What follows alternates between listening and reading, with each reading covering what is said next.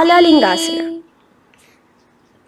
The next asana is Padapidanasana. Now the same foot which is raised, clasp it with your hands and pull it behind towards your body, holding it with both your hands. Again, engage all the three bandhas, standing tall. Visualize Swamiji, the Supreme Pontiff of Hinduism, in your inner space.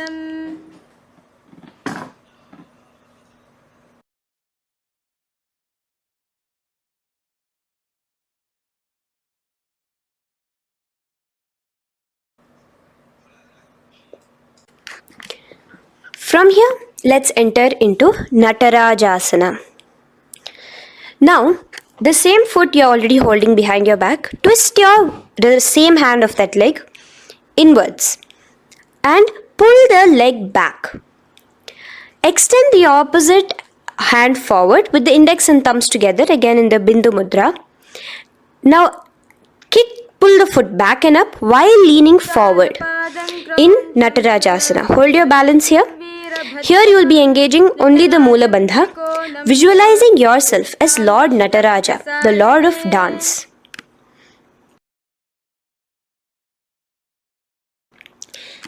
Now again let's repeat Balalingasana on the other side with the other leg. Pull it up towards your chest with the hands in the Sarva Vashankari Mudra. Engage all the three bandhas as you visualize yourself holding and caressing a baby. Now pull your foot back into Padapidanasana on the other side. Remain with all the three bandhas engaged. Visualize Swamiji in your inner space. And lean forward. Now hands stretched in the Bindu Mudra into Natarajasana. Balance there as you visualize yourself as Lord Nataraja. Now come back to a standing position. Release your leg. Gain your balance as we enter into the Ardharechita Karana. Now again bring yourself to the Aramandi position, heels together, toes pointed outwards and knees bent. Now from this position, bring your right foot onto the tips of the toes behind the left heel. The heel should be up. Bring your left hand towards your chest, parallel to the ground again, and extend the right arm out and wide like a pendulum. Bring it back towards your chest. Now while your arm is swinging, remember to move your fingers one by one inwards towards the palm and then outwards. Now place the right hand over the nose. Uncross your ankles. Let's do this on the other side also. Cross the left ankle behind and stretch the left hand out like a pendulum.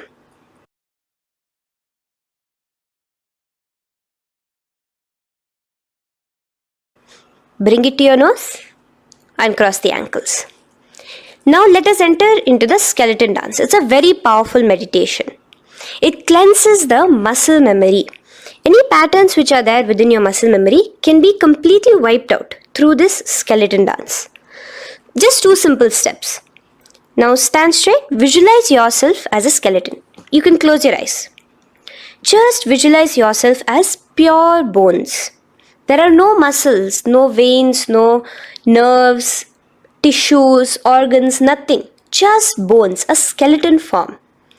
And shake your body intensely. As a skeleton, you are moving yourself wildly, intensely. Just shake it all out. Move your hands, move your legs, your head. Let there be no bone in your body untouched. Just move it. Move wildly, shake. Literally feel yourself throwing all the patterns out of your system with the intensity of your shaking.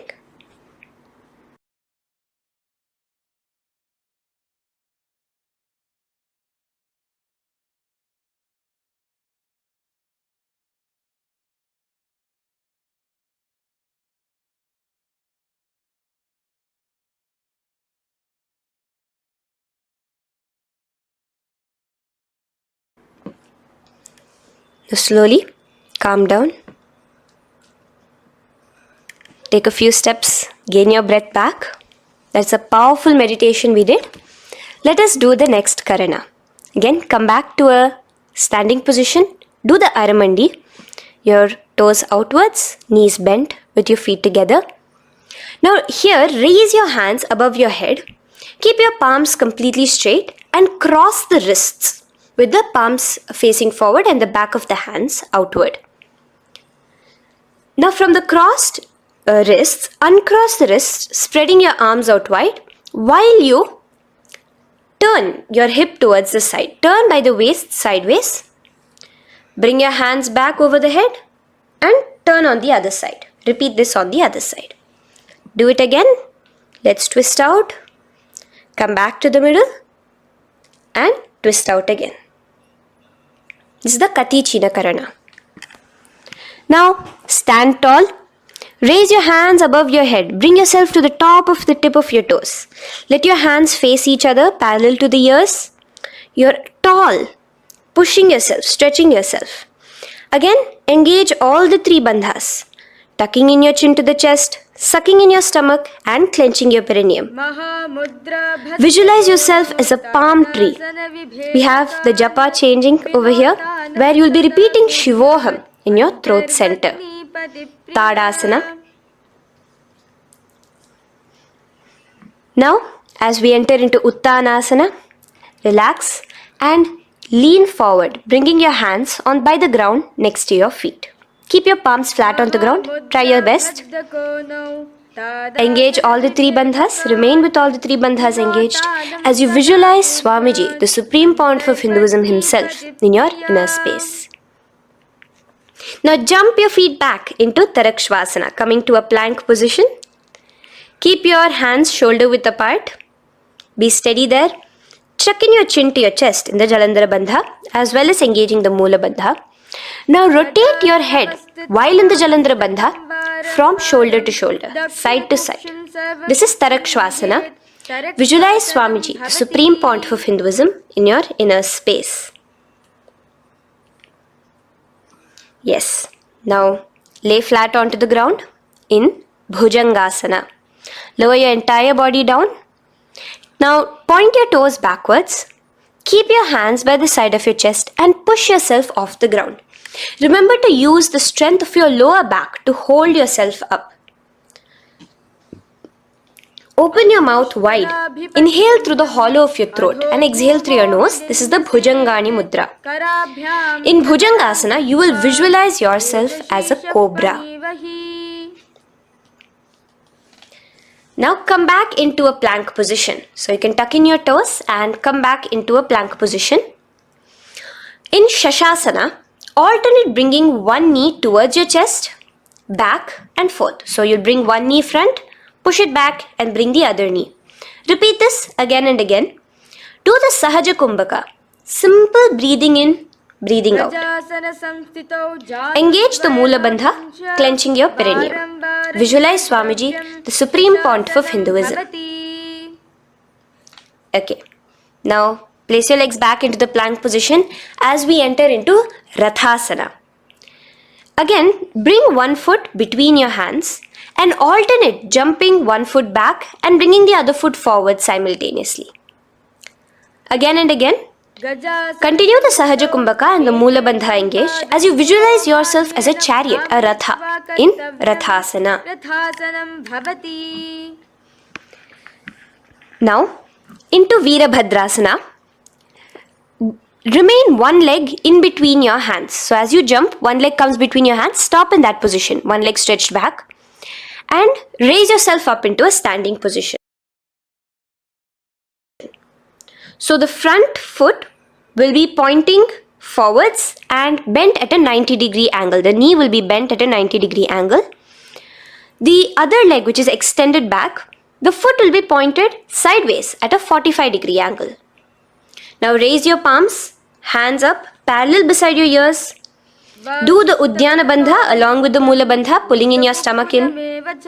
Gaze towards your third eye as you visualize yourself as Lord Veerabhadra. Now relax down, switch your legs around and let us do Veerabhadrasana on the other side. Stretch your hands up, gaze towards your third eye, suck in your stomach in the Uddiyana Bandha and visualize yourself as Lord Veerabhadra. Okay, bring your feet together now Let us move into Vrikshasana. Now stand tall, gain your balance here slowly. Bring one foot towards the inner thigh. Bring your palms together, raise them up above your head in the Anjali Mudra. Keep your elbows as straight as you can. Again, continue the Udyana Bandha, sucking in your stomach. Gaze forward, hold your balance, visualize yourself as a tree, the stability of a tree in Vrikshasana. Now, slowly bring your hands down. Now the foot which is in your inner thigh, bring it towards the opposite, to the root of the opposite thigh.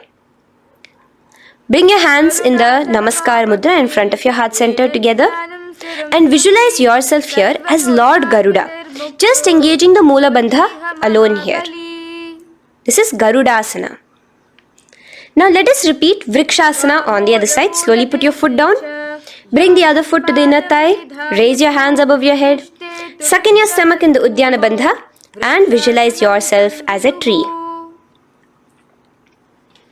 Let's repeat Garudasana on the other side. Slowly bring the foot to the opposite thigh and lower your hands to be in front of your heart center. Release the Udyana Bandha, just engaging the Moola Bandha, clenching your perineum. Visualize yourself as Lord Garuda, the eagle vehicle of Lord Mahavishnu. Okay, bring both your feet to the ground now and spread them far apart from each other.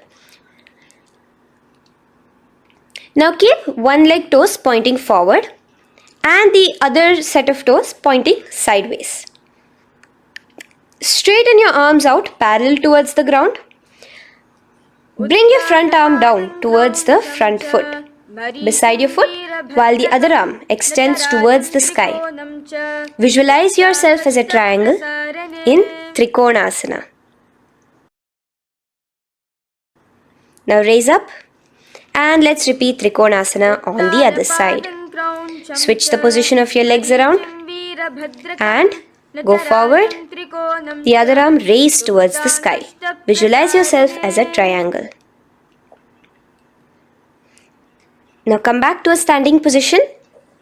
Bring your feet together. We are having another Karana, the Nikuttaka Karana.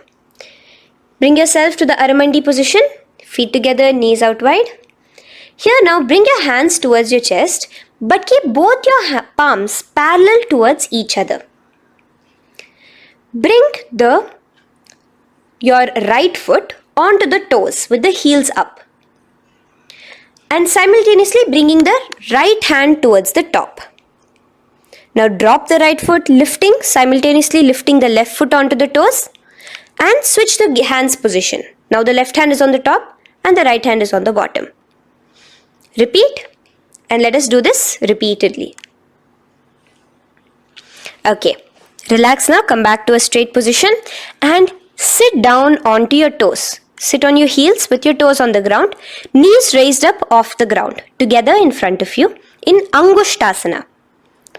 Bring your hands together in the Namaskara Mudra in front of your heart center.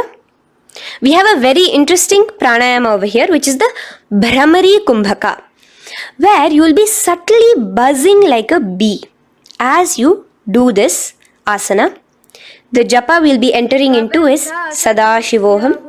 In Angushtasana, engage the Moola Bandha as you visualize Swamiji, the Supreme Pontiff of Hinduism, in your inner space. Now in the same position, slowly bring your hands to the ground. Balance yourself as you stretch one foot forward, sitting on the heel of one foot and the other foot stretched forward, toes pointed upwards. Bring your hands to the Vara Mudra, just the tips of the finger on the ground while the palm faces forward, both your hands. Continue to engage the the Moola Bandha, clenching the perineum as you visualize Swamiji, the Supreme Pontiff of Hinduism, in your inner space. Now, stretch, the leg is stretched forward, right? Stretch the same hand, the respective hand forward and clasp onto the big toe of that foot in the Prana Mudra with your index and middle fingers. The other hand, bring it to the back of the respective heel in Vidhunanasana as you visualize Swamiji in your inner space. Okay, bring your 2 feet back together As we repeat Saurasana on the other side, stretch your left leg forward now. Palms in the Varamudra on the ground. Visualize Swamiji in your inner space. And lean forward into Vidhunanasana on the other leg. Clasp your toes. Bring the other hand to the back heel. Continue to visualize Swamiji.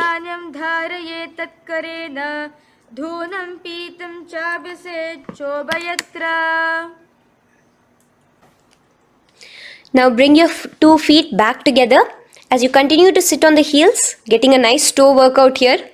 Balance on your toes, bring your knees together in front of you. Now place your palms on top of the respective knees with the hands facing upwards, the palms facing upwards. Leave a slight gap between your palms and knees. As you gaze forward, engage the Jalandhara Bandha, tucking in your chin to your chest, and look between the gap between your hands. Brahma Jurankushasana. The next is Kapilasana. Now spread your knees wide and place them onto the ground. Keep your hands on the respective knees.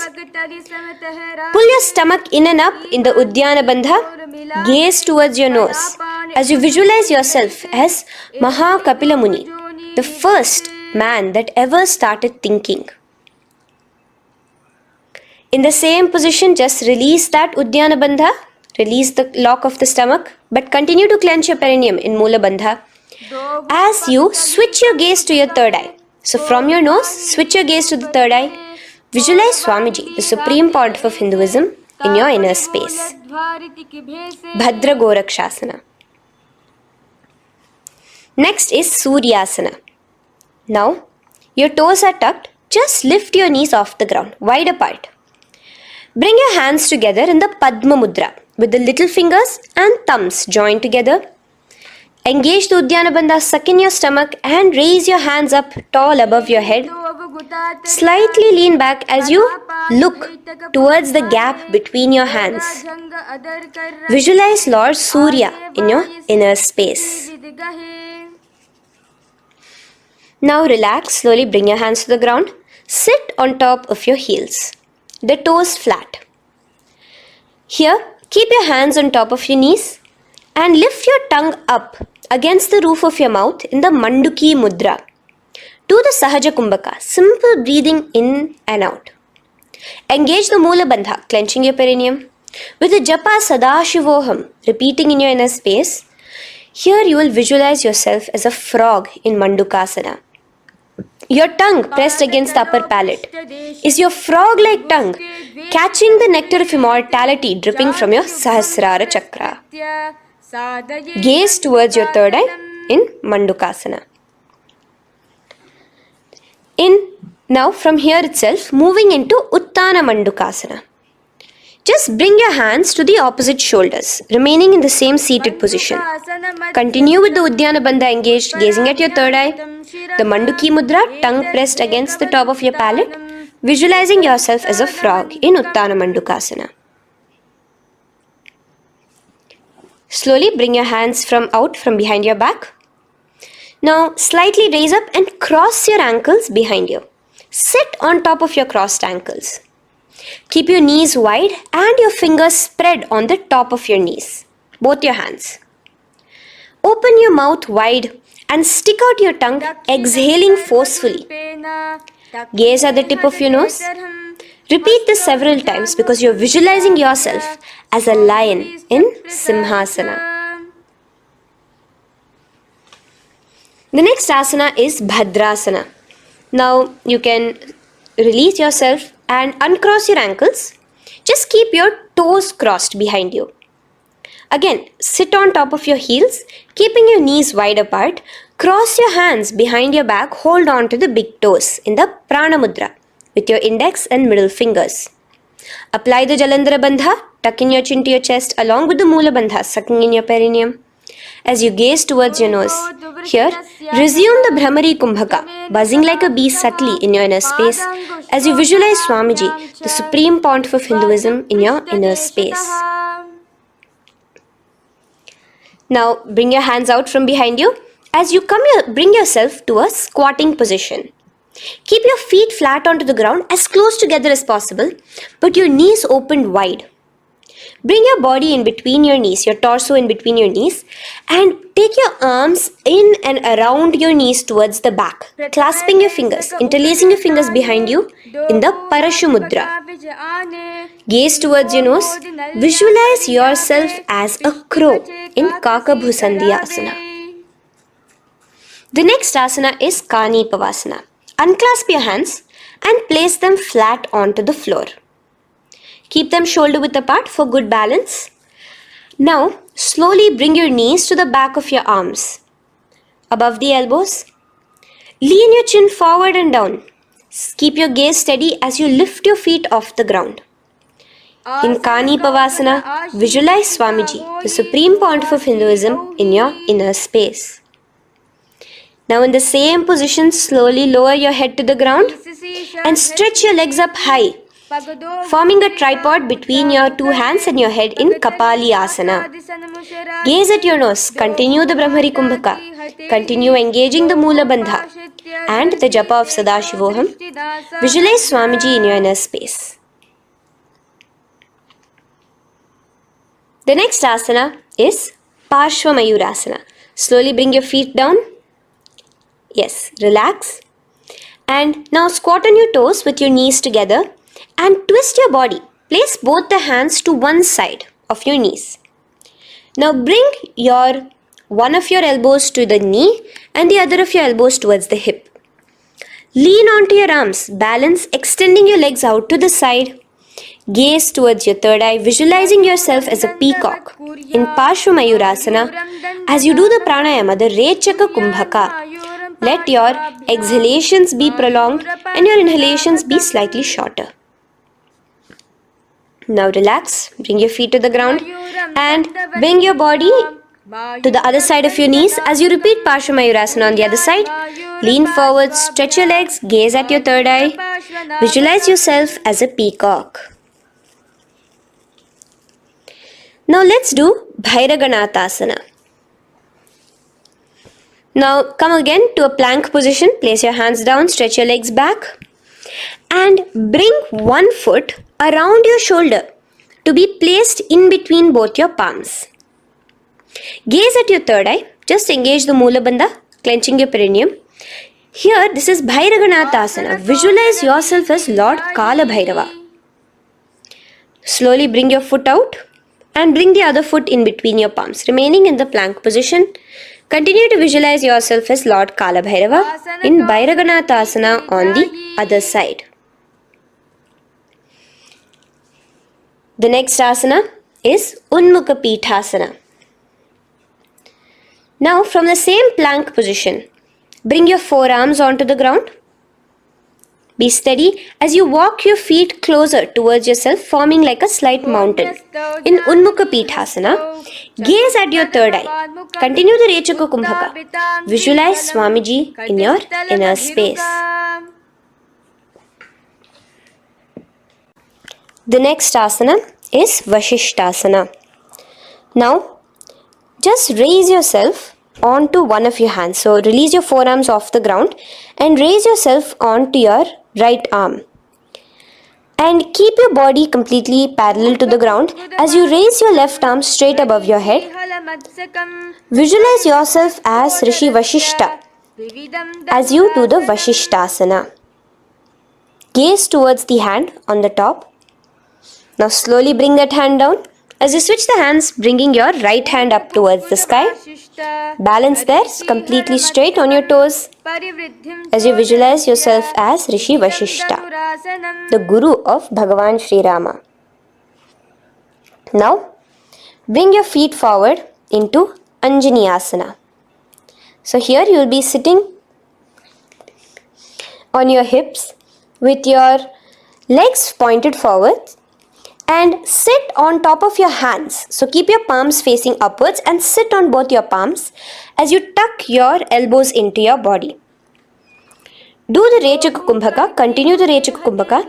Engage the Jalandhara Bandha, tucking in your chin to your chest, gaze at your nose, visualize yourself as Lord Hanuman in Anjani Asana. Now, slowly release your hands from under your body as you lean forward into Paschimottanasana. clasp your respective toes with your index and middle finger. Lean forward and down, bring your elbows to the ground, your forehead towards your knees. Engage all the three bandhas. The Mahamudra Bandha. As you visualize Swamiji, the Supreme Pontiff of Hinduism in your inner space, with a new japa, Mahasadashivoham, starting here.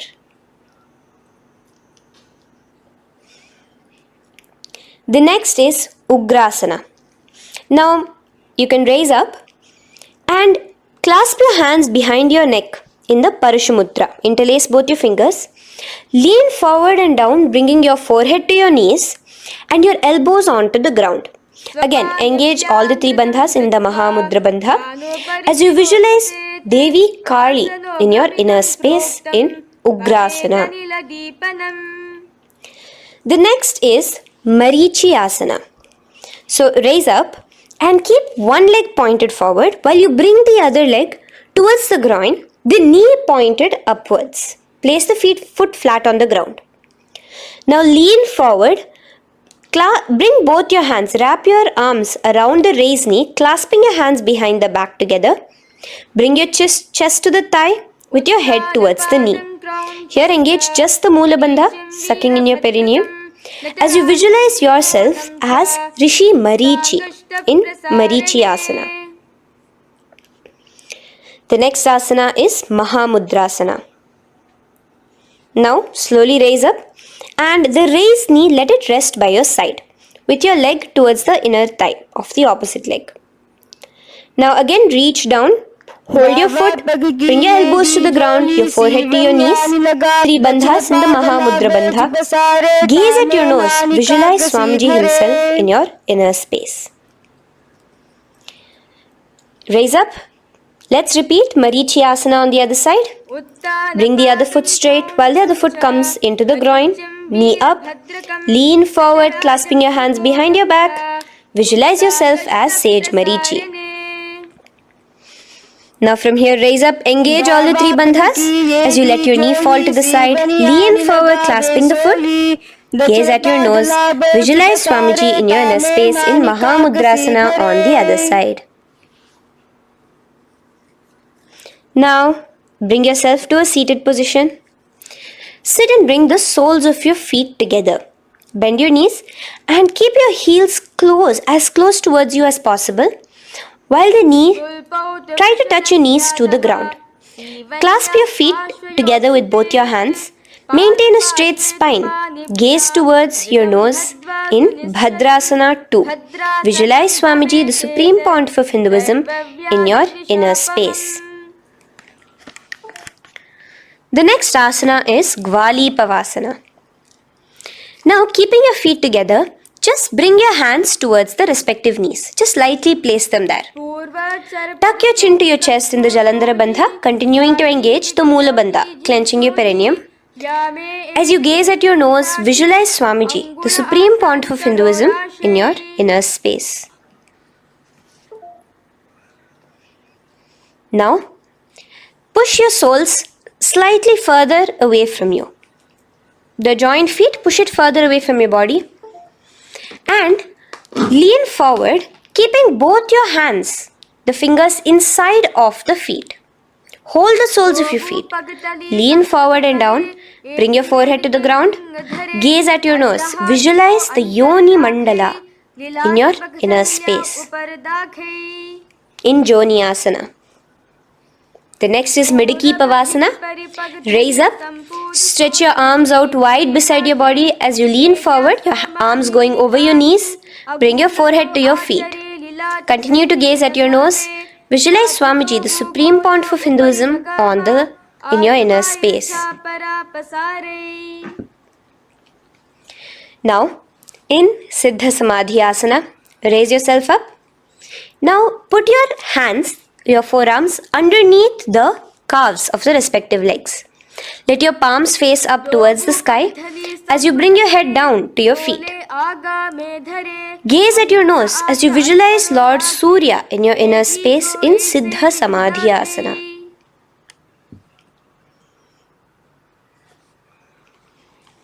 The next asana is Chiniki Pavasana. Raise up now. Bring both your feet together in front of you. Bring your feet back close to your body.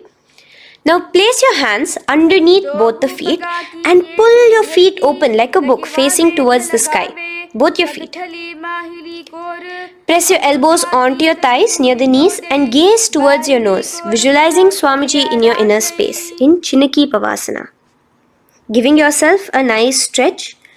Now release your feet and bring your hands to the respective knees. Gently push down on your knees, pushing it towards the ground.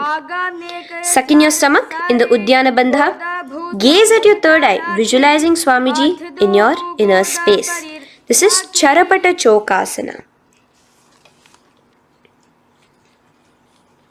The next asana is Bhairavasana. Now continuing to remain with your feet together, you can use the help of your hands to bring your toes onto the ground with your heels pointed upwards. Just push yourself and try to do it. Continue to remain with the Uddiyana Bandha engaged, your stomach sucked in. Bring your hands to the Bindu Mudra with the index and thumbs together on top of the knees. Gaze at your third eye. Visualize yourself as Lord Kala Bhairava in Bhairavasana. The next asana is Samanasana. So slowly you can bring your feet out from underneath. Take now one foot towards your chest, holding with both your hands as the other foot rests by the perineum. Pull the sole onto your chest. Gaze at your third eye. Visualize yourself holding the breath in the Mooladhara Chakra, the Chaturdala, the 4-petal lotus of your body. Gaze at your third eye. Visualize Swamiji, the Supreme Pontiff of Hinduism, in your inner space in Samanasana. From here, let's move into Apanasana. Now, the foot that you have towards your chest, just bring it over your shoulder and place both your palms onto the ground beside you. As you lift the leg by your perineum, stretch it out and lift it up high into the sky in Apanasana.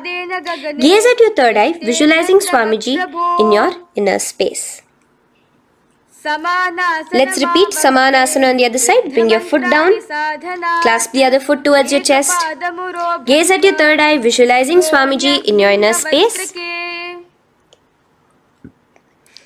And bring the foot onto your shoulder as we repeat Apanasana on the other side. Stretch your leg out straight in front of you, up high towards the sky, gazing at the third eye, visualizing Swamiji in your inner space. Okay, relax slowly. Let's move into Gomukhasana.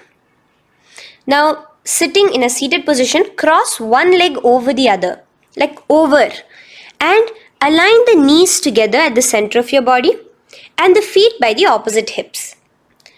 Place both your hands on top of the stacked knees. Gaze at your nose.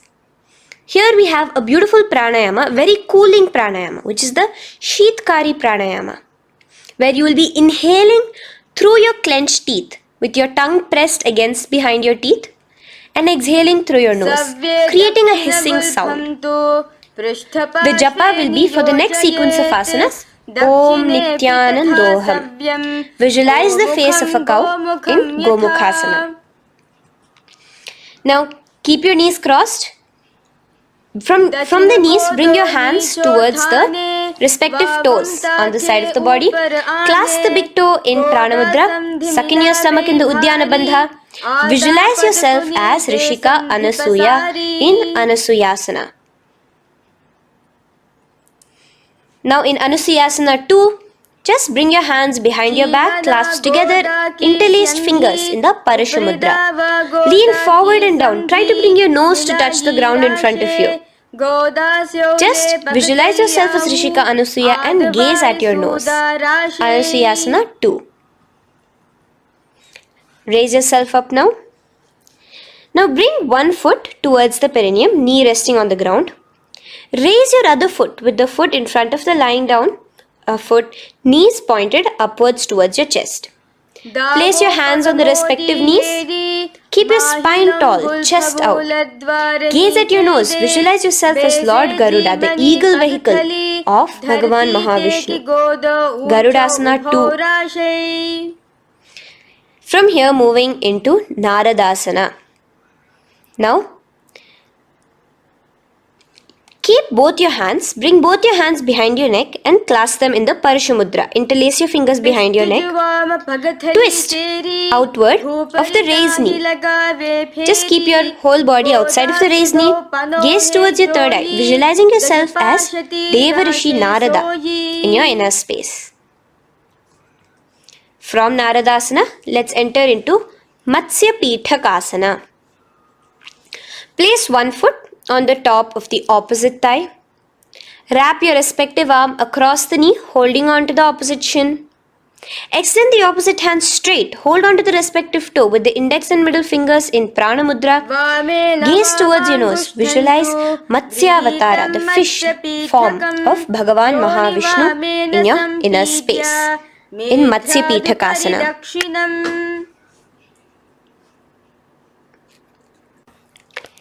From there, let's repeat the Gomukhasana and the rest of the asanas on the other side too. So slowly you can cross your knees over to the other side in Gomukhasana.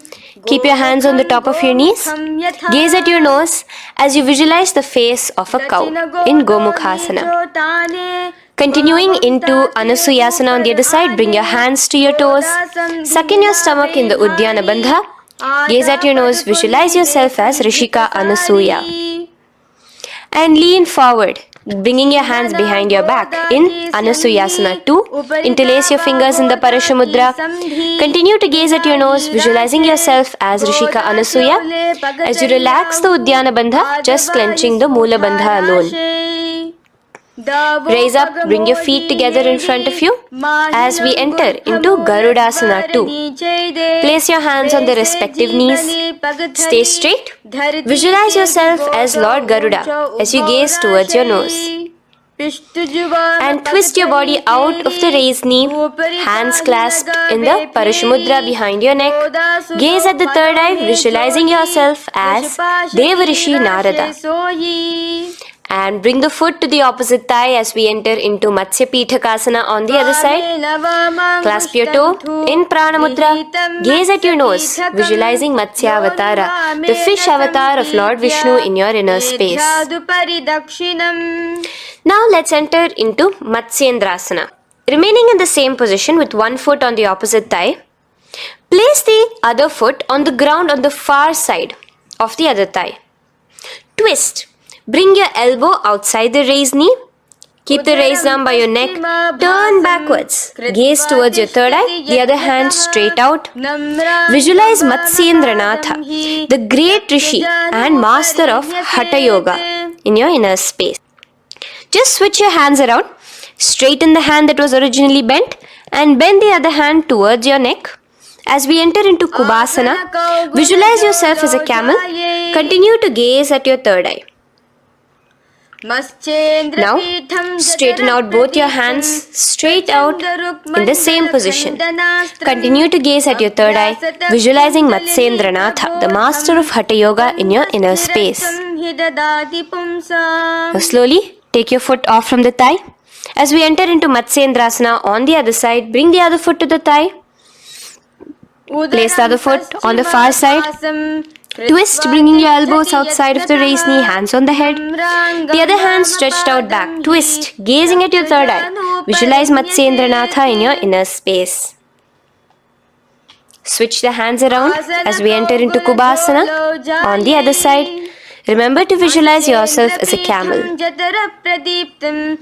Now stretch both your hands out in Matsyendrasana 2 on the other side. Visualize Matsyendranatha in your inner space. Now, with one leg on the thigh, bring the other foot too to the opposite thigh in Padmasana. Place your palms on the respective knees. Engage all the three bandhas in the Mahamudra Bandha, tucking your chin to your chest, sucking in your stomach and clenching your perineum. We have a new pranayama here, which is the Shitali Kumbhaka, where you will continue to inhale through the teeth without creating the hissing sound and exhale through your nose. A new japa of Om Nithyananda Mahasadashivoham starts here. Gaze at your nose in Padmasana, visualizing yourself as Bhagavan Paramashiva. Now, keeping your legs in the same position, Just cross your hands over each other, clasping onto the toes with your index and middle fingers in the Prana Mudra. Gaze at your nose, visualize yourself as Devi Parvati, the consort of Lord Paramashiva in Padmasana 2. Now, uncross your hands. Take your hands and insert it into the gap between your thighs and your calves. Put both your hands within and pull it out on the other side. As you balance on your hands, lifting your whole body off the ground, visualize yourself as a rooster in Kukkutasana. Now relax. Take your hands out from inside your feet as we enter into Baddha Keki Asana. Place your hand onto the ground as you raise up on your knees. Place your palms on the ground, fingers pointing towards the legs. Now keep your elbows together, pressed against your navel. Slowly lean forward, balancing, and extend your knees off the ground, visualizing Swamiji in your inner space. In the same position, stretch your legs out behind you. In Mayurasana, visualize yourself as a peacock. Hold your balance.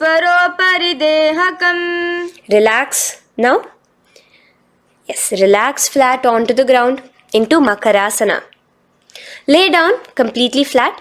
Keep your feet pointing outwards, far away from each other. Place your forehead on the mat.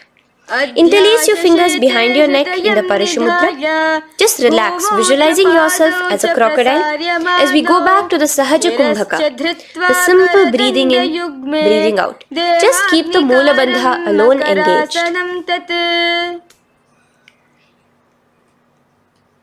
The next asana is Shalabhasana.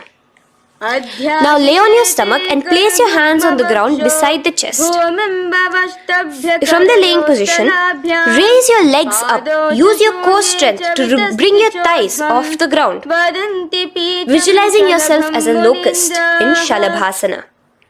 Relax your feet down and bring your hands to your feet, pulling your feet down towards the ground beside your hips. In Ushtrasana, visualize yourself as a camel.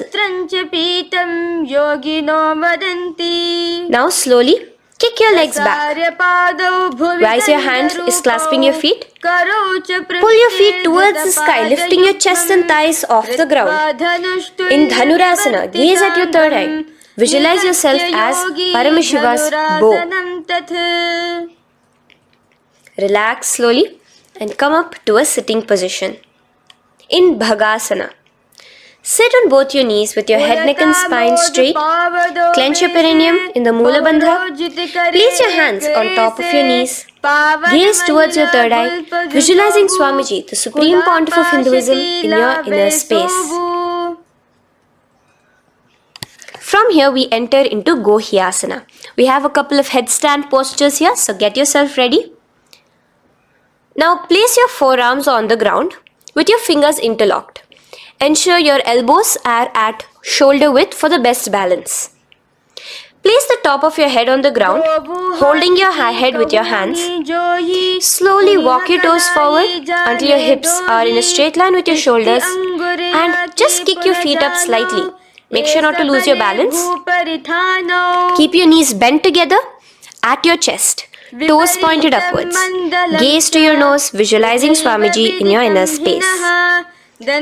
From here, stretch your legs out into Shirasasana, continuing to hold the balance there as you continue to gaze at your nose, visualizing Swamiji in your inner space. Bring your feet to the ground, relax slowly.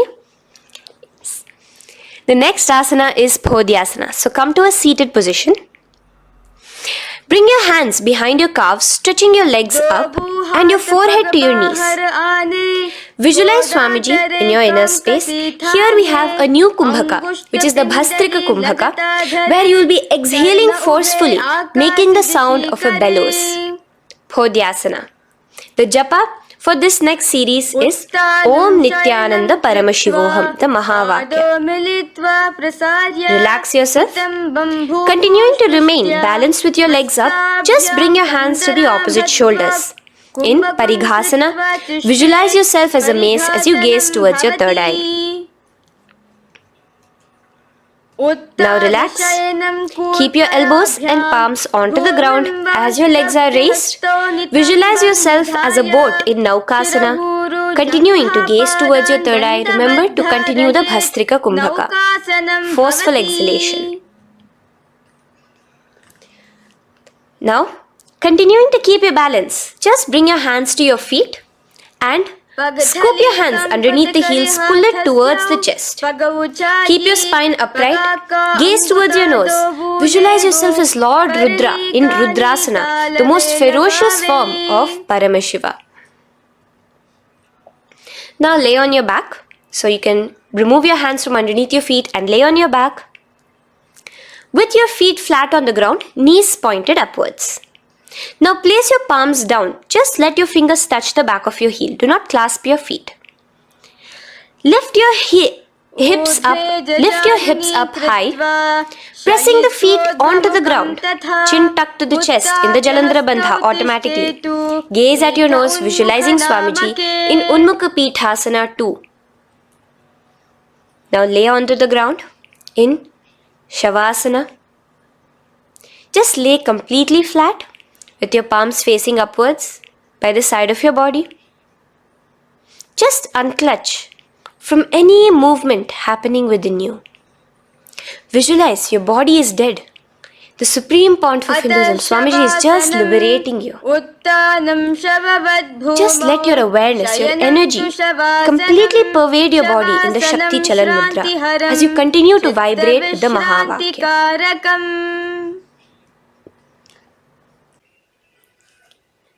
Roll over to one side and come to a seated position. Feel the life entering your body back. In a seated position, let us get continued with the sequence. We have 200 asanas more to go, starting with Yathasanishtasana. In Yathasanishtasana, sit in any posture you are completely comfortable in. Bringing your hands into the Bindu Mudra with the thumbs and index touching. Start off with the Samana Kumbhaka. As you're inhaling and exhaling, feel flames licking up your spine. Clench your perineum in the Moola Bandha with the japa Om Nithyananda Paramashivoham for the remaining of the sequence. Visualize Swamiji in your inner space. From here, moving into Samasana, where you bring your feet to a cross-legged position. Keep your hands on your knees with the thumbs and index touching in the Bindu Mudra. Just inhale and exhale as you visualize Swamiji in your inner space. The next is Muktasana. Press your left foot against your genital region. Place the right foot on top of your left. Keep your hands facing downwards on top of your knees. Sit straight, gazing towards your nose. Visualize yourself as a sage liberated by Swamiji himself. Now, continue to remain in the same position as we go into Siddhasana, where your gaze will be switching from the nose to your third eye. Continuing to visualize Swamiji in your inner space, ensure the Moola Bandha, the perineum, is locked. In Siddhyasana now, continuing the same position. Engage all the three bandhas, sucking in your stomach, bringing your chin to your chest in the Mahamudra Bandha. Switch the gaze to the ground in front of you from your third eye. Visualize Swamiji in your inner space. Now, relax the Uddiyana Bandha and Jalandhara Bandha. Just keep the Moola Bandha, the perineum, alone clenched as we enter Rudrasana 2, where your legs will remain in the same position, just your hands alone from resting on your knees will turn around to the Bindu Mudra, the thumbs and index touching. Gaze towards the third eye, visualize yourself as Lord Rudra, the fierce dimension of Paramashiva. The next is Santadhunasana. Keep your hands in the Bindu Mudra, your legs crossed in the same position as you switch your gaze from your third eye to your nose, visualizing Swamiji, his tranquility, unshakable nature. Now, relax the Bindu Mudra, keep your legs in the same position And bring your hands to your navel, cupping one palm over the other in the Samputa Mudra. It looks sort of like a lotus bud. Continue to visualize Swamiji in your inner space in Siddhasana 2. The next asana is Bandha Yoni Asana. Maintaining one heel over the other in the same position of the legs, bring your hands to your face in the Shanmukhi Mudra. So just listen carefully now. Bring your little fingers beneath the bottom lip of both hands. Your ring fingers above your upper lip. Your middle fingers closing your nose, your nostrils. Your index finger covering your eyes. And your thumbs pressed into your ears. This is Bandha Yoni Asana, visualizing Swamiji in your inner space.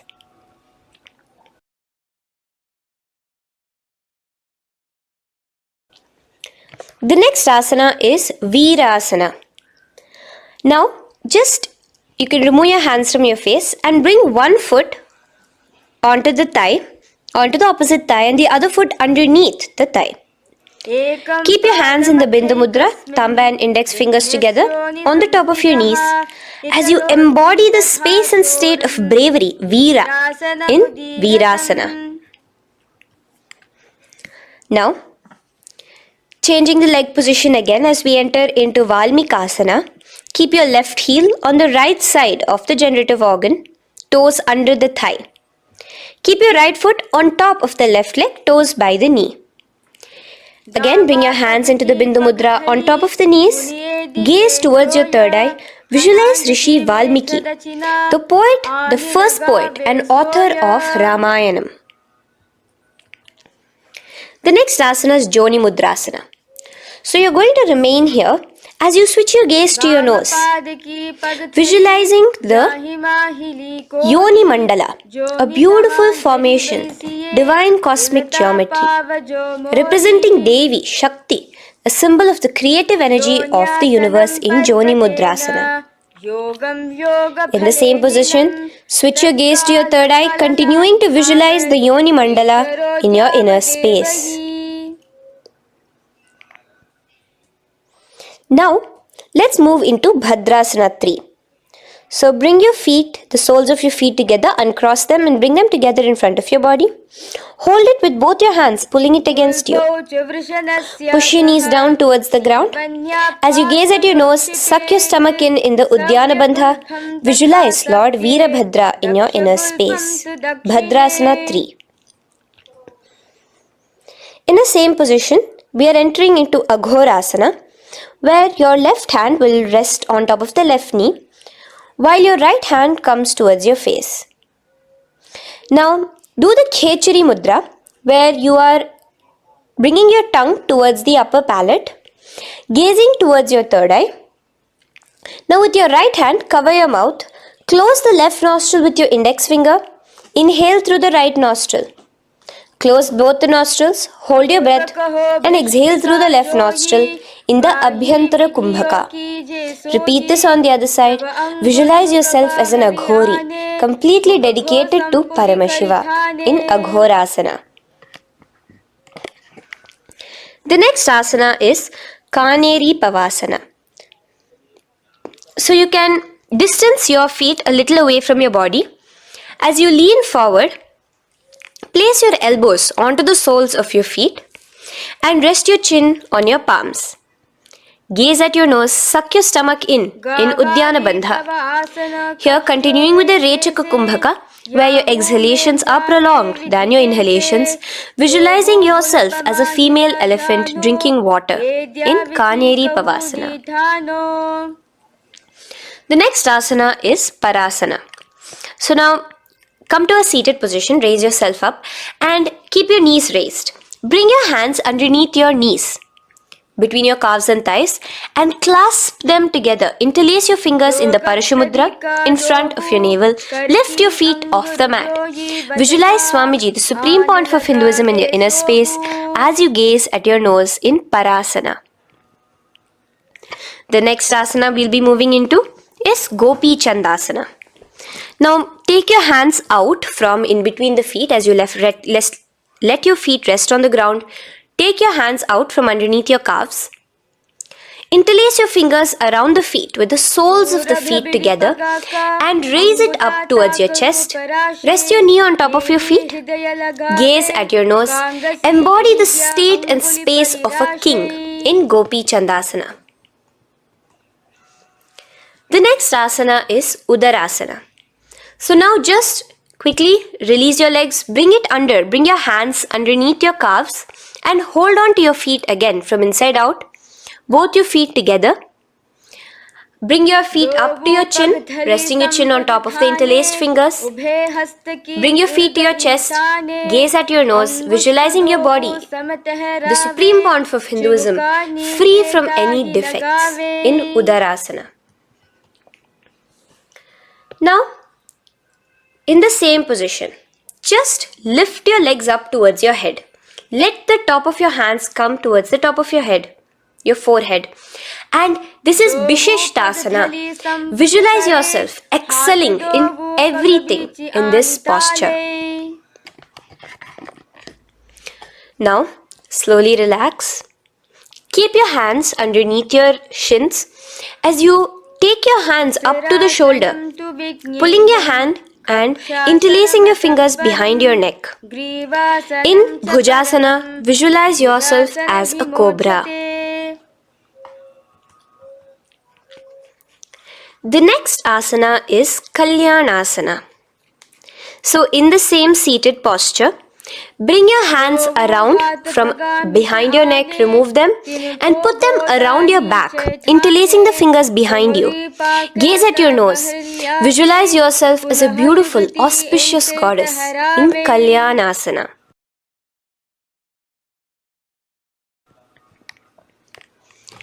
The next posture is Sankatasana. So now, uncross your hands from behind you.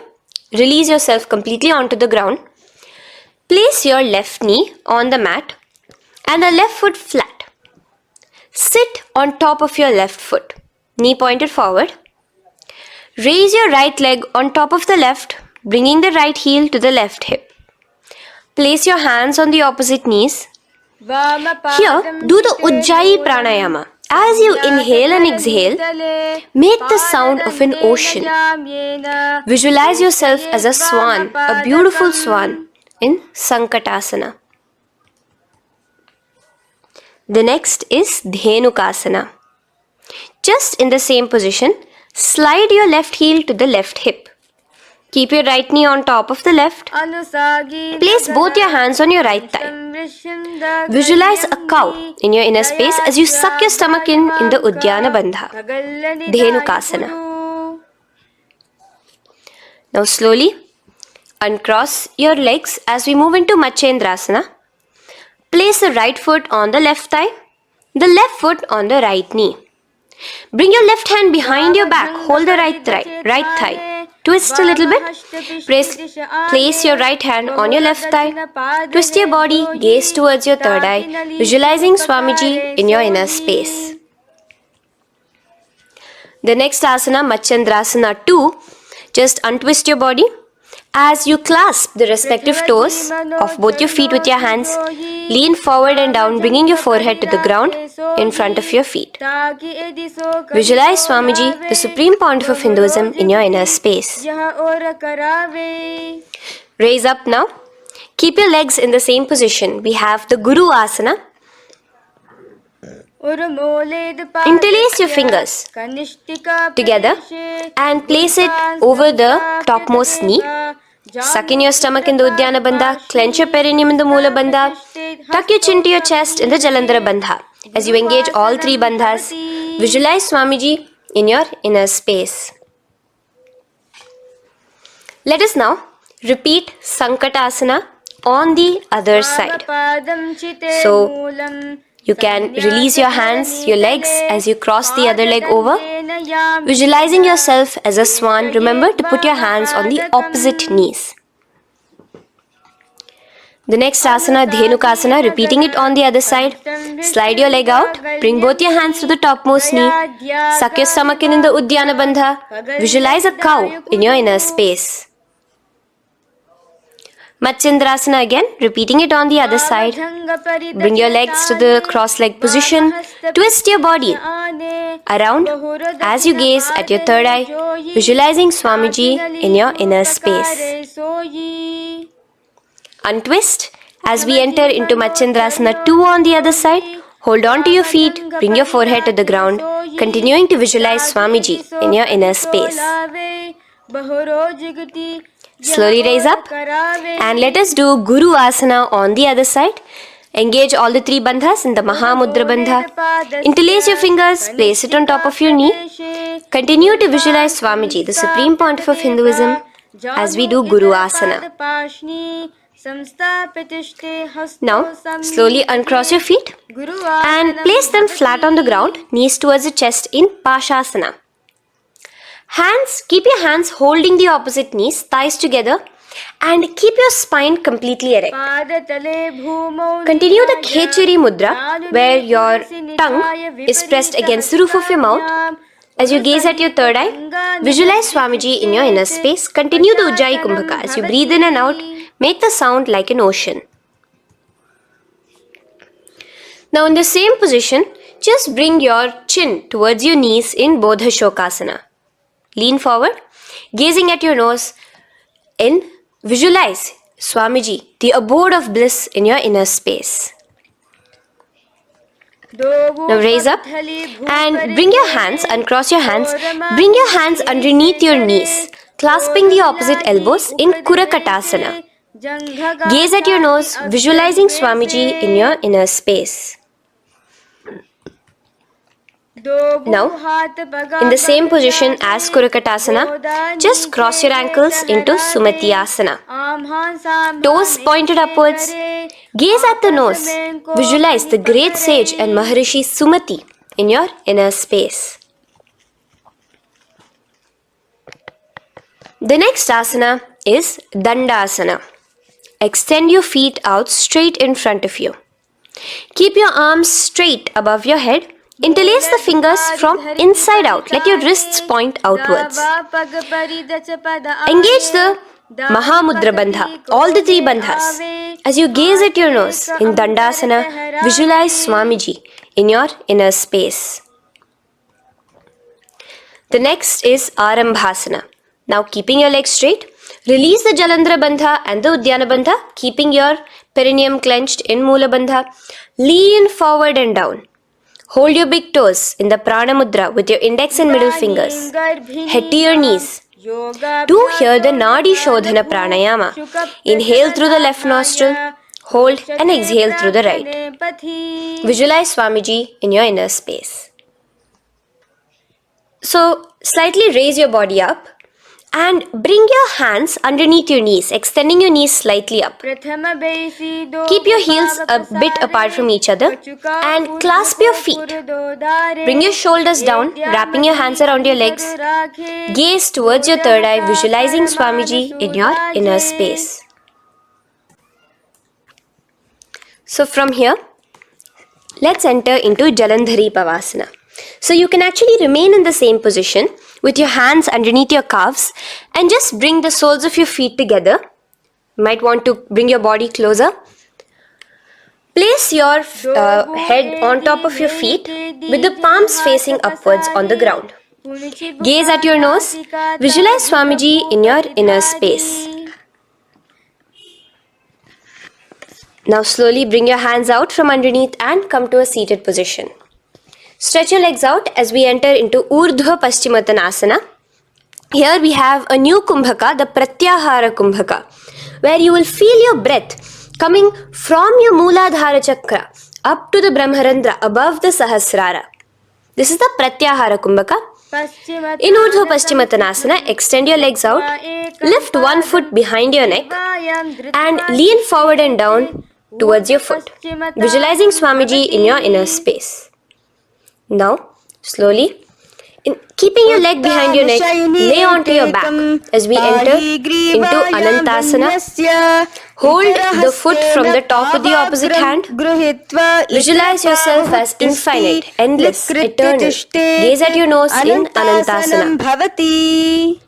Just now, In the same position, roll onto your elbow of the hand holding the foot. Gaze at your nose, feeling in complete control like Swamiji in Ankushasana. Slowly remove the leg from behind your neck. Take a moment to stretch, relax. Lay on your back. Bring your knees towards your chest. Bring your hands around, encircling the thighs and the calves with your arms. Roll to the left and right in Drishasana, visualizing Swamiji in your inner space. The next asana is Urdhva Paschimottanasana. On the other side, let us repeat it. Raise up to a sitting position and bring the other foot behind your neck. Lean forward and down, clasping your foot. Repeating Anantasana on the other side. Lay on your back. Bring the opposite hand to the foot. Gaze at your nose. And continuing to gaze at your nose, roll onto the elbow as we repeat Ankushasana on the other side. Now, you can release your foot and try to remain in the same position without removing the leg from behind your neck as you bring the other leg too to cross behind your neck with both your legs behind your head. Laying on your back, bring both your hands to clasp behind your back. Gaze to your nose, visualizing Swamiji in your inner space in Yoga Nidrasana. As we enter into Atmaramasana, in the same position you can uncross your hands from behind your back. Bring it up, continuing to keep it underneath the legs. Just clasp it behind your neck. So you can bring your legs out from behind your neck. Just let your hands interlace behind your neck, gazing to your nose, visualizing the Atma Rama, Bhagavan Mahavishnu within you as your soul blessing you, as you gaze at your nose in Atma Ramasana. Now, you can release your hands and legs. Continue to lay on your back as we enter into Kochikasana. Bring your knees to your chest with the soles facing upwards. Extend your arms sideways as you gaze towards your third eye, visualizing Swamiji in your inner space. Now, from Kochikasana, keep your arms reached out to the sides at shoulder level. As we enter into Jatara Parivriti 1, keep one knee bent, twist it and bring it to the ground on the opposite side with the other leg extended straight. In Jatara Parivriti 2, keep both the knees bent to one side. And in Jatara Parivriti 3, keep both the legs straight to one side. Throughout this, keep your head looking in the opposite direction. And let us repeat this on the other side. You can bring your knees back to your chest. Let your legs out, go to the other side and do Jatara Parivriti 1, 2 and 3. The next asana is Dvipada Pitham. So now, from Jatara Parivriti, you can bring your feet down, lay on your back with your knees pointed upwards, feet flat on the ground. Extend your hands, holding your ankles. And lift your hips up. Engage the Jalandhara Bandha automatically as you raise your hips up. Gaze at your nose, visualizing yourself as a bridge in Dvipada Pitham. Now in Paryankasana, so you can lay back onto the ground and place your feet flat. Bring your arms over your head, placing the hands flat near your shoulders with the fingers pointing towards the feet. Lift your entire body up and off the ground in Paryankasana as you visualize yourself as sturdy as stone furniture. Lay back down slowly as you bring your hands out. Keep your knees to your chest here and your hands on the shoulders as we enter into Svottanasana. Visualize you're laying on your back as a playful dog. Move your hips in the circular motion. Do the Sahaja Kumbhaka. Now let us enter into Viparita Karani. First, bringing your arms out from behind your shoulders. Let your arms be extended by the side of your body. Use the strength of your arms, palms flat on the ground, to push your body, your upper body, your lower body off the mat. And keep your legs straight above you, extended. Move your legs around and around in Viparita Karani. Automatically the Jalandhara Bandha is engaged. Breathing during the Jalandhara Bandha is the Murcha Kumbhaka. Visualize Swamiji in your inner space. The next is Viparita Karani 2. In the same position, just stop the rotational movement of your legs. Visualize Swamiji in your inner space. Now, as we enter into Langalasana, just let your feet from the top rest onto the ground above your head. Interlace your fingers in the Parashu Mudra behind your body. Visualize yourself as a plow in Langalasana, continuing to engage the Jalandhara Bandha. Bhumim karshayet Langalasanam bhavati. Now, in Shaita Paschimottanasana, bring your hands out from behind your body and hold on to the toes above your head. Keep your legs and hands completely straight. Visualize Paramashiva as Shaita Paschimottanasana is one of the 84 different asanas directly revealed by Paramashiva himself. Continue to do the Murcha Kumbhaka, inhaling and exhaling with the Jalandhara Bandha. Clasping your toes now, spread your feet wide apart from each other in Supta Konasana. Visualize Swamiji in your inner space. Bring your feet back together as we enter into Chakrasana. Clasp your ankles, keeping your legs and hands completely straight above your head. Visualize yourself as a chakra, a wheel in Chakorasana. Now slowly rest your back onto the ground. Keep your legs raised up in Supta Prasarita Padangushtasana.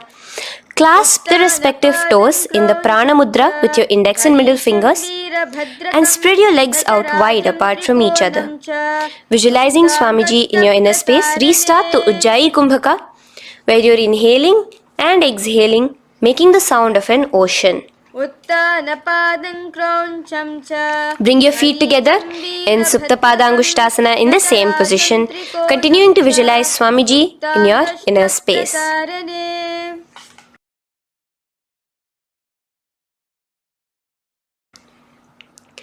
Now, release your feet and bring them into Padmasana. As you lay flat on your back in Matsyasana, hold the opposite elbows over your head, gazing at your nose. Visualize Matsyavatara, the fish form of Bhagavan Mahavishnu. Now in the same position, put one hand over the other, extend it straight above your head. As you visualize Lord Rama in your inner space, continue to gaze at your nose. Now, slowly bring your hands to your hips as we enter into Sarvangasana. Lift your hips and legs up into the sky, crossing your legs in Padmasana. Let your hands support you, your elbows on the floor. Do the Jalandhara Bandha as you gaze at your nose in Sarvangasana. Now, bring your hips back onto the ground in Vrishchikasana. So, in the Padmasana, just remove one foot alone. Keep one foot on the opposite knee as you pull the knee towards your face. Let your hands stretch out above your head, hooking forward as you raise your upper back off the ground, visualizing yourself as a scorpion in Vrishchikasana, gazing at your third eye. Do the Jalandhara Bandha, tucking in your chin to the chest. Now just switch your legs around as we repeat Vrishchikasana on the other side. Continuing to visualize yourself as a scorpion, gaze at your third eye. The next asana is Vrishapada Kshepasana. So come now to a complete flat position on your mat. Come down to a complete lying down position and interlace your fingers around your neck. Now raise both your feet off the ground. Extend one leg straight and the other knee to the chest in a bicycle motion. Alternate between extending and raising the knee again and again, bringing your opposite elbows to the respective knees. Visualize Swamiji in your inner space. Breathe in and out in the Sahaja. From Vrishapada Kshepasana, now lay flat onto the ground with your hands by your side as we enter into Marottanasana, where you will be lifting your legs one by one, touching the ears with your knees. Visualize Swamiji in your inner space. The next asana is Vrikasana. Now what you'll be doing is laying on your back. Bring the soles of your feet flat onto the ground. Stand up completely and lay back down. Visualize yourself as a wolf in Vrikasana.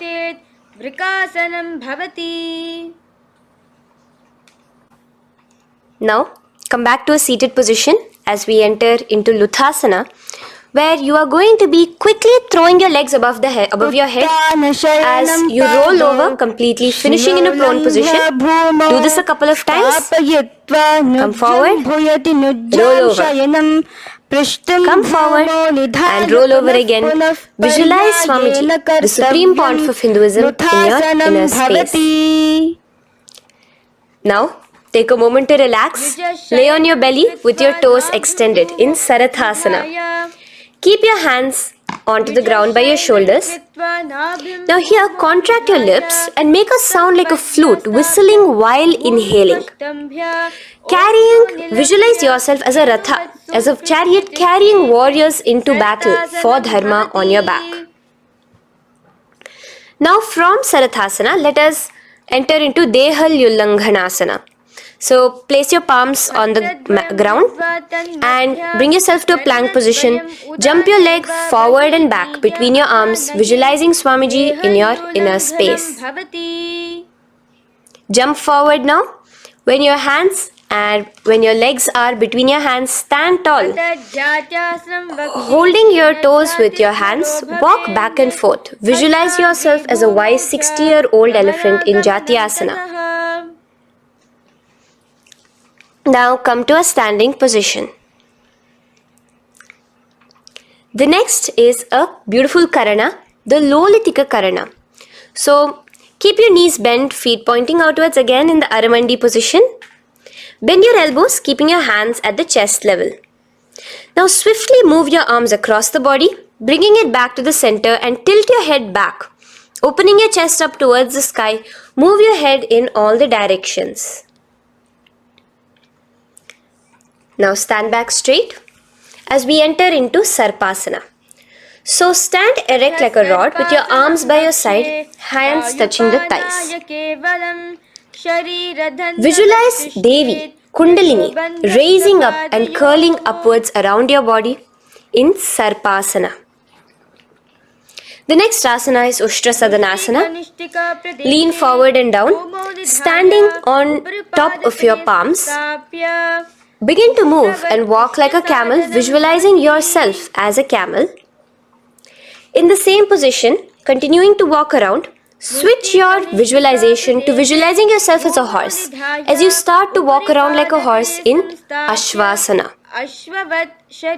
Now raise up tall as we enter into Kapota Nitakasana. Interlace your fingers behind the back. Pulling them down towards your calves, open up your chest. Keep your hands in the Parashamudra. Visualize yourself as a soaring bird diving down in Kapota Nitakasana. Now, stand tall as we enter into another karana here, the Tala Pushpaputam karana. Bring yourself to the Aramandi with your hands in the Namaskara Mudra. Simultaneously now, open up your palms while raising one heel off the ground, slightly lowering the waist and shoulder of the heel you have raised. Visualize you're offering a bouquet of flowers to Paramashiva as you come back to a standing position and repeat this on the other side. Let's do this a few times, offering flowers to Paramashiva. Now, come to a standing position. Stand straight and bring your hands together in the Namaskara Mudra. Slightly lean forward. Visualize yourself as a rhinoceros. Your hand is the horn as you gaze at your nose in Khadgasana. The next asana is Uttanottanam. So come to a standing position and sit down all the way as low as you can to the ground and stand up. Do this again. Sit down.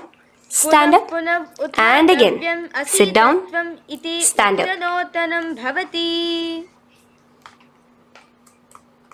As you gaze at your nose, throughout this. The next asana is Musalasana. Now come back to a standing position. Raise your hands above your head, tall as you jump up and down repeatedly. Visualize yourself as a mace. Jump here in Musalasana. The next asana is Uchirshaka. So come back to a standing position. Pull the sole of one foot towards your belly. Now with the other leg, sit down and stand up. Release the leg. Pick the other leg up, pull it towards your belly, sit down and stand up in Uchirshaka as you visualize Swamiji in your inner space gazing at your nose. The next is a Karana, which we will be entering into the Parshvajanu Karana. So again, bringing yourself to the Aramandi position, bend and lift one knee towards your chest, pointing the toes downwards. Keep your arm around the knee, holding it with the hand in a fist. Let the other hand hang down on the thigh, wrist twisted, fingers pointing inwards. This is the Parshvajanu Karana. Now slowly release as we enter into Tandavasana. Stretch one leg out straight in front of you as you alternate between sitting and standing. Visualize yourself fiercely dancing as Paramashiva. Raise the foot to the inner thigh of the opposite side. As we enter into Brahmanasana, let your hand be resting by the sides. Keep your standing leg erect like a rod. Visualize yourself being blessed by Lord Brahma. Now, you can bring the left foot around the right knee and rotate it, tucking the left toes on the other side of the right calf. Simultaneously cross your left arm below the right, bring your palms together in the Namaskara Mudra. Visualize yourself as Lord Garuda in Garudasana 3. Now slowly uncross your legs and hands as we enter into Ekapadasana, coming to a standing position. On the right leg, bring your left foot to the opposite thigh with your hands relaxed by the knees. Now take a hold of the raised foot with your hand in the Prana Mudra. Stretch your leg out wide, out to the side and rotate your body quickly on the standing leg. Visualize yourself as the North Pole star in Dhruvasana. From here now, in the foot which is in your hand, just slowly, once you finish the rotating movement, in Trivikramasana, bring it up towards the back of your neck. Stand as tall as you can and alternate between sitting and standing. Visualize Bhagavan Mahavishnu in your inner space. Now you can take the leg out from behind your neck and stand straight. As we repeat the Parshvajanu Karana on the other side, bring your knee up to your chest, clasp your knee in a fist while the other hand comes to the opposite thigh. Hold there for a second and stretch your leg out in Tandavasana. Sit and stand. Visualize yourself fiercely dancing as Paramashiva. Bring the foot to the inner thigh, standing straight like a rod. Get your hands by your sides. Visualize yourself being blessed by Lord Brahma in Brahmanasana on the other side. Move into Garudasana 3 on the other side as you rotate your leg over, your hand under. Visualize yourself as Lord Garuda. And uncross yourself as we move into Ekapadasana on the other side. Bring your foot to the inner thigh, to the root of the thigh and stand straight. Clasp your toes, stretch it out as we go into Dhruvasana on the other side. Visualize yourself as a pole star rotating quickly. Come back to a standing position and bring your foot behind your neck. In Trivikramasana, sit and stand. Visualize Vishnu, Bhagavan Mahavishnu in your inner space. Now, stand tall as we do the Samanakha Karana.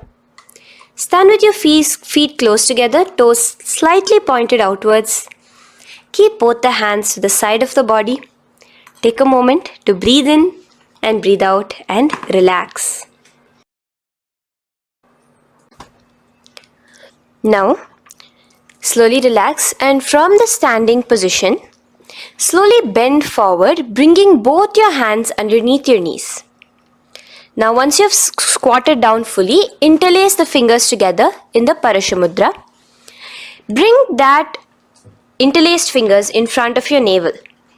In Ghorakanjali Asana, visualize the great sage Goraknatha, the founder of the Natha Yoga Hindu Sampradaya. As you do the Jiva Chala Kumbhaka, engage the Moola Bandha. The next asana is Kanchyasana. So now just slowly unwind your hands from each other, from your navel, and now bring your hands from the opposite side inwards underneath your calves and wrap your hands around your back. Hold them together in the Parashamudra. Keep your body, your upper body, upright, visualizing the Supreme Pontiff of Hinduism in your inner space. The next is Bhairu Asana. So slowly unclench your hands and bring them out from underneath your legs. Keep your feet and knees together, and in a squatting position, bring your hands behind your back, clasping them together, remaining in the Parashamudra. As you gaze at your navel center, visualize Bhagavan Kala Bhairava, the Lord of Time, in your inner space. The next asana is Varahasana. Now to gain your balance, you can lightly spread your legs apart and bring your hands to the back of your behind you in the Anjali Mudra, palms together. Visualize a boar, one of the 10 incarnations, the Varaha Avatara of Mahavishnu, gazing at your nose. Now slowly relax, bring your hands out from behind you as we move into Pripithasana. With your hands in the Prana Mudra, with your index and middle fingers, clasp the respective big toes and come to a half squatting position where your hips are at your knee level. Visualize Swamiji in your inner space as you do this asana, Pripithasana. Slowly let go of your feet and place your palms flat on the ground in front of you with the fingers wide for balance. We're going to be balancing here in Bakasana. Place your knees on the back of your arms. Focus your eyes on one spot as you raise your feet off the ground, balancing here. Visualize yourself as a crow. The next asana is Shushtanga Kapali Asana. So now come to a kneeling position. So from there itself, you can directly put your head onto the ground, or else come to a kneeling position and place your head onto the ground. Palms spread for support. Raise your body onto your head, bringing your legs into the Padmasana. Gaze at your nose. Visualize Swamiji himself in your inner space. Come down now, uncrossing your legs as you come down. Sit onto your knees, keeping the toes flat. Now, let your heels come outside of the hips. Keep your hands on your knees in Guptasana, sit straight. Keep your gaze on your nose. Visualize you're sitting in the sacred secret seat with Paramashiva and your Guru, Swamiji himself. Now we are going to be kicking up into a handstand. So get ready, place your palms on the ground, fingers wide for support. Do take support of a wall if you need it, and lift your body up straight above your hands. Visualize you are a tree in Vrikshasana 2 with deep roots into the ground. Breathe in and breathe out slowly. In the same position as we move into Shibhu Asana, switch your gaze to the third eye. Hold it there for a few seconds and relax. Bring your feet back to the ground. Now lay flat onto the ground in a plank position and slowly lower your body towards the ground and push yourself up again. In Matsyasana 2, go down and come up, visualizing yourself as a fish. The next asana is Sarpasana 2. So here you're going to lay prone, completely flat now. You can lower yourself to the ground. Bring your hands to the hips. Extend your legs together and point your toes backwards. Lift your chest up and move left to right. You're moving like a snake while visualizing yourself as a snake in Sarpasana 2. Relax slowly, bringing your chest back to the ground. Now, keep your feet together, pointing backwards. As you bring your elbows onto the ground, rest your upper body on your elbows.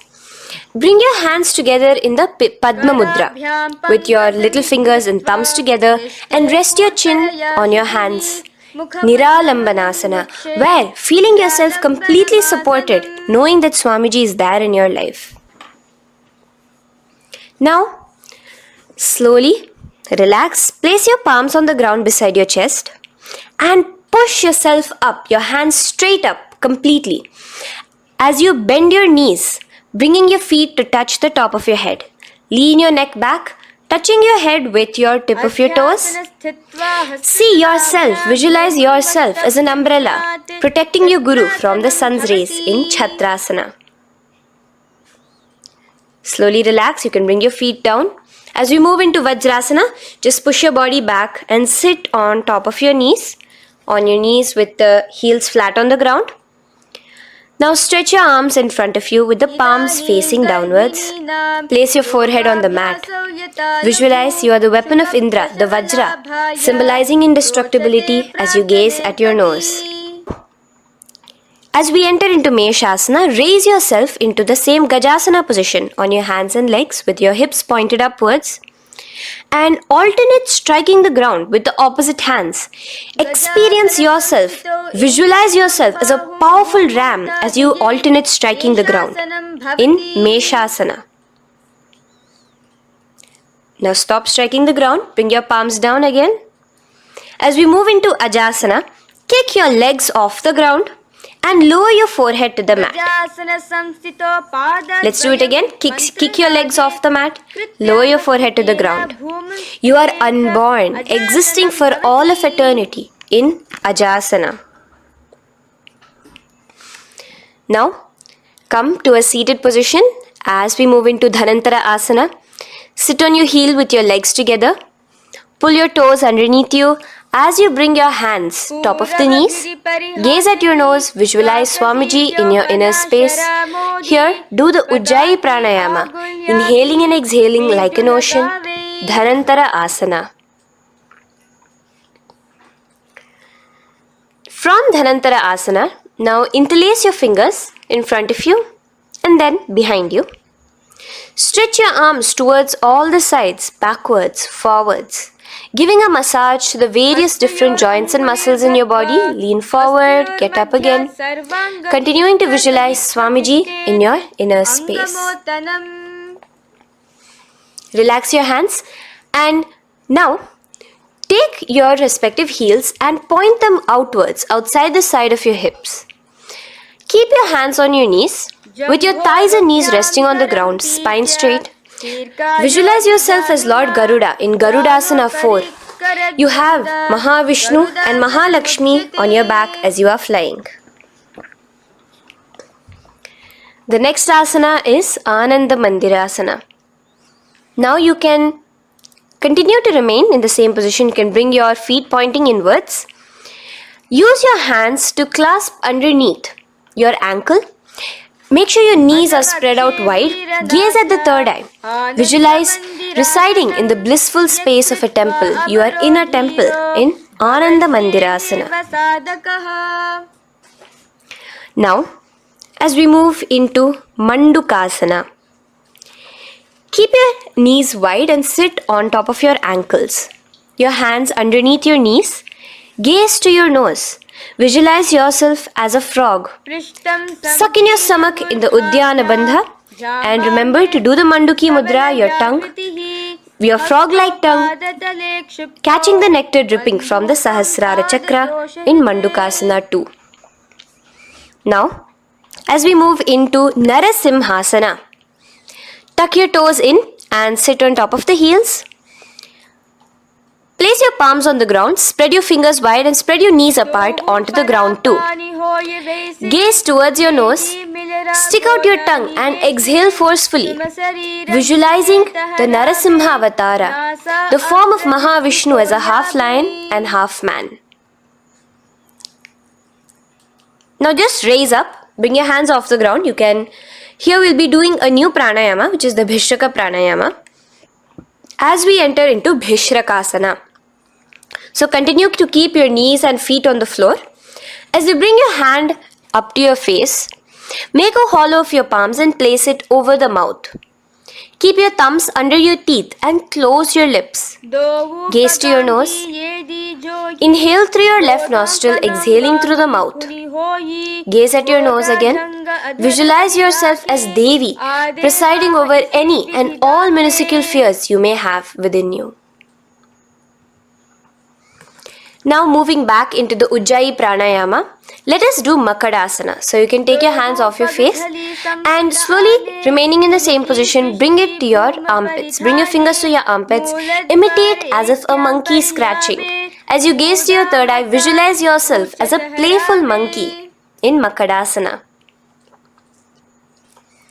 From Makadasana, let's move into Vajra Sangharasana. So you can slowly lift your knees off the ground, just balancing on your toes, sitting on the heels. Bring your hands behind your back and clasp the opposite elbows. Gaze to your nose, embody a diamond, visualize yourself as a diamond-like strength for yourself and your Sangha. The next asana is Khanjanasana. So now you can uncross your hands, rest on top of the heels with your knees on the ground. Keep the toes down, ankles crossed behind. Place your palms on the mat to your side. Suck your stomach in the Uddiyana Bandha as you gaze at your nose in Khanjanasana. Now, you can uncross your ankles and just sit with your toes flat. Keep your knees wide on the floor. Rest your hands on the knees. Just relax the Uddiyana Bandha, just sucking in your perineum in the Mula Bandha. Gaze at your nose, visualize yourself as a turtle with a stable body and mind to live for hundreds of years. And without changing anything in your physical posture, just visualize yourself uniting with Swamiji himself in Yogasana. Now, raise up onto your knees, cross your ankles behind your back until the feet are coming towards the opposite knees. Now, bring your hands behind you and hold on to the calves with the fingers inside, the thumbs outside. Gaze at the third eye as you visualize yourself in a space of oneness with Paramashiva himself as Swamiji. Now you can uncross your ankles, come back to us standing on your knees as we enter into Ushtrasana 2. So now, in a kneeling position, bend backward, hold your ankles with your hands. Keep your arms straight. As you push your hips forward and tilt your head backwards, visualize yourself as a camel in Ushtrasana 2. Slowly, in the same position, lower yourself onto your back in Jatyasana 2. As you are lowering yourself, experience yourself as a blooming lotus. Bring your head, the back of your head onto the mat. Gaze to your nose. Now, let's move into Viratasana. So, try your best to do this without the support of your hands, but you can use your hand support if needed as you raise up from Jatyasana and back down. Raise up and go back down as you gaze at your nose. Raise up and go back down. Visualize Swamiji in your inner space. Now from Viratasana, raise your hips up higher, bringing your forearms onto the mat behind you in a short back bend posture. Hold the back of your heels in Kapotasana. Visualize yourself as a beautiful dove, a Kapota, in your as we move on from Kapotasana into Varasana. So stand upright on your knees with the toes tucked. Hold your arms with the opposite hands. Gaze at your nose. This is the boon fulfilling posture. Visualize your boon becoming a reality directly from Paramashiva himself in Varasana.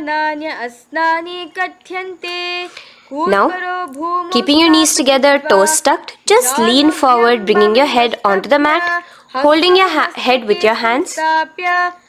Visualize yourself as a boar, as the Varaha avatar of Bhagavan Mahavishnu in Varaha Asana 2. Now, just kick your legs off the ground as we enter into Mundasana. Raise yourself up into a headstand posture, visualizing yourself as a lopped tree. Gaze at your nose. Breathe in and out in the Sahaja Kumbhaka. Slowly come down now. Relax. Come to a kneeling posture. Sit on your heels.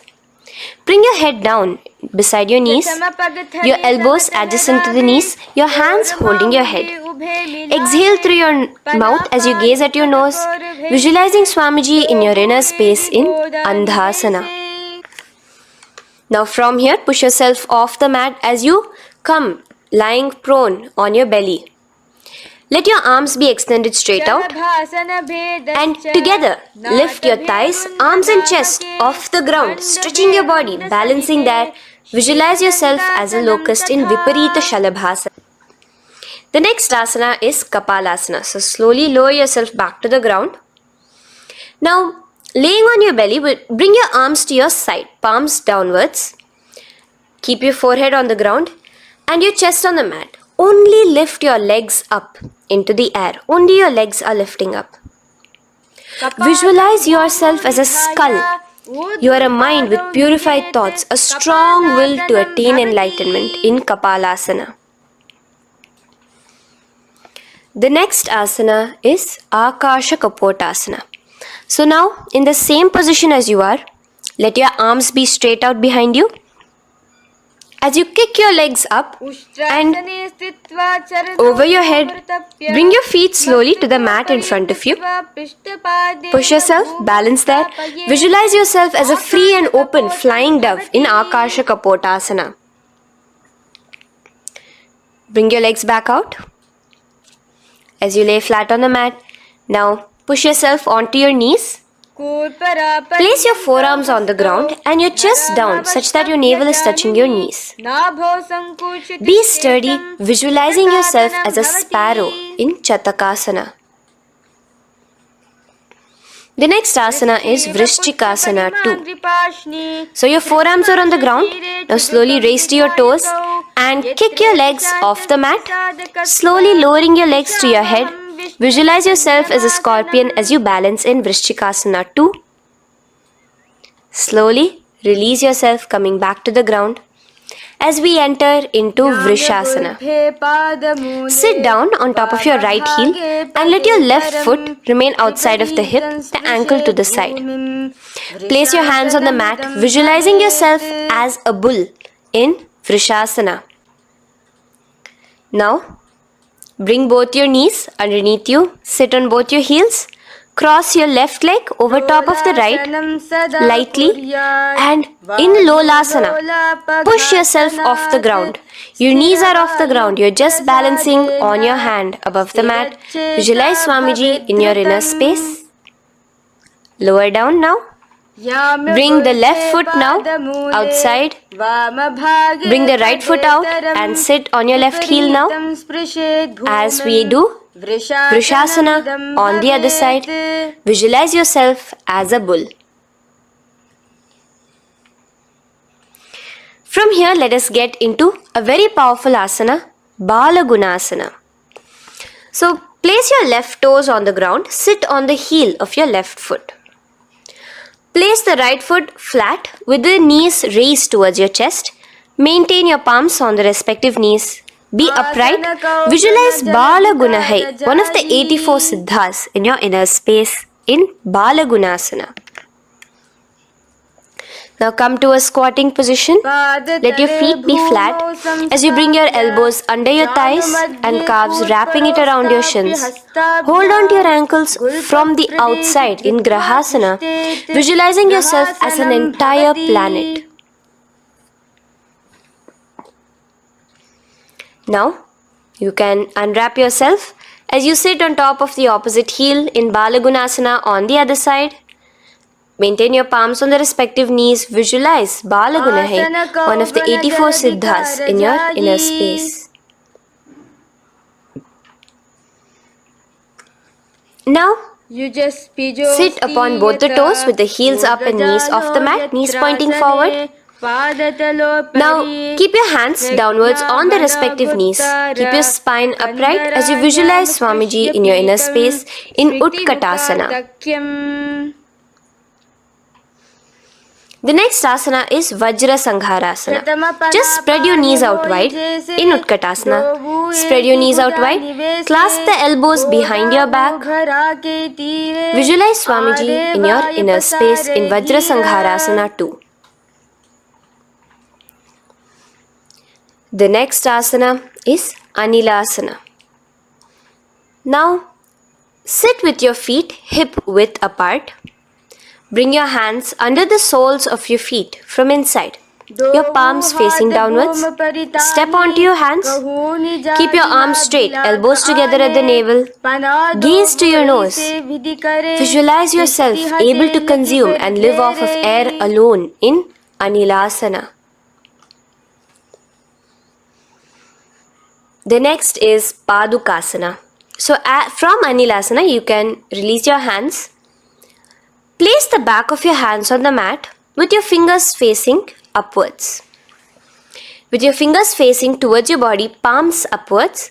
Step your feet on top of your hands and wrap your hands around your feet like a shoe. Walk around. Visualize you're wearing padukas, walking across the length and breadth of the world in Padukasana. Now bring your palms onto the ground. Stop moving around as we move into Kukutodana. Kick your feet up into the air and let them fall back down. Let's go up again and come down. Kick up and go down. Visualize yourself as a rooster in Kukutodana. The next is Viparita Nrityasana. So as you're kicking yourself up, you can go up into a complete handstand posture, which is Viparita Nrityasana. Do take support if needed. And move around on your two hands as if you are dancing in Viparita Nrityasana. Slowly come back down to a standing position. Lean forward and let your feet be slightly apart from each other.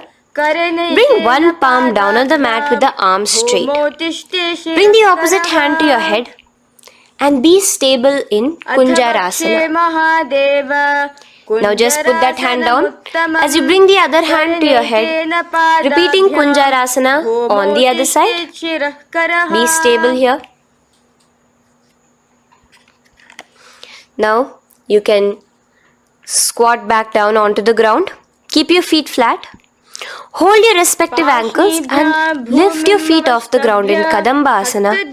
Visualize yourself as a Kadamba tree, a pious tree that promotes a long life. The next asana is Pavana Muktasana. Now sit back down onto the ground, bring your knees towards your chest. Let your hands wrap around your knees, hold it close to your body. Visualize all the excess vata, air, just balancing and releasing in your system in Pavana Muktasana. Now, let us move into Chakorasana. So first stretch your legs out in front of you. Bring one leg behind your head. Now place both hands on the ground and lift your body off the ground while lifting the other leg too, up straight. Visualize yourself as a powerful source of energy. Gaze at your third eye in Chakorasana. Slowly relax back down. Now hold your left toes with the left hand, index and middle fingers. Pull the foot to the left ear. We are entering into Dhanurasana 2. Extend your right leg out, keeping straight. Hold the big toe with your right hand. Visualize yourself as a bow in Dhanurasana 2. The next is Ashtavakrasana. So lift your left leg over top of the left shoulder. After releasing your hands, bring the right foot across and hook it on top of the left foot. Lean forward and down, keep your palms onto the ground. Extend your legs out to the left. Lift your head up and chest. You're completely balancing only on your hands as you visualize yourself as a flying crane in Ashtavakrasana. Now slowly relax down. From here, bring your right foot to the left thigh and your left foot flat onto the ground. Knees raised up. Have your left shoulder underneath the respective leg and place your hands flat on the ground. Gaze towards your third eye. Visualize you are immortal, able to exist solely from prana alone in pranasana. From here, moving into Parshva Matsyendrasana. Place your right foot at the root of the left thigh. Then the left leg by the side of the right knee. Hold the left leg by the right hand. Twist your body out. Remain steady here, gazing at the third eye. Visualize Matsyendranatha, the great Rishi, Yogi, master of Hatha Yoga, in your inner space. Now slowly unwind yourself. As we repeat Chakorasana on the other side. Lift the other leg behind your head. Place both your hands on the ground and keep your entire body off the ground straight up. Gaze at your third eye, visualizing yourself as a powerful source of energy. Now relax back onto the ground. Let's repeat Dhanurasana 2 on the other side. Clasp your respective hands with the feet. Pull one foot back, the other foot extended forward. Visualizing yourself as a bow. Release your feet as you cross them over each other, over top the shoulder in Ashtavakrasana on the other side. Raise off the ground. Visualize yourself as a flying crane.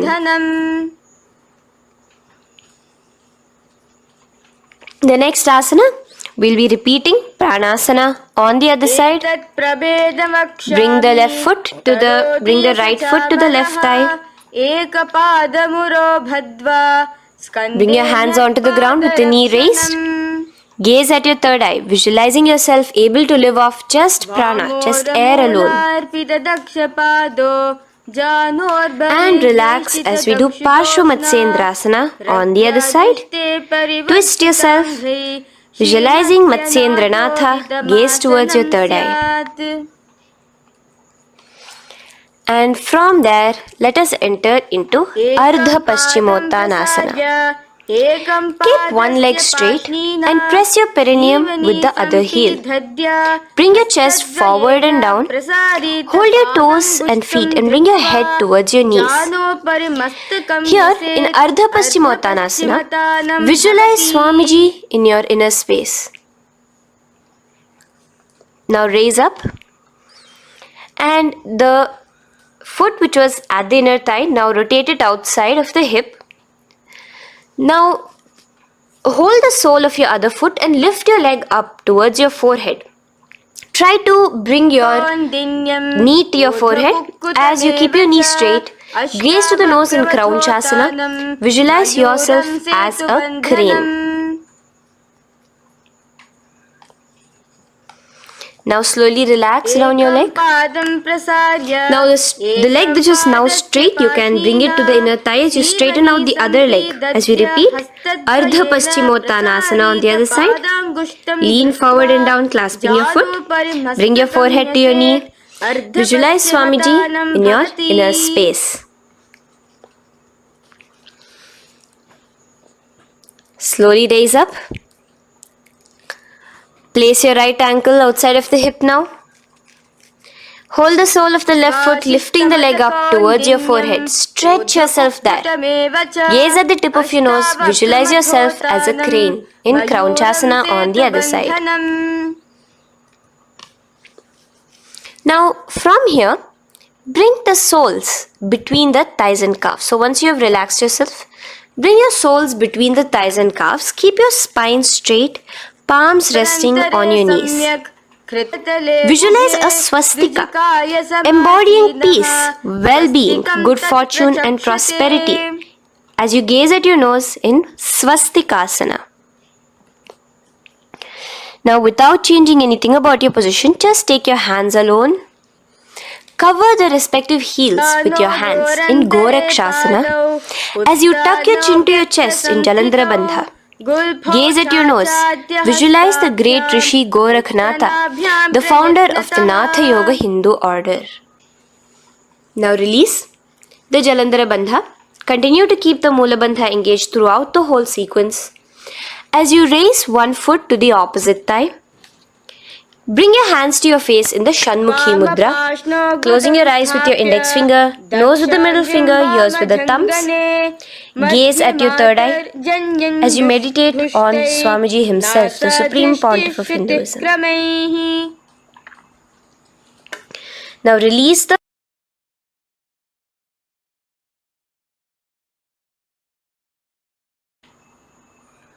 Shanmukhi Mudra. And in Yogasana 2, bring your legs into the Padmasana position over the opposite thighs. Keep your hands flat onto the ground beside your knees with the palms facing upwards. Sit straight, gaze at your nose. Here we'll be starting the Kaka Chanchu Kumbhaka, where your inhalation will be through your tongue wrapped like a pipe, and your exhalation will be through your nose.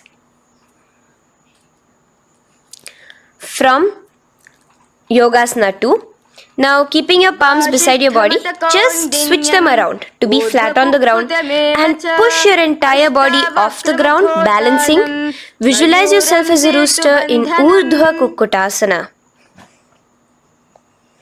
Now relax down, come back to a seated position on the floor, keeping your legs in Padmasana. Insert your hands through your knees and place them on the mat. Remember, do not lift your body up, just stay seated down there. In Siddha Harituliyasana, gaze to your nose, visualize Swamiji himself in your inner space. From there, let's enter into Hamsasana, where you will actually be pushing yourself off the ground. Lift your thighs up high above your shoulder, above your elbows as much as possible. Gaze to your nose, visualizing yourself as an elegant swan in Hamsasana. Now release yourself. Now, do not take your hands out from between your thighs and calves. Just go onto your knees and reach your hands behind your body with your fingers interlaced in the Parashu Mudra. Bring your forehead to the floor as you gaze at your nose. Visualize yourself as Lord Paramashiva's bow in Karmukasana. Now, slowly come back to the seated position as we move into Kurmasana 2.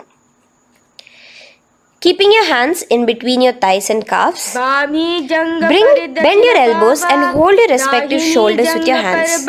Visualize yourself as a turtle, a stable body and mind to live for hundreds of years.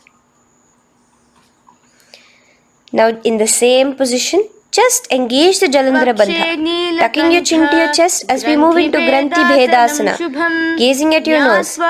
Rejoice, knowing you are in Paramashiva's secret knot posture. And from there, release the Jalandhara Bandha as you roll onto your back. Keep your hands on the shoulders, laying flat on your back. As you visualize yourself as a turtle on its back, playful, gaze at your nose in Uttana Kurmasana. Now rock yourself back to a seated position as we do Pangu Kukkutasana.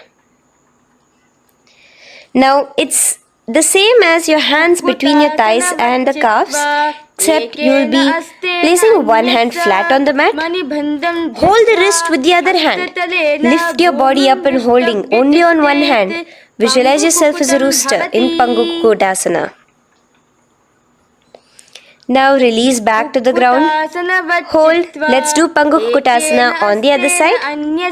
Place the other palm flat and bring the other hand holding the wrist. Push yourself off the ground. Visualize yourself as a rooster. Continue the Kakachanchu Kumbhaka, sucking in your breath through your curled tongue and exhaling through your nose. As you slowly extricate your hands from between your thighs and calves, let's do Girdharasana here. So now, Interlace your fingers in the Parashamudra as you place your elbows on the feet, remaining your legs in Padmasana. Lean forward and down, resting your chin on your knuckles.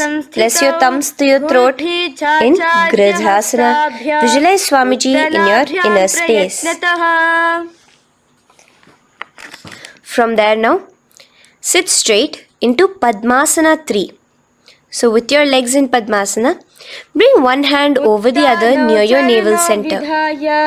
Engage all the three bandhas, suck in your stomach, clench your perineum, tuck your chin to your chest and gaze at your nose in Padmasana 3. Slowly now, as we move into Padmasana 4, bring your hands to the respective knees. Release the Jalandhara Bandha and release the Udyana Bandha, just engaging the Moola Bandha alone. Visualize Paramashiva in your inner space as you gaze at your nose in Padmasana 4. Now we'll be entering into Karmukasana 2.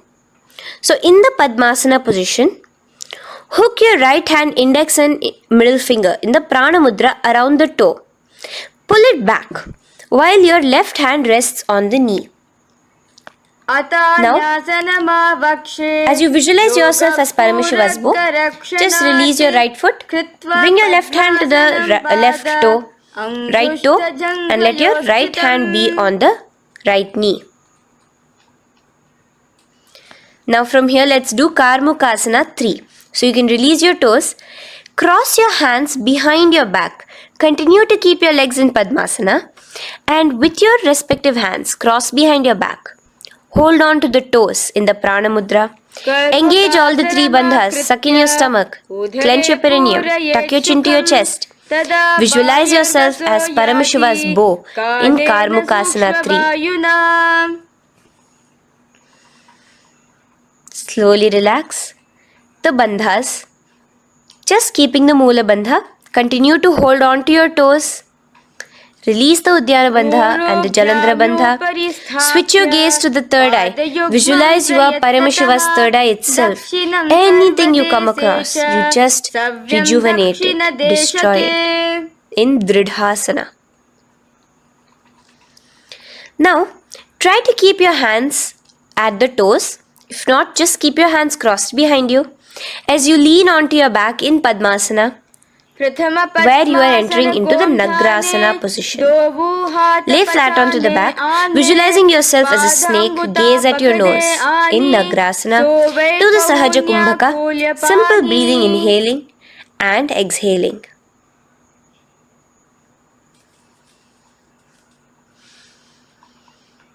Now bring your knees to your chest. Let your hands wrap around your knees. Slowly uncross your Padmasana and bring your knees to your chest. Bring your hands to the Parashamudra, the fingers interlocked on top of your knees. As you pull your chin up to your knees, visualize yourself as a ball in Kandukasana. Now relax. Bring your feet onto the ground, the knees pointed upwards in Urdhva Pavanasana. As you interlace your fingers, bring the interlaced fingers behind your head. Laying down, gaze at your nose in Urdhva Pavanasana.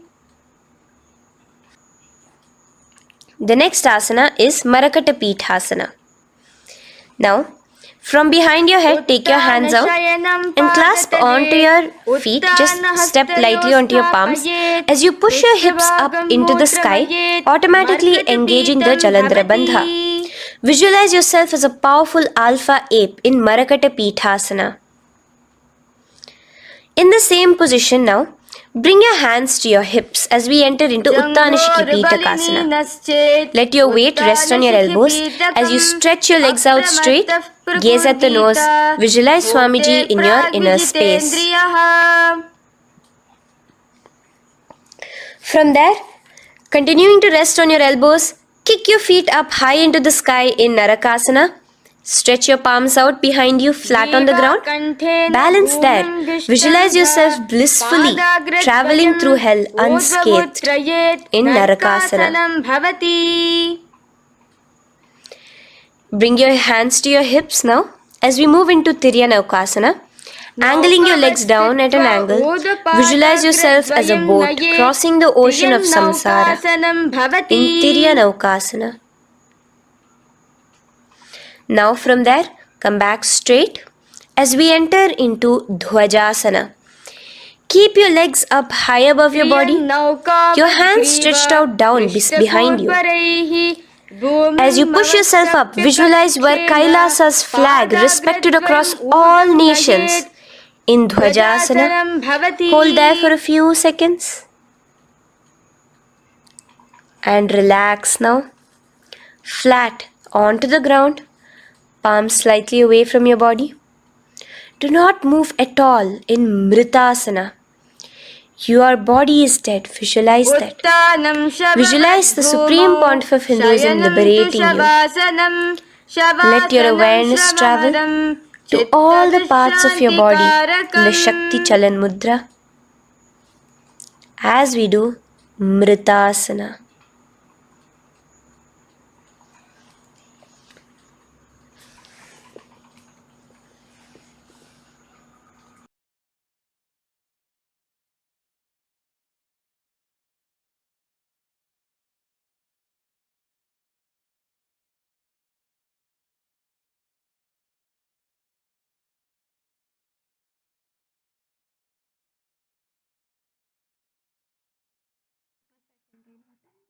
Om Purnamadah Purnamidam Purnat Purnamudachyate Purnasya Purnamadaya Purnamevavashishyate Om Shanti Shanti Shantihi Harihi Om Tat Sat Sarvam Bhagavat Shri Nithyananda Paramashiva Padukarpanamastu Om Nithyanandam.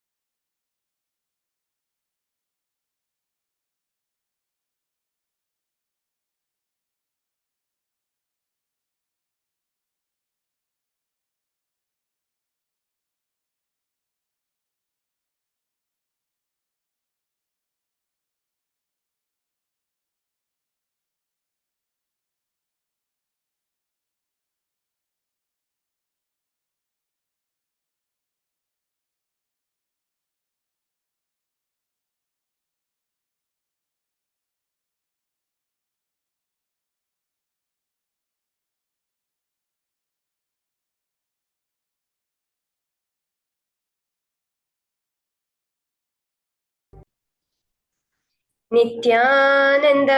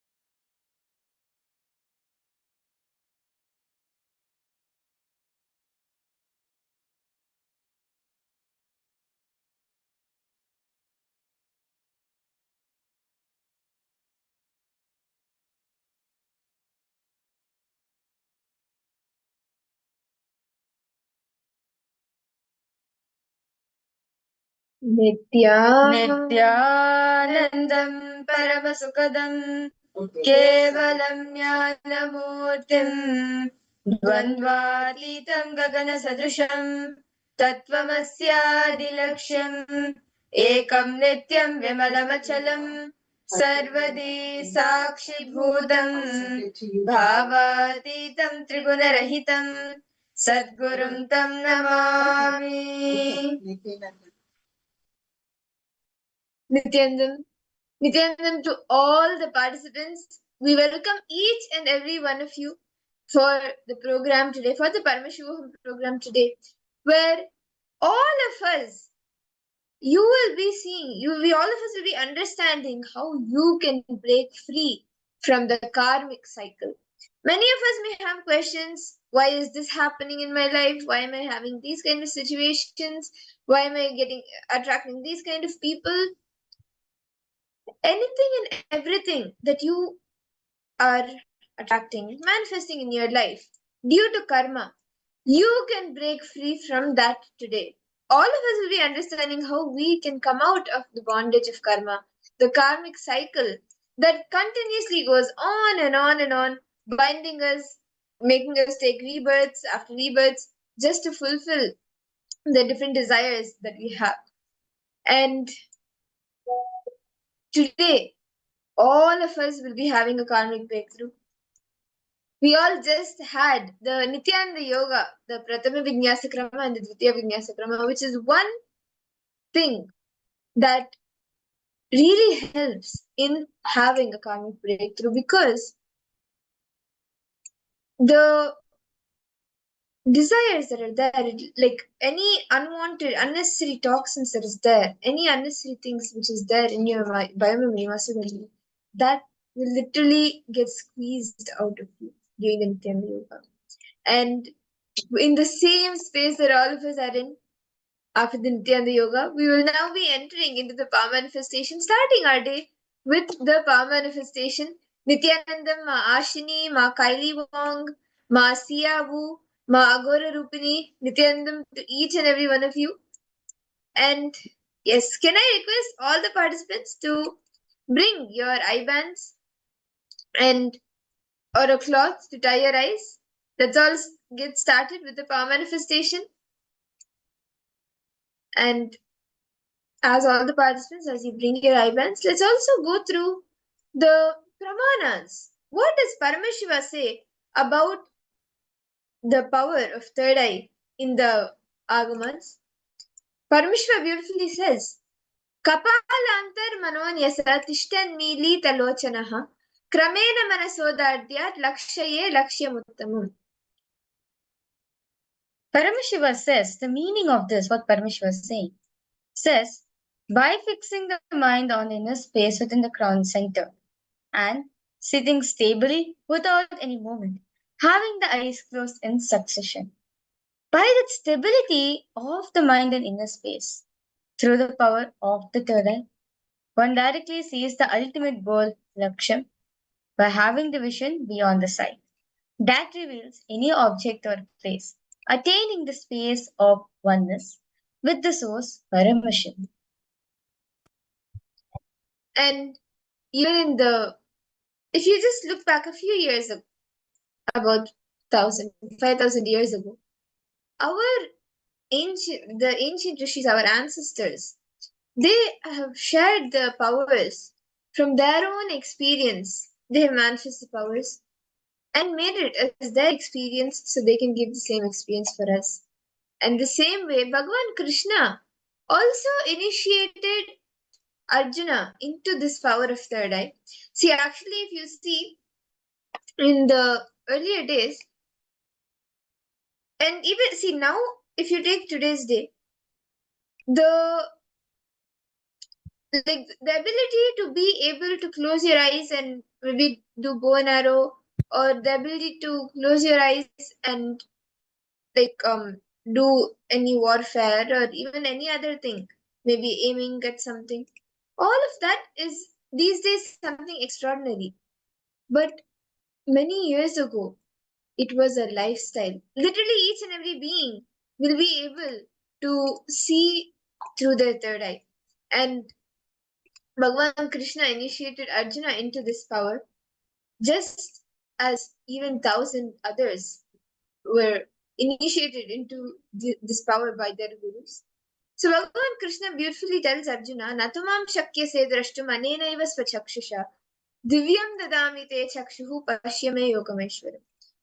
He initiates Arjuna into the power of third eye, into the divine third eye power, to behold Bhagavan Krishna's cosmic form, the opulence, the like literally the entire Vishwarupa darshan of Bhagavan Krishna. To even witness it, you need only a third eye. With the naked eyes, you cannot see it. So Bhagavan Krishna initiates Arjuna into this power. So Arjuna can behold Bhagavan Krishna's cosmic form, the Vishwarupa darshan, and come out of all the delusion, the dilemma that he was going through. And the same way, in Swamiji's very own life, Swamiji beautifully shares his own experience of this power, where at the age of 10, as Swamiji went and sat on the Pavalkunda rock, suddenly the 360-degree vision opened up for Swamiji. Swamiji was able to see everything on the right, left, above him, below him, everything Swamiji was able to see. He was able to see the ants, the people, the entire city, the trees, the birds. He could see everything just with his eyes closed. And that same experience is what Swamiji is giving us all now. So yes, that is what Swamiji is giving us now, and you, each and every one of you, are going to be manifesting that. Can I request all the participants to settle down with your eye bands?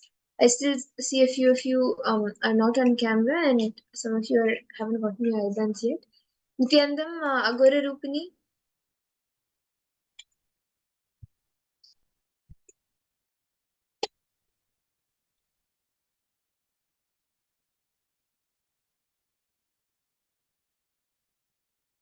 Nithyanandam.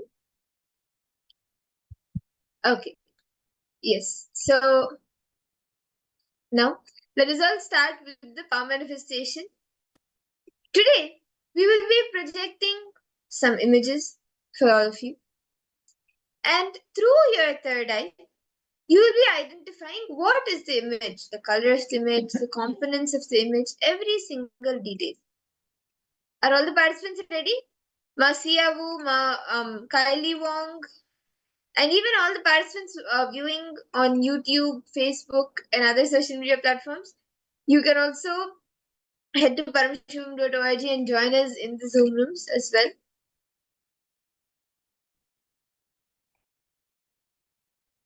I request all the participants now. Please sit straight. Connect to Swamiji intensely.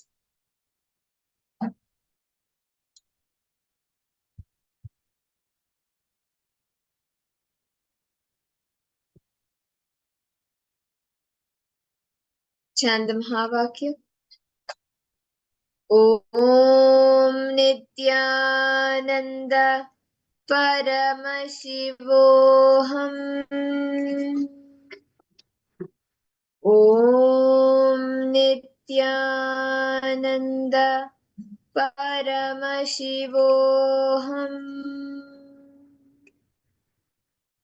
Om Nithyananda Paramashivoham.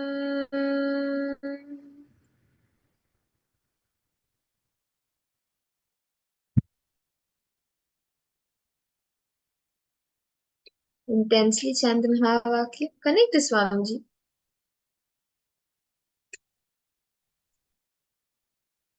Bring your awareness to your third eye.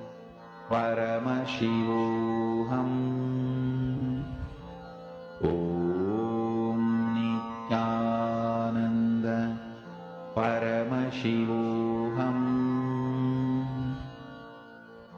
Om Nithyananda Paramashivoham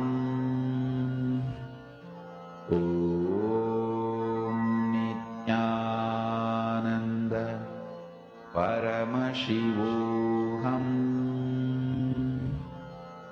Om Nithyananda Paramashivoham Om Nithyananda Paramashivoham Om Nithyananda Paramashivoham Om Nithyananda Paramashivoham Om Nithyananda Paramashivoham Om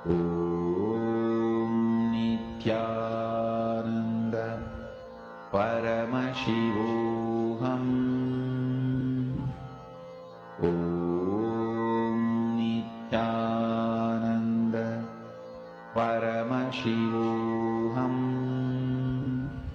Om Nithyananda Paramashivoham Om Nithyananda Paramashivoham Om Nithyananda Paramashivoham Om Nithyananda Paramashivoham Please relax. I request all the participants now to slowly open your eyes. And each of you can post in the chat what was the image that Swamiji revealed to all of you. Paramashivoham Om Nithyananda Paramashivoham. Can I request all the participants to post? What did Swamiji show for each and every one of you? Nithyananda Paramashivoham. Ma Gabriel Harris Nithyanandam, welcome ma. Chandrasekharaya Nithyanandam, welcome. Ma Gora Rupini, Ma Kaili Wong, Ma Siyahu, I request all the participants start posting whatever Swamiji has revealed for each and every one of you. Nithyananda Paramashivoham. Okay, Mashini, you posted. I see a ship, green trees, apple, golden color. Okay.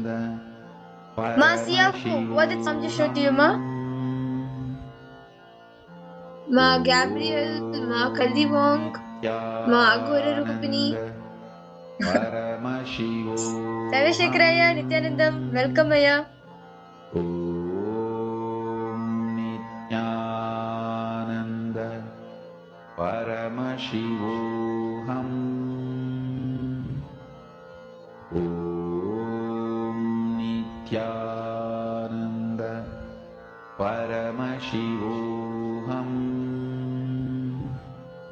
Om Nithyananda Paramashivoham. Plate and blue.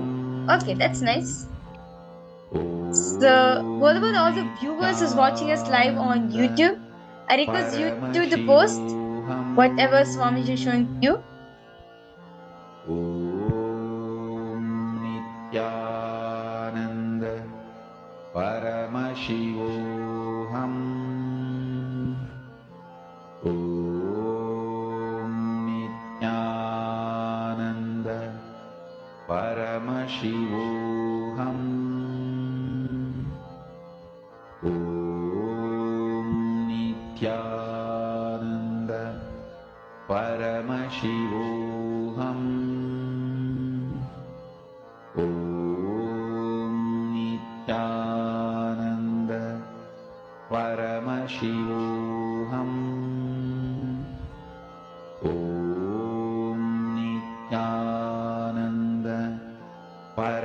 Paramashivoham. Okay, Yuvan Changaya, you posted village. Okay. Okay, that's nice. Yuvan Changaya, that's nice. Okay. So let's now verify the answers for all the participants. So the exact image which we were projecting for all of you was actually a village. So you can see over here, this kind of like, I could understand partially why you were able to see some golden colors because of the sun, right? If you notice in this picture, the sun is actually like very bright. So I could understand why you were able to see golden color and these trees. Yes, of course, there's many trees. And yeah, it's kind of like the side view of a village, right? So basically, looking at the nature, the sunset view of the nature with from a village view.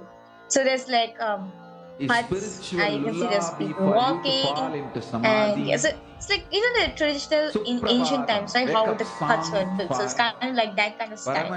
And there's chair and table also. Like I'm not sure it's there, but I can understand why Marcia you're able to see something round, like plate. Like if you see in the corner, like in the corner house, right? There's like something circle. Like I think the wheel. There's a wheel which is actually kept next to the house.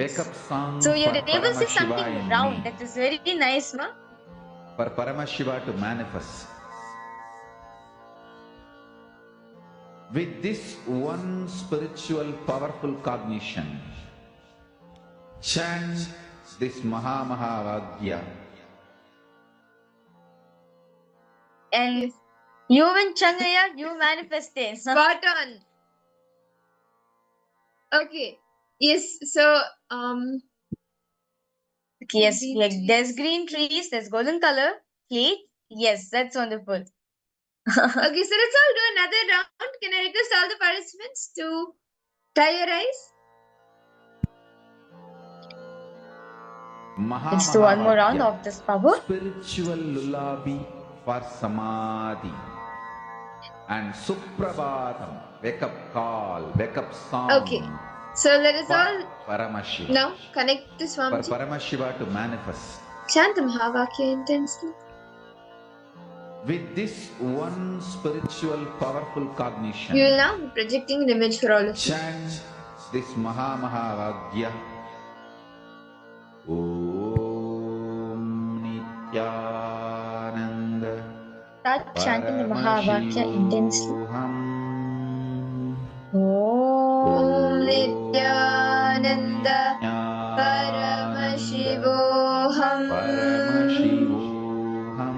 Om Nithyananda Paramashivoham. Om Nithyananda Paramashivoham. Paramashivoham. Om Nithyananda Paramashivoham. Om Nithyananda Paramashivoham. Om Nithyananda Paramashivoham. Om Nithyananda Paramashivoham. Om Nithyananda Paramashivoham. Om Nithyananda Paramashivoham. Om Nithyananda Paramashivoham. Om Nithyananda Paramashivoham. Om Nithyananda Paramashivoham. Om Nithyananda Paramashivoham.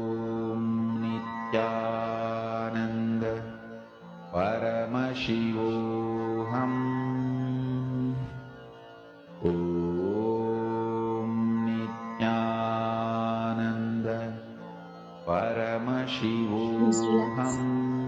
I request all the participants to slowly open your eyes.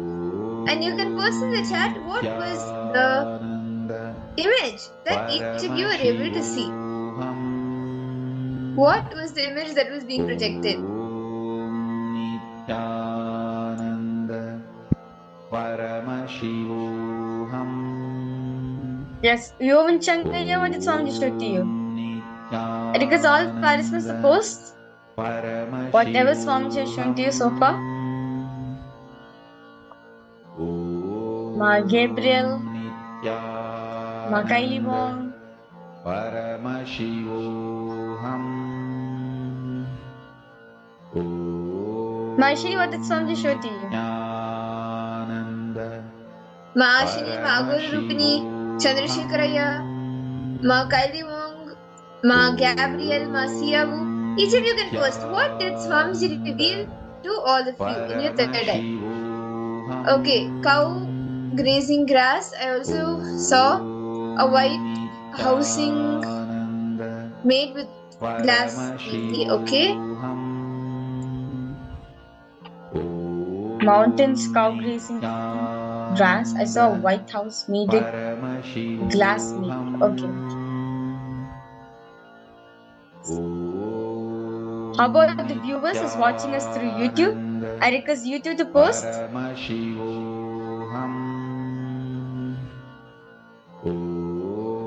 Okay, let's then verify the answers for all the participants. So actually, the picture which we're projecting for all of you was actually a picture of vegetables. So you can see we have the radish, the cauliflower, the tomatoes,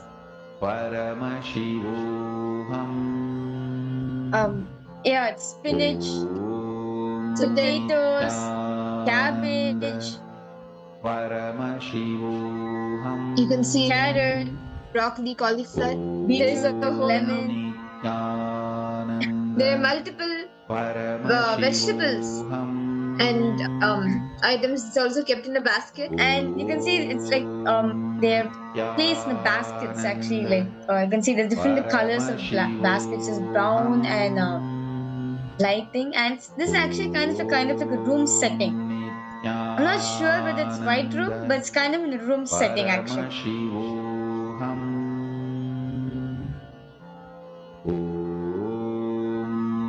Nithyananda Paramashivoham.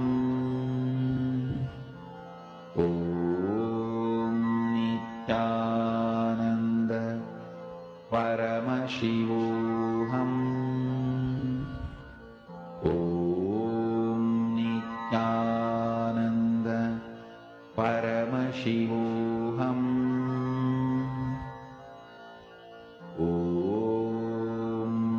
Nithyananda Paramashivoham.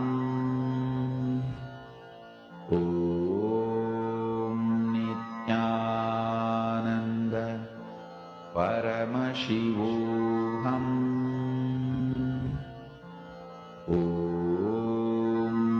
Nithyananda Paramashivoham. Nithyananda Paramashivoham. Nithyananda Paramashivoham. Yes, so this is the image that was being projected, and I think many of you have gotten different colors of it. Animal, yellow, light blue. Yes. Siavu, you got the colors right, ma. That's nice. You got the colors right. Actually, you're able to see it's kind of like house kind of structure. That's actually very true, ma. Like if you observe the picture very clearly, you'll actually see this photo is actually taken from inside. Like inside shop kind of thing. So you're able to see that. That's very nice. Okay. And now, with that, let us all enter into the first session of our day. Today, as all of us are aware, is like all of us will be understanding how you can have a breakthrough from the karmic cycle. How you can break free from the karma. So let us all now, and the session all of us will be entering into, Swamiji will beautifully be explaining about the Tapoloka, how we can experience the Tapoloka dimension. So let us all enter into this session.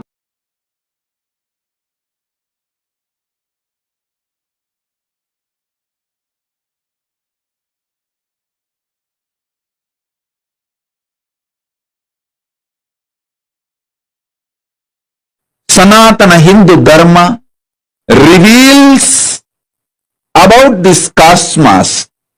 It has vertical time zones, higher worlds, Bhuva, Suva, Tapa, Maha, Jana, Brahma, Vaikunta, Kailasa. The higher worlds and the lower worlds, Atala, Vitala, Sutala, Talatala, Mahatala, Bhatala. I'll project a simple description diagram of these lokas. Understand? Sanatana Hindu Dharma, the Hinduism, reveals about the cosmos, the higher planes, vertical time zones, and the lower planes, both. Just physical mutation and mental mutation happens in the lower planes of the universe. But conscious mutation, superconscious mutation happens in the higher planes of the universe, vertical time zones of the universe. Here I am projecting a simple description diagram of the vertical time zone.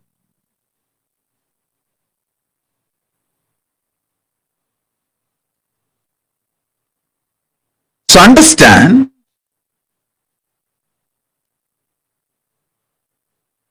this is the rough description of cosmos revealed by Hinduism.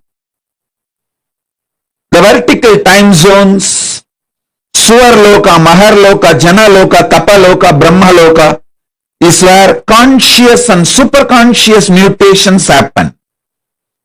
The lower worlds, Atala, Vitala, Sutala, Talatala, Mahatala, Bhatala, Rasatala, in these worlds, just physical and mental mutations happen.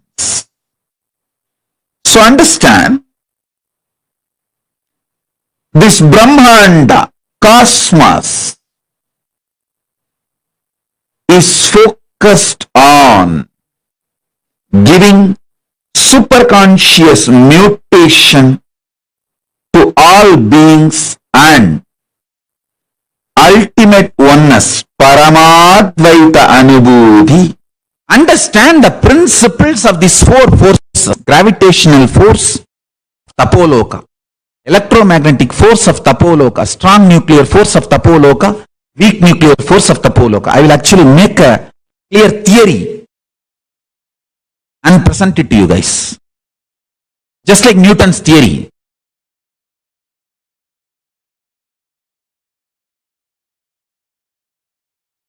I'm not saying Newton's theory is right.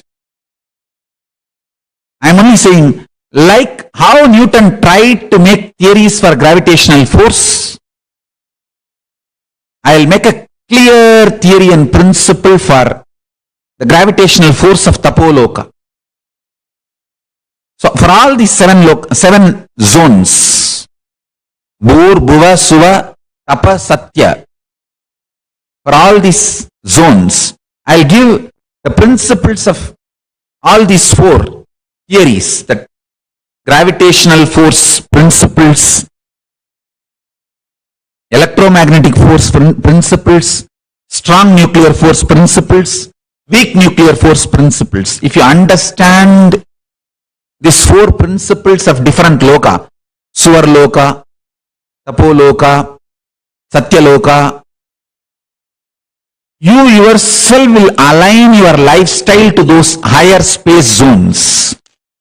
Because who wants to go to Naraka? Everyone wants the higher zones. So if you want that higher zones, apply these principles and prepare yourself, that's all.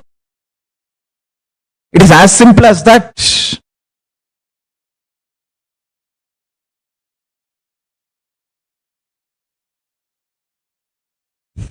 See, this theory of everything, TOE, final theory, ultimate theory, or the master theory, is a hypothetical, single, all-encompassing, coherent theoretical framework of physics that fully explains and links together all physical aspects of the universe. Finding a TOE is one of the major unsolved problems in physics. I tell you, just if you add C, consciousness, this whole TOE mystery will be solved. Consciousness means what you decide to cognize as you.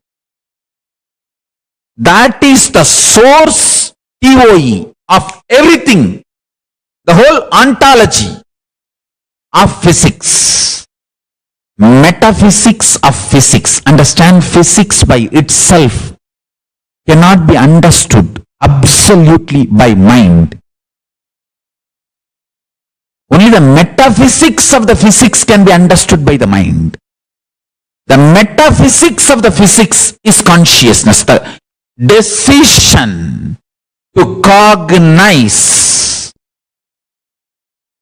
your source is TOE of physics.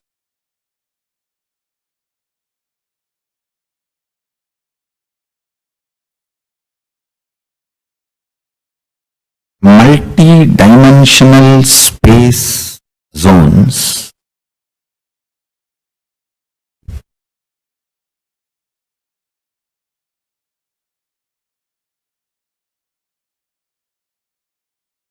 by understanding its existence, by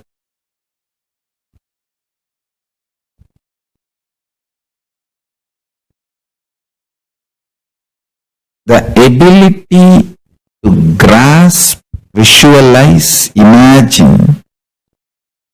When you understand its existence, that existence just gets replicated, reproduced,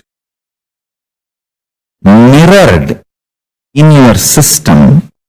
That makes you manifest the extraordinary powers. Listen. For example, if you understand about Tapoloka, where all the great tapasvis exist and how the laws, rules, nature, ontology of Tapoloka, in Tapoloka there is no gravity.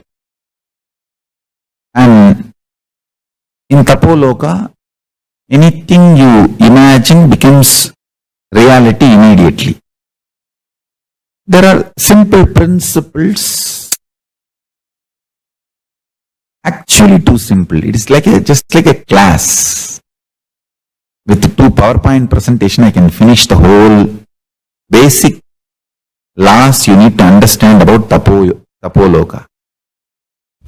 Just what is the gravity law in Tapoloka? What is the electromagnetic laws of Tapoloka? And what is the weak nuclear force and what is the strong nuclear force of Tapoloka? That's all. Just that 4 natural force we understand here in the planet Earth. The same thing if I apply to Tapoloka and make you understand, just that understanding and visualization, the multi-dimensional logic of existence is such. Brahmavit Brahmaiva Bhavati. Just by knowing, you become that. Understand? Knowledge and becoming is separate only in binary logic, this world. Knowledge and becoming is one and the same in higher dimension zones. For example, if you have a thorough knowledge about Indraloka, they will be happy to have you there because they are all waiting. You see, everywhere they want immigrants. Otherwise, why do you think they will send their ambassador to planet Earth? I am the direct ambassador of Sri KAILASA. I am here to enroll all of you to KAILASA, that's all. I have been sent from there to enroll more and more people for KAILASA. Understand? They want immigrants. KAILASA wants more people to be part of the KAILASA, not to exploit you, just to celebrate you. Understand? So you can give any title you want, consul general or ambassador or big titles you want. This time directly I came to enroll everyone about KAILASA. Understand? You see, all those higher space,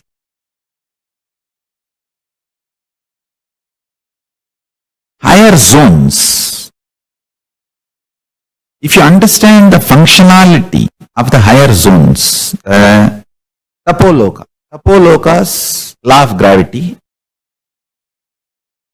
why there is no gravity and how you can also be without influenced by gravity. What is the electromagnetic force of Tapoloka? See, for example, in the planet Earth, here, your electromagnetic force is lust and fear. If you are terrorized or if you become extremely lusty, your electromagnetic force goes to its peak.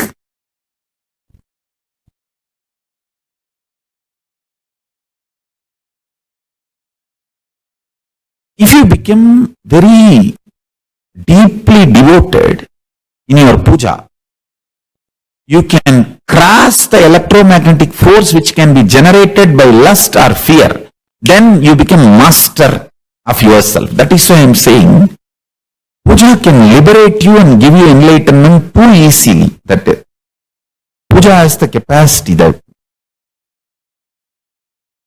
Atmalinga puja has a capacity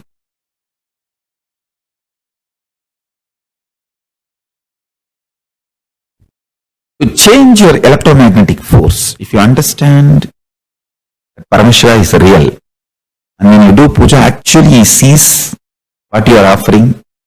How when you do Pada Puja to me, how I look, what you are offering. Like that, he sees. And he responds. He's real. Just if you sit with this cognition and do puja, the whole electromagnetic force of your body crosses electromagnetic force generated by lust and fear. Then no lust, no fear can manipulate you. You will have lust and fear under your control. They cannot control you. Like that, there are simple understandings about gravitation of Tapoloka and electromagnetic force of Tapoloka and the weak nuclear force of Tapoloka and strong nuclear force of Tapoloka. There are some more forces I can explain that in Tapoloka. Another one thing is that all of them are very sweet and highly intimate because there is no jealousy and nobody can own anything or nobody can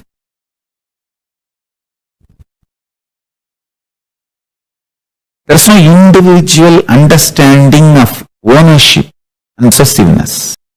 See, there are four natural principal forces as somehow science is able to lay there its hands. That four is gravitational force, electromagnetic force, weak nuclear force, strong nuclear force. If you know about these four forces on this planet Earth, You can play with those understandings, knowledge in multiple ways to make your life comfortable, luxurious in planet Earth. If you can understand the higher space zones like a Tapoloka, Satyaloka. In Tapoloka, what is gravitational force rules? The gravitation theory of Tapoloka. Electromagnetic force principles and theories in Tapoloka.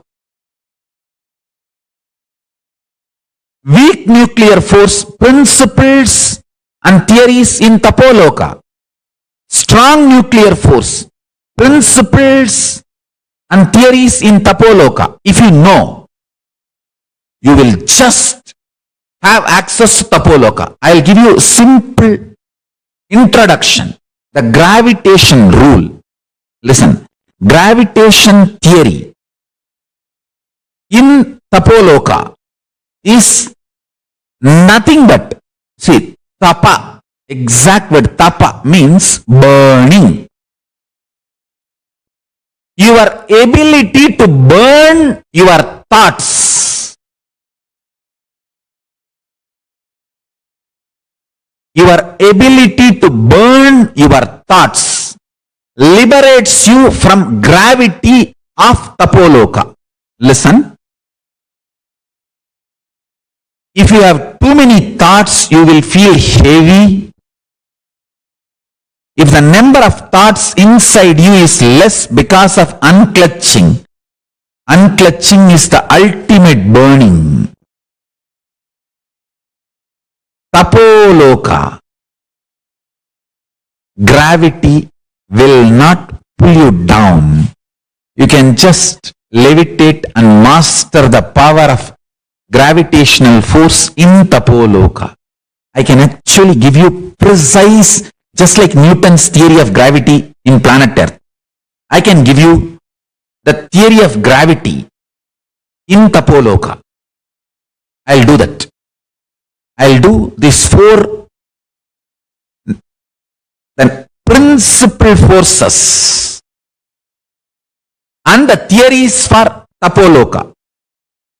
Gravitation theory for Tapoloka, electromagnetic theories for Tapoloka, and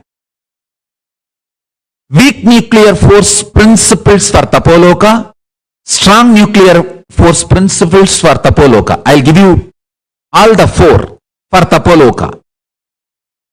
Understand? The electromagnetic force of Tapoloka is burn your stomach with mantra without adding any solid. Nirahara Samyama. All this with a reason only I have designed. Nirahara Samyama. A person who has mastered his tummy. Listen carefully. The fire in the stomach should be burning, kindled intensely just by mantra without adding any solid food. And when you feel like really you can't handle anymore, you may faint, add liquids, juices. Try this for a few days, then you will understand what I am talking. The whole electromagnetic force of the body will just shift to the next level. I am telling you. To all my disciples, I am telling you. I will never torture you. I am not sadist. I will never torture you with false propaganda or false ideas. I myself I've lived this Nirahara. See, from 100 I came to 70. 30 kg I pulled out of my body. And 20 hours a day I am able to work without even having the idea of tiredness. Just because I pulled this 30 kg out, I am going to live 50 more years longer on the planet Earth.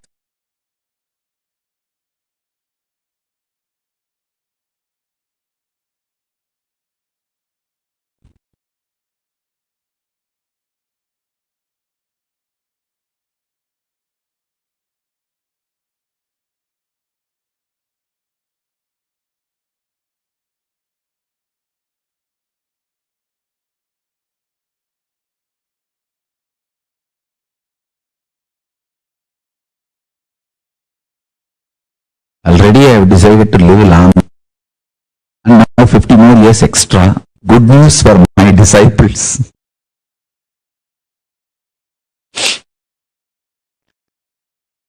Listen.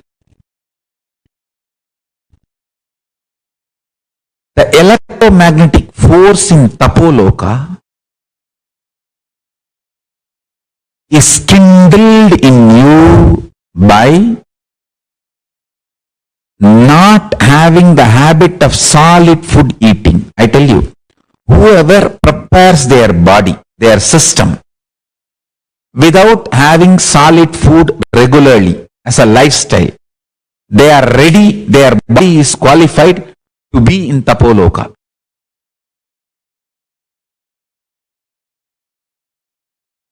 If you can just live by liquid, you can reach Tapoloka. If you can live just by smelling the food, havis, that's all, nothing else, you can reach Kailasa itself, because in Kailasa only smell is the food. Only smell is the food. No other food.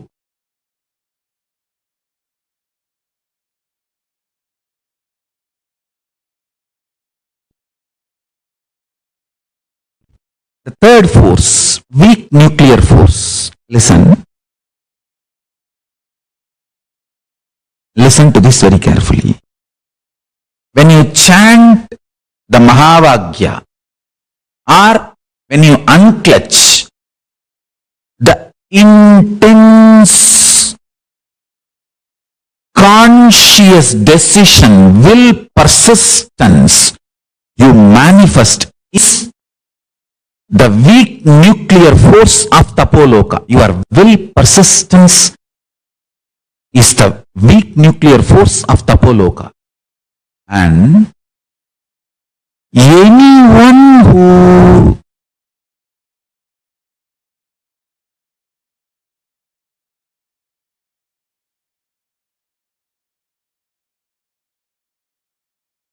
manifests the will, persistence,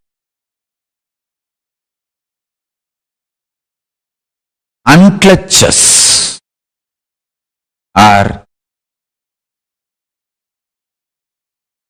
chants Mahavagya intensely and reaches oneness, you develop the weak nuclear force of Tapoloka, because that burning burns all the patterns. Your body, your system is now qualified. You are qualified to reach Tapoloka. The strong weak nuclear force principles of Tapoloka is your will, persistence and ability to unclutch. I think the strong nuclear force in planet Earth, the strong nuclear force cannot be manifested. Whatever is manifesting, we can study, that's all.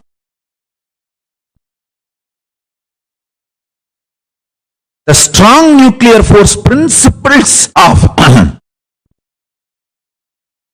Tapoloka. In Tapoloka, what is strong nuclear force and what is the principle? The absolute eternal bliss. Nithyananda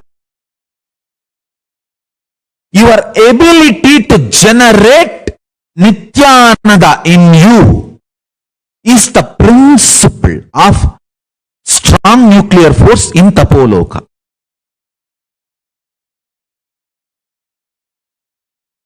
Listen.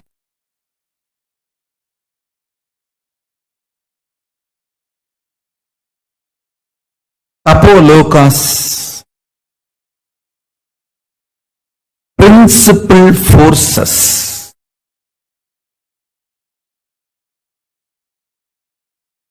just by information it can become enlightenment. I'll explain comparatively what is the principles of gravitation force in planet Earth and what is principles of gravitation force in Tapoloka. Actually, I should use the word instead of planet Earth, the whole Bhuloka. Bhu. Anything we know is only a Bhu. That's all. Human beings, whatever we know is Bhu. So the gravitation force as per Bhuloka and gravitation force in Tapoloka. The first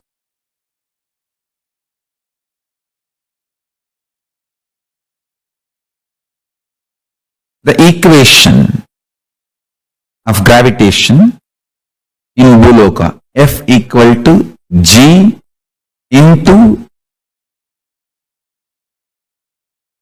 I think I'll tell them to project it better so you can understand, because within the bracket G M1 M2 divided by R square. So F is the gravitational force of Bhuloka, G is the gravitational constant, M1 is mass of object 1 and M2 is mass of object 2. R is distance between the two bodies. Now I wanted to explain step by step. The constant in Bhuloka is Nithya in Tapoloka. There is a big difference between constant and Nithya. Listen. Nithya is centered on your consciousness. Constant is centered on matter. Listen to that. The constant of the gravitational law, the gravity law of Bhuloka is centered on external, that doesn't change.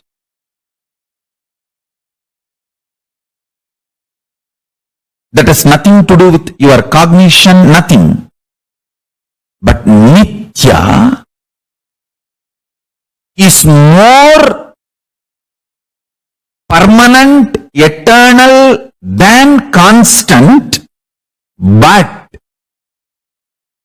rooted on your conscious existence. Understand? Listen carefully. This whole constant of gravity theory can change in few billion years, because the whole Bhuloka will be wiped out and created newly. The life will start happening newly, all that. But the Nithya, which is centered on your consciousness, is million times more powerful than the constant, but not centered on matter. It is centered on you. I tell you, listen. Listen to this one example, then you will understand. Anything you decide as real inside consciousness, that becomes your Nithya. For example, you decide Paramashiva is real. I will align everything to that. Then Paramashiva Paramashiva is real becomes your Nithya. The life and death cycle also only takes you more and more towards the truth. Paramashiva is real.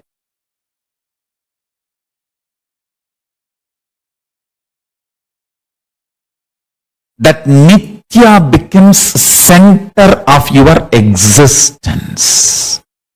Understand? Here, the constant of Buloka, gravitational constant of Buloka, is dependent on the matter. But the Nithya, the gravitational constant of Tapoloka, Nithya, is dependent on what you decide as real. The good news is you have the conscious freedom to decide what you want as real.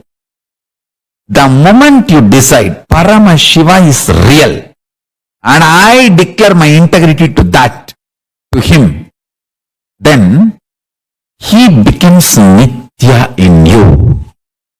He realigns your life beautifully. Understand?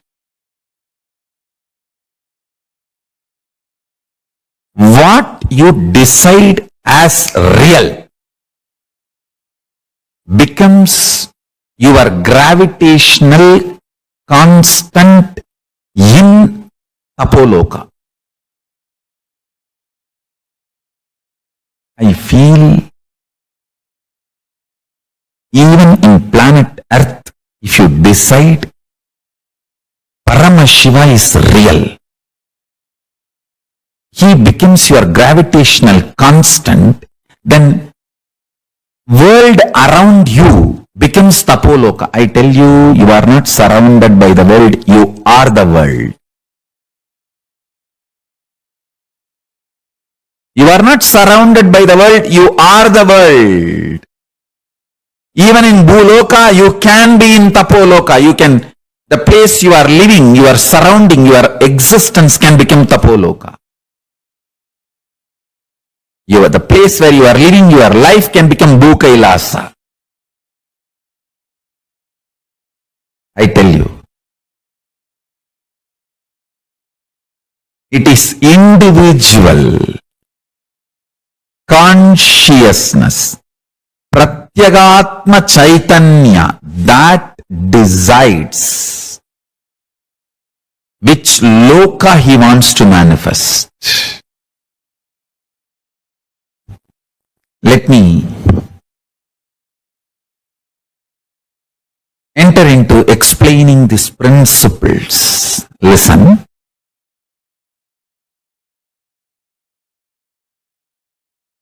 Constant is the principle based on matter. Nithya is the truth based on consciousness. If you decide Paramashiva is real, that becomes your Nithya.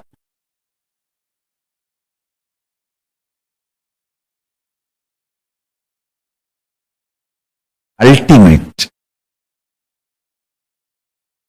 embodied as a Paramashiva, is my real, ultimate real. I declare my integrity to that ultimate reality. Let my life evolve through every way to that ultimate reality, to experience oneness with that reality.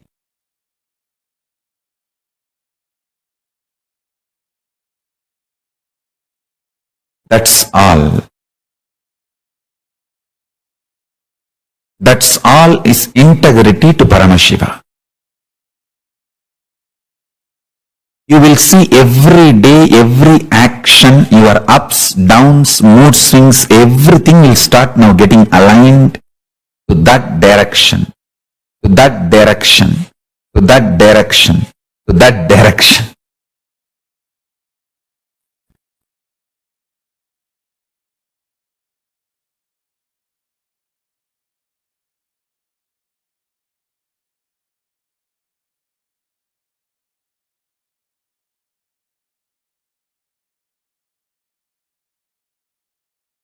everything will start getting aligned to that. I'm telling you.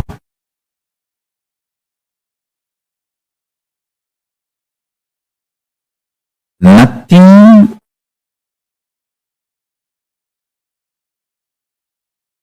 can take you away from what you decide as Nithya. Everything will only align you more and more towards what you decide as Nithya. I am very clear. My life's Nithya is Paramashiva, the ultimate existence, being, identity, truth. The ultimate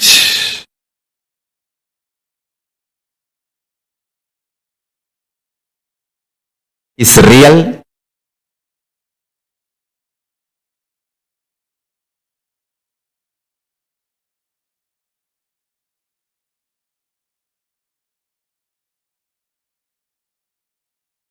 He is my Nithya.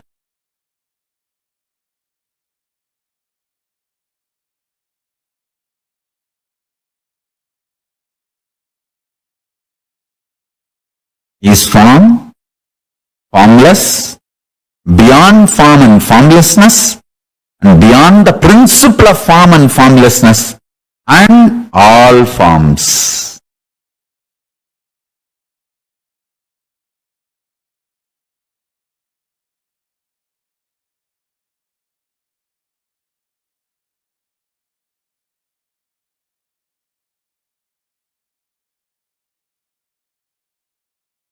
I'll give you a comparison slide. Please see this slide. Here, the Bhuloka, the principle F equal to within the bracket G into M into M1 into M2 bracket close and by R square. You can all download this and study it. What I am trying to explain.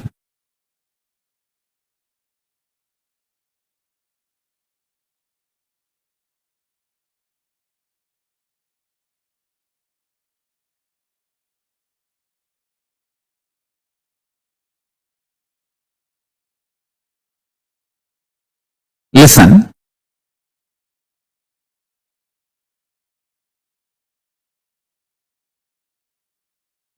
I'll explain. G, constant in Tapoloka, is Nithya. Next, M1 is the pattern. The pattern means what we call root pattern. The pattern. Maybe we can call it as a root pattern, the root pattern, with which your identity starts functioning.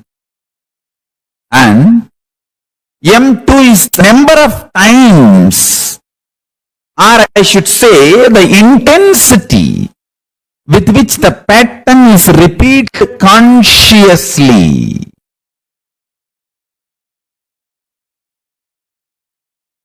And R is the bio-memory of what you decide as your core existence. For example, if you decide you are disciple of Paramashiva, or devotee of Paramashiva, or one with Paramashiva, you can actually decide anything you want. It doesn't depend on your quality or any of the understanding or realization. It is just a conscious decision. Just conscious decision. That's it.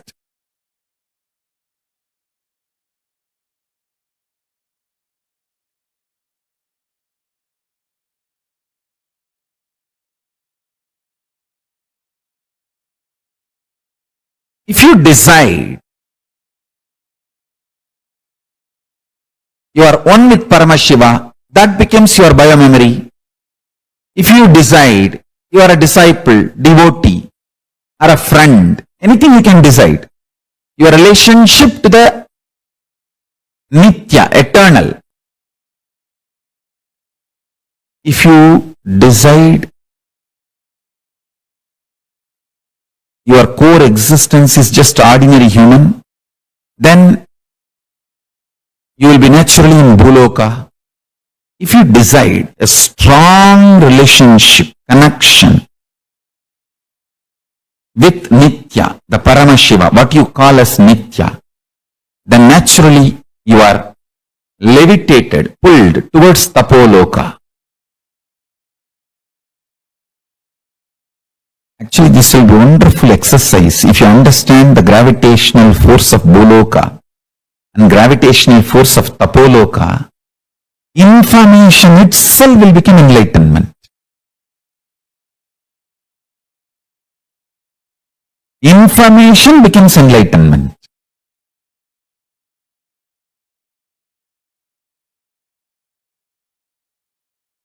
Every time when you do completion, the intensity with which the patterns repeated consciously reduces. And the intensity with which the root pattern with which your identity functions reduces. So more completion, more levitation, mastering the gravitation of Tapoloka. More and more completion.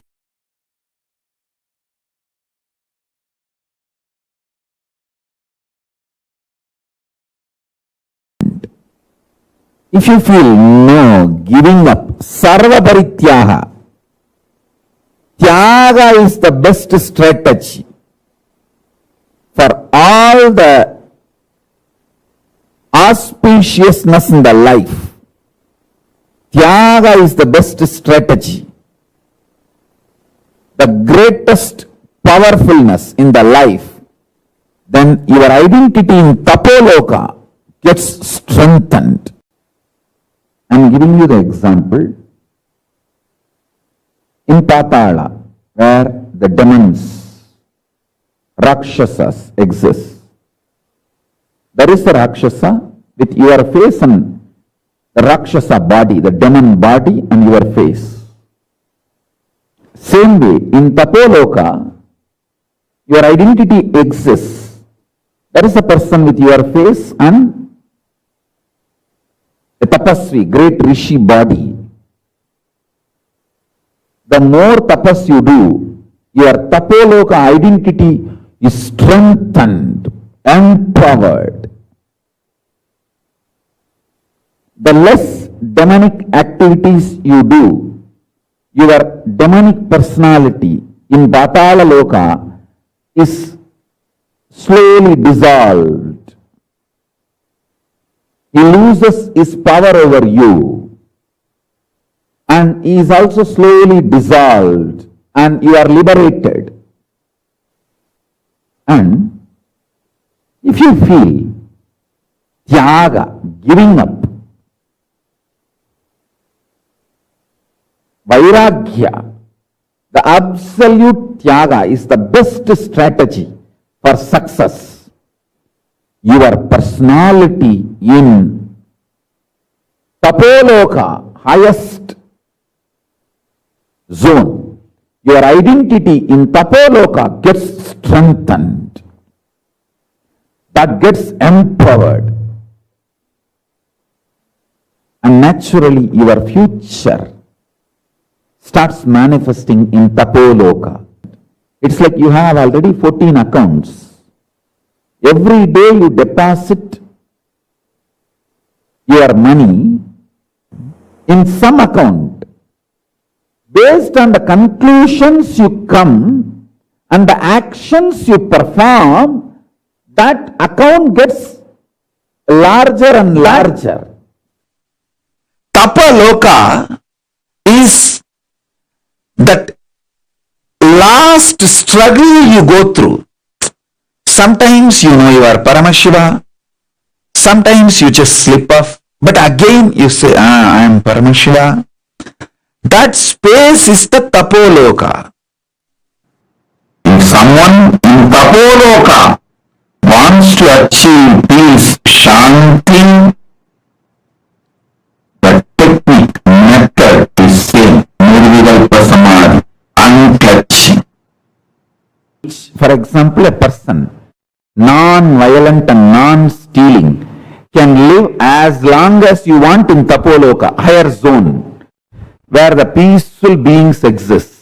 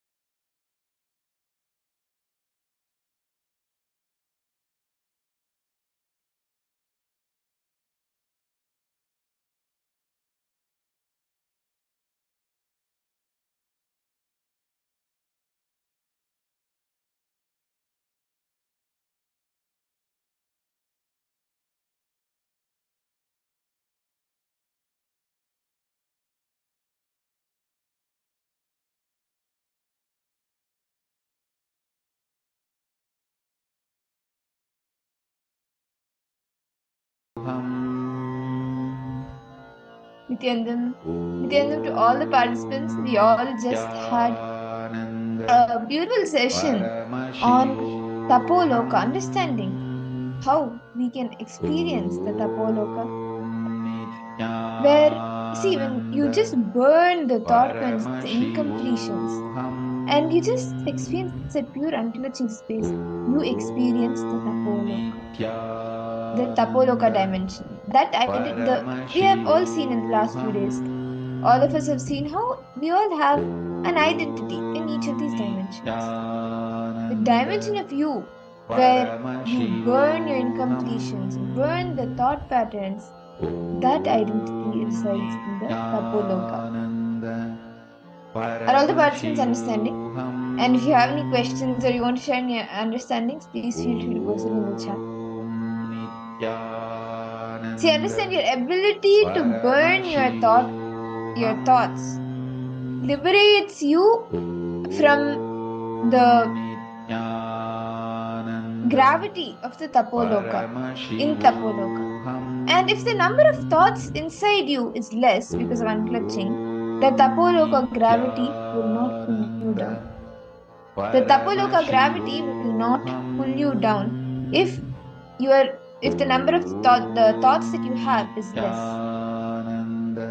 And because of that, you will just be able to levitate, and you will be able to master the power of over gravitational force. And you give it meaning, like this entire happening, you give it meaning only if you connect it with your past.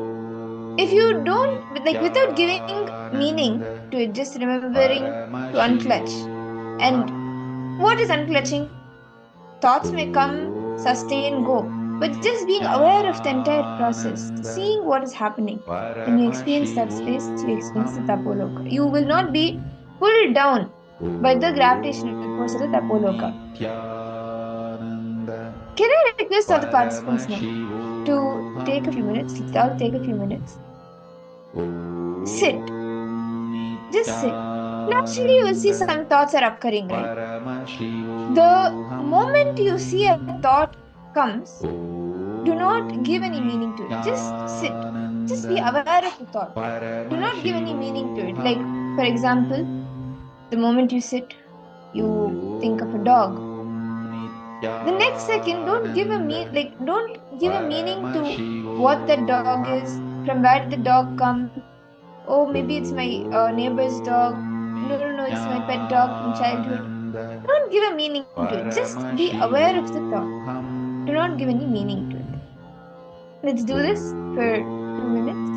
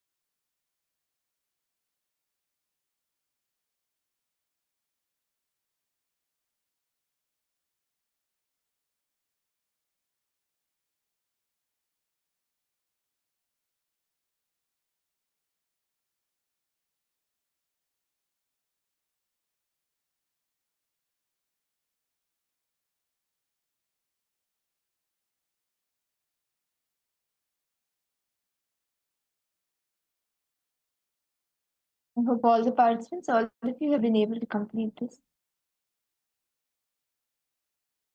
Now, Can I request all the participants to share what are the thoughts that arise in you? and were you able to sit without giving a meaning to it? Margarita, Ma Iqbal Bano, Nithyanandam, Ma Kaidi Wong, Wang Hanyu, Nithyanandam, Magoy Rupini, Ma Tanya, Ma Shobana, Nithyanandam, Ma Shulini Durga. Can I request all participants to post what kind of thoughts, what kind of thought currents they come in your, that arise in your mind? Was it all connected with each other?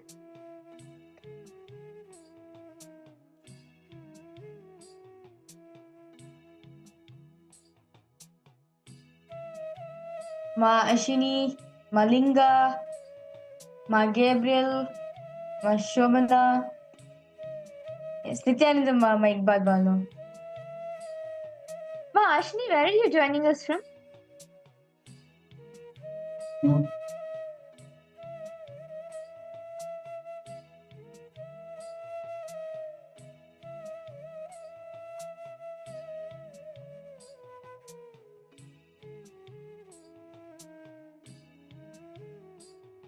Okay.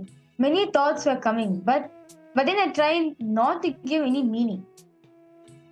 Okay, but then I tried not to give any meaning. The thoughts were not connected. The thoughts were mostly about the future. Okay. Oh wow, that's nice now, Shini, that you're from Mauritius. That's nice. Okay.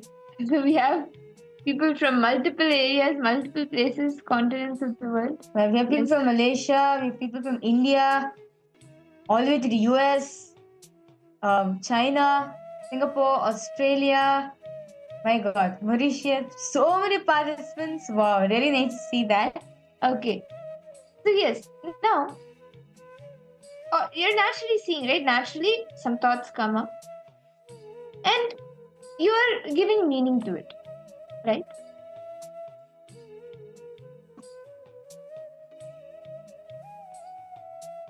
Are each of you able to cognize this? Like how you are giving meaning to the thoughts that come.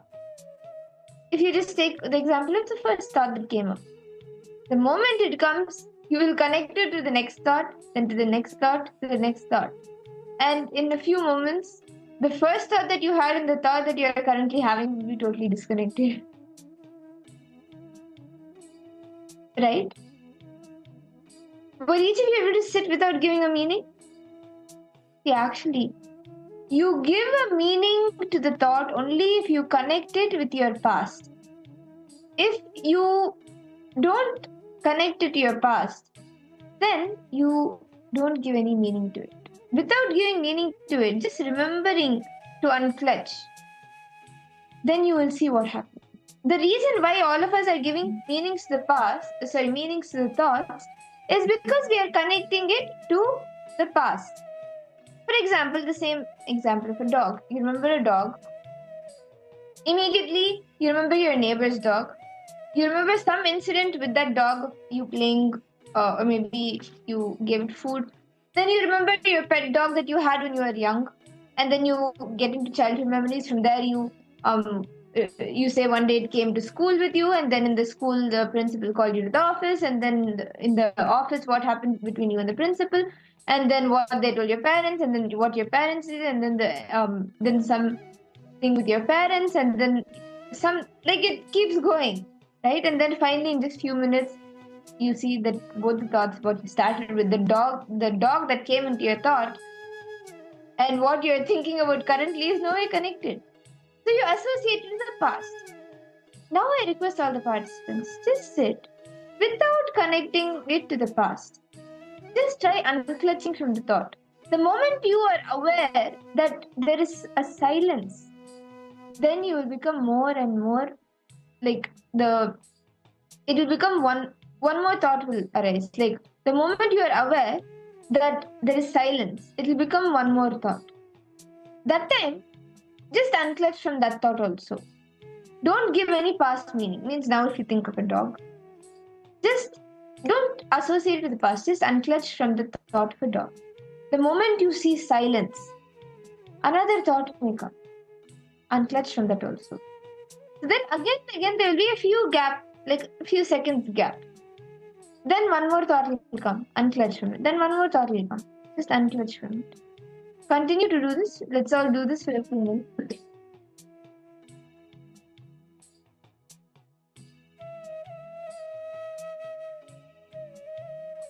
Let's all do this for a few moments.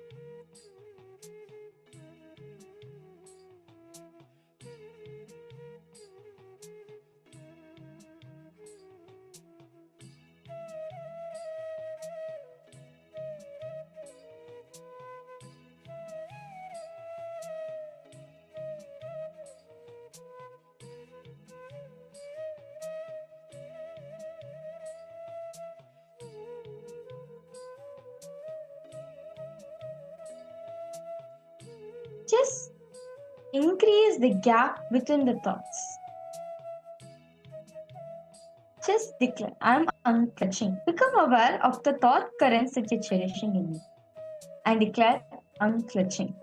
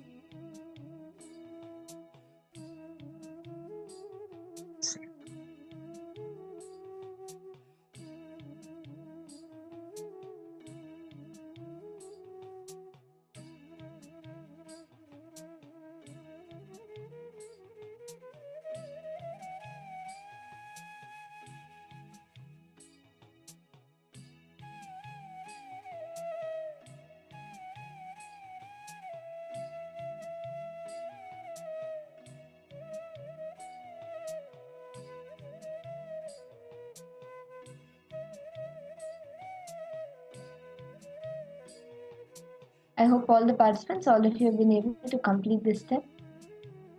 If you have any questions, please feel free to post it in the chat. Were you able to see how just when you unclutch, when you don't associate it to the past, you start feeling much more lighter, much more unclutched.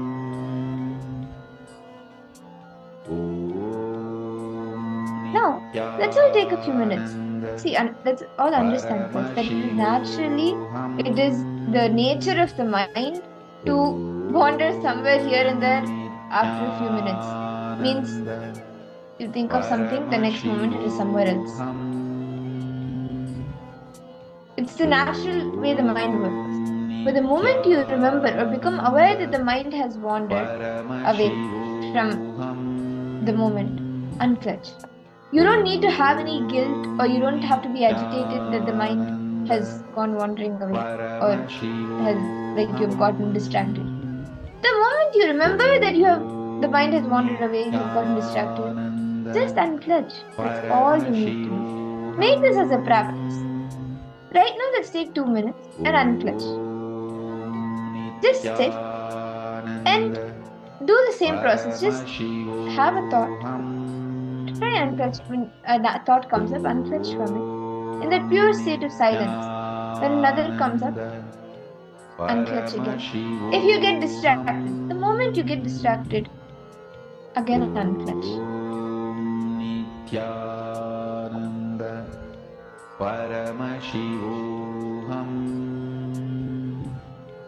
Om Nithyananda Paramashivoham. Om Nithyananda Paramashivoham. Om Nithyananda Paramashivoham.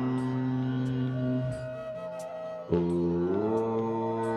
Nithyananda Paramashivoham. Om Nithyananda Paramashivoham. Just unclench. Become aware of the thoughts. Becoming aware, they're just flowing in.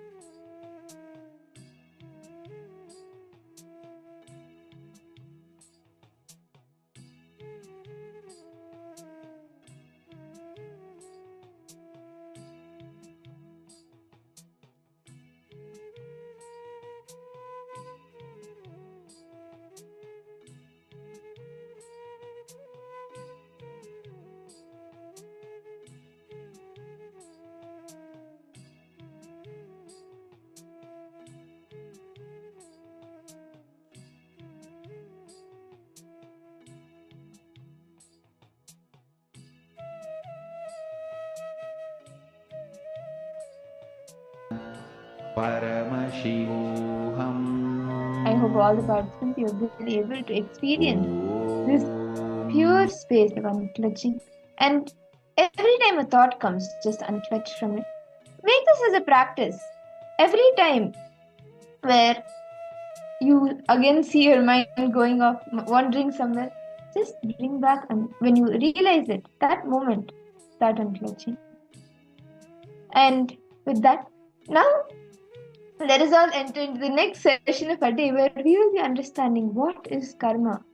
What is this science of karma that makes us take births after births after births and even the deepest secrets into it? So let us all now understand what is karma directly from.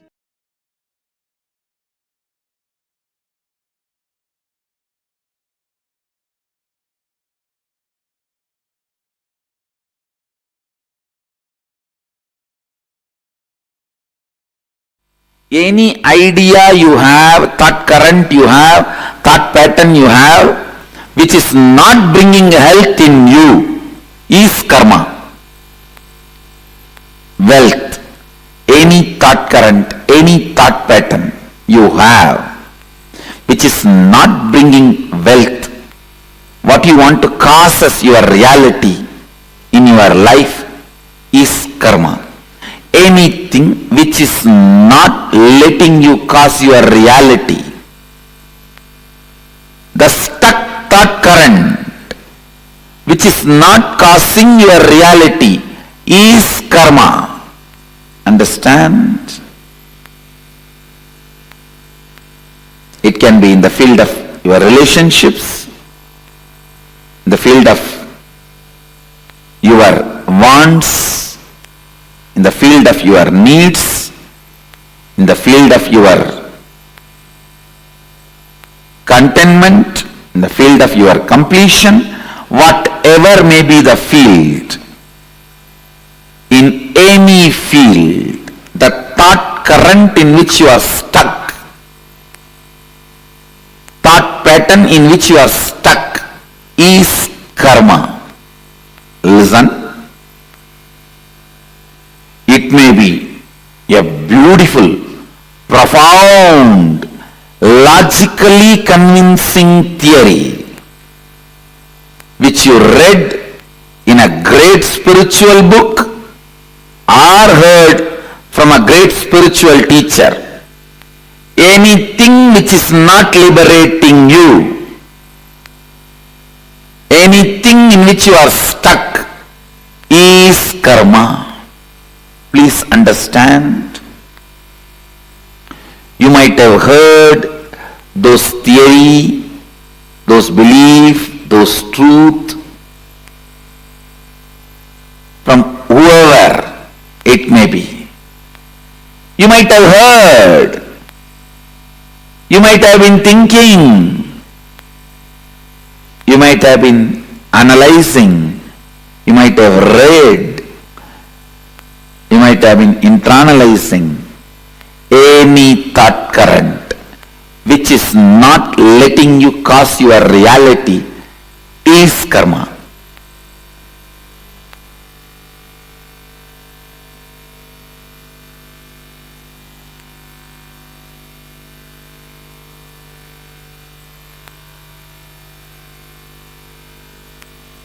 There may be tons of books you would have read on medicine, but if you are not out of disease, the thought pattern, thought current you built with all your knowledge is only karma.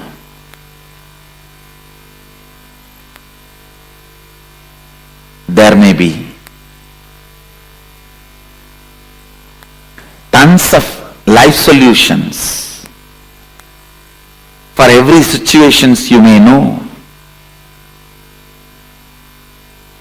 like completion with yourself, completion with others, authenticity, integrity, responsibility, enriching, listening. There may be tons of concepts you heard to cause your reality, but if it has not started happening, it is only karma for you. Listen.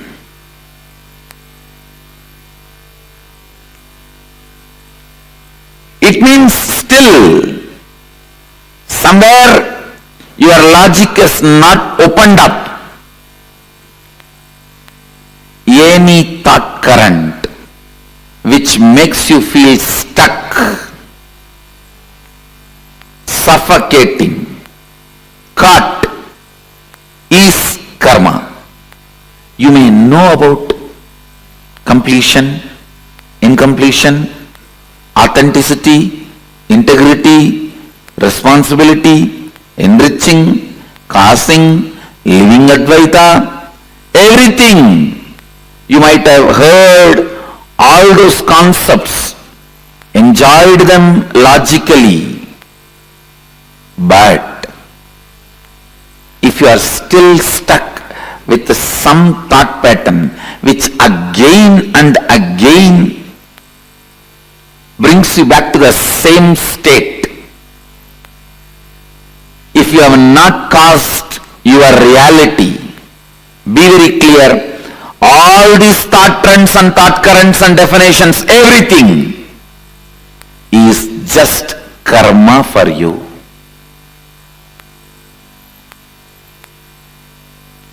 All the concepts. So karma is not just one part of you.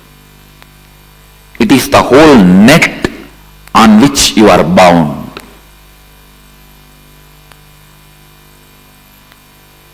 Anything which raises you to the next level, which gives you the push, breakthrough, is freedom, is completion. Understand? If you have come expecting definitions about karma, whether it is Pitrudosha, Nagadosha, Sarpadosha, Snake dosha,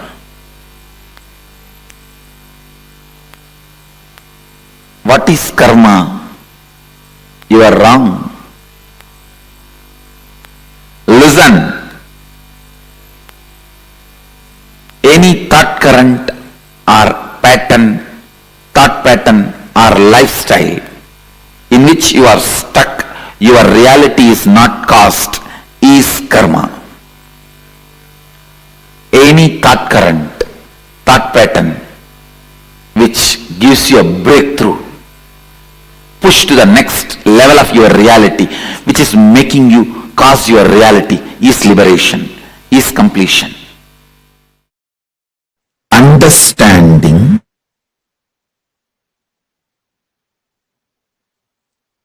the cosmic flow of life, like karma,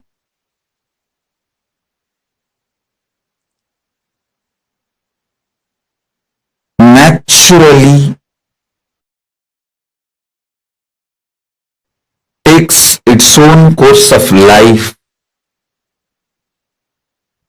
Listen to every truth I am revealing.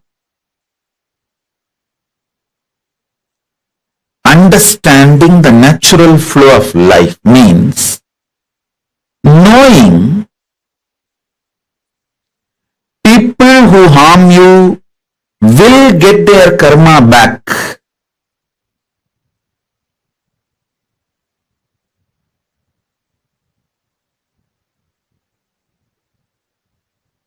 People who support you will get their punya back. If you do something wrong, you get the karma. If you do something wrong but you raise your consciousness, you can save yourself from the karma coming back. Understanding these few basic principles takes away tiredness, boredom, decision fatigue from your head. Listen, decision fatigue is nothing but cherished revenge, frustration by coming to a conclusion, world is not fair. Listen, when you feel world is not fair, you block the flow of energy through you. You block your Shakti. You fall into frustration. Naturally, that leads to decision fatigue. Understanding. World is just dharmic. Having simple eyes to see how the karma comes back, how nobody can escape from good or bad. Understanding this basic truth takes away all decision fatigue, frustration, anger about life, vengeance you cherish about people and life, known, unknown, all that just taken away. You become a free channel for energy to flow.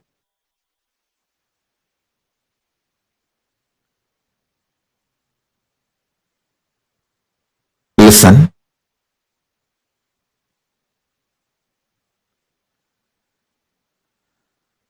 Knowing whether human society or world,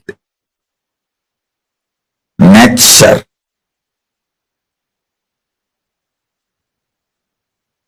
everything known and unknown flows as per dharma. I tell you guys, it is this clarity, just because of this clarity, karma naturally goes back to people. I don't initiate new karma. See, listen carefully.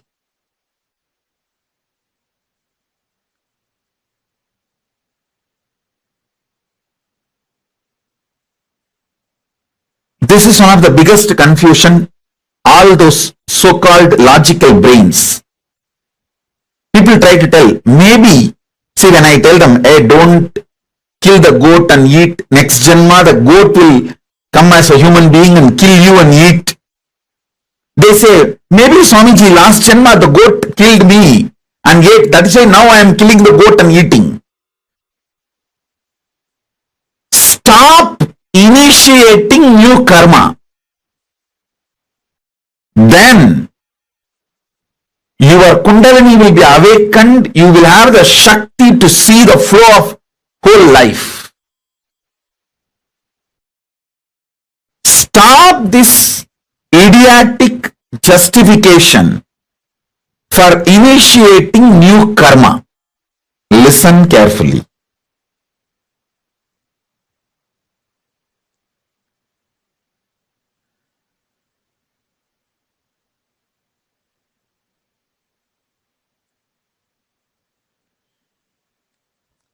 When I realized the flow of dharma and flow of karma, I stopped initiating new karma chakra or the karmic chains that has brought so much energy in me. So much energy, I tell you.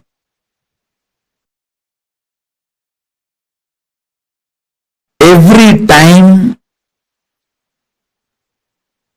I start having larger visualization, larger plans, larger work. Every time when people try to hit me, persecute me, I flare up and become larger than their imagination.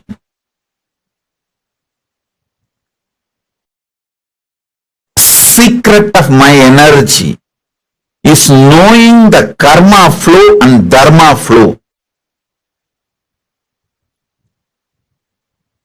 I just know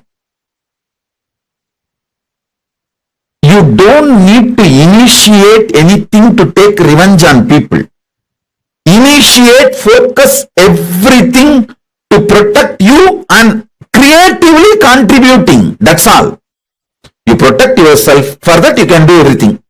And go on contributing creatively.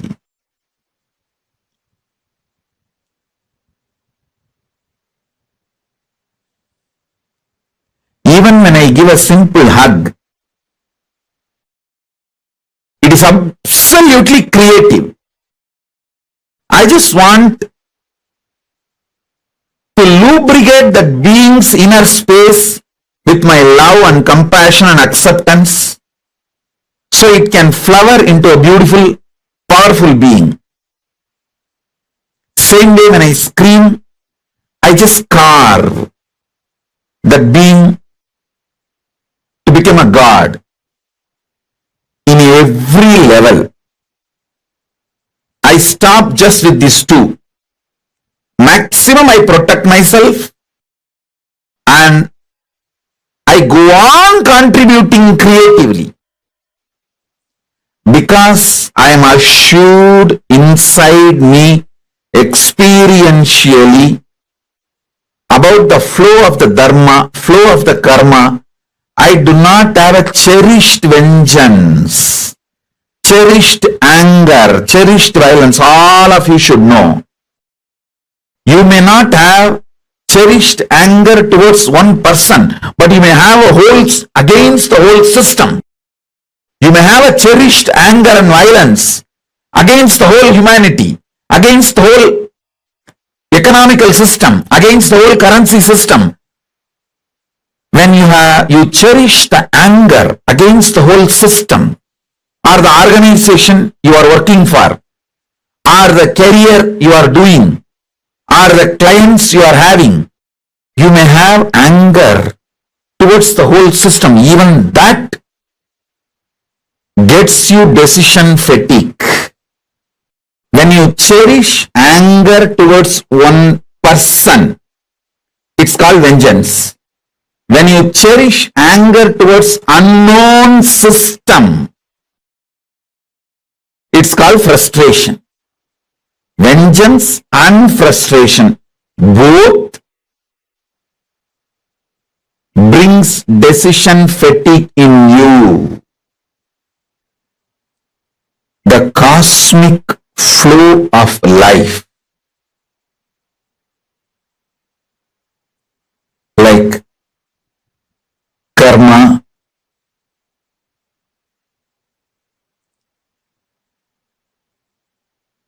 naturally takes its own course of life. Listen to every truth I am revealing. Understanding the natural flow of life means knowing people who harm you will get their karma back.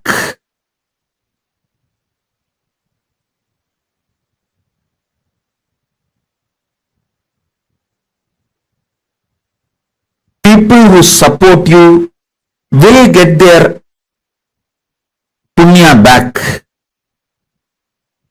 If you do something wrong, you get the karma. If you do something wrong but you raise your consciousness, you can save yourself from the karma coming back. Understanding these few basic principles takes away tiredness, boredom, decision fatigue from your head. Listen, decision fatigue is nothing but cherished revenge and frustration by coming to a conclusion, world is not fair. Listen, when you feel world is not fair, you block the flow of energy through you. You block your Shakti. You fall into frustration. Naturally, that leads to decision fatigue. Understanding world is just dharmic. Having simple eyes to see how the karma comes back, how nobody can escape from good or bad. Understanding this basic truth takes away all decision fatigue, frustration, anger about life, vengeance you cherish about people and life, known, unknown, all that just taken away. You become a free channel for energy to flow.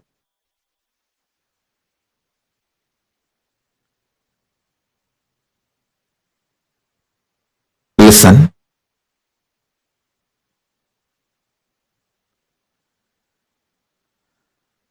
Knowing whether human society or world, nature,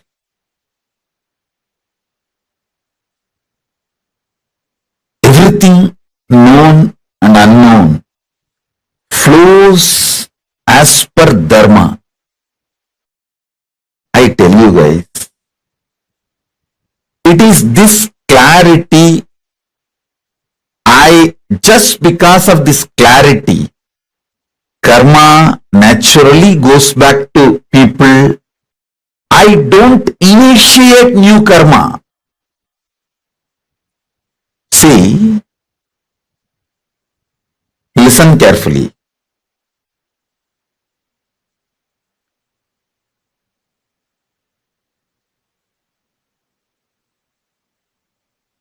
This is one of the biggest confusion, all those so-called logical brains. People try to tell, maybe, see, when I tell them, hey, don't kill the goat and eat, next janma, the goat will come as a human being and kill you and eat. They say, maybe Swamiji, last janma, the goat killed me and ate, that is why now I am killing the goat and eating. Stop initiating new karma. Then your Kundalini will be awakened. You will have the Shakti to see the flow of whole life. Stop this idiotic justification for initiating new karma. Listen carefully.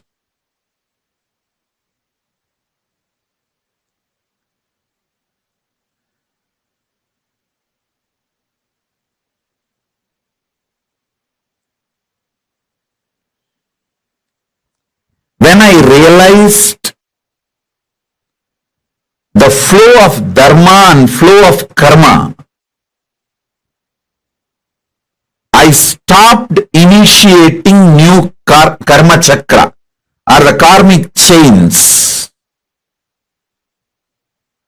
that has brought so much energy in me. So much energy, I tell you.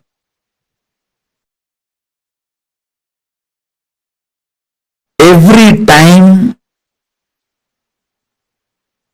I start having larger visualization, larger plans, larger work. Every time when people try to hit me, persecute me, I flare up and become larger than their imagination.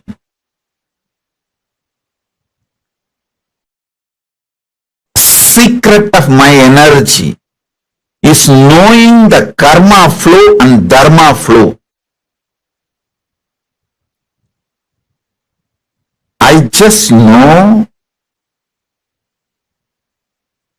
you don't need to initiate anything to take revenge on people. Initiate, focus everything to protect you and creatively contributing. That's all. You protect yourself. For that you can do everything. And go on contributing creatively.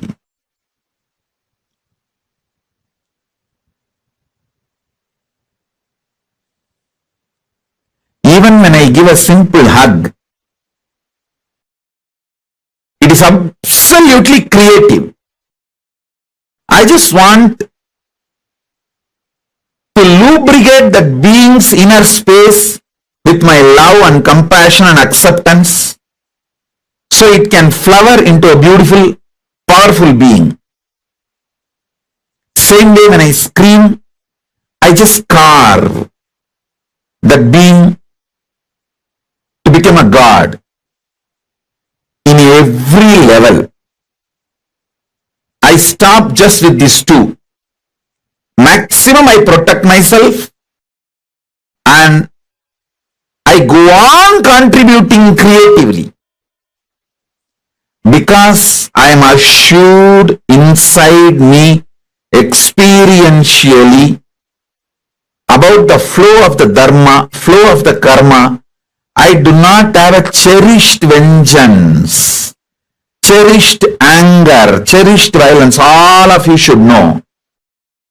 You may not have cherished anger towards one person, but you may have a whole against the whole system.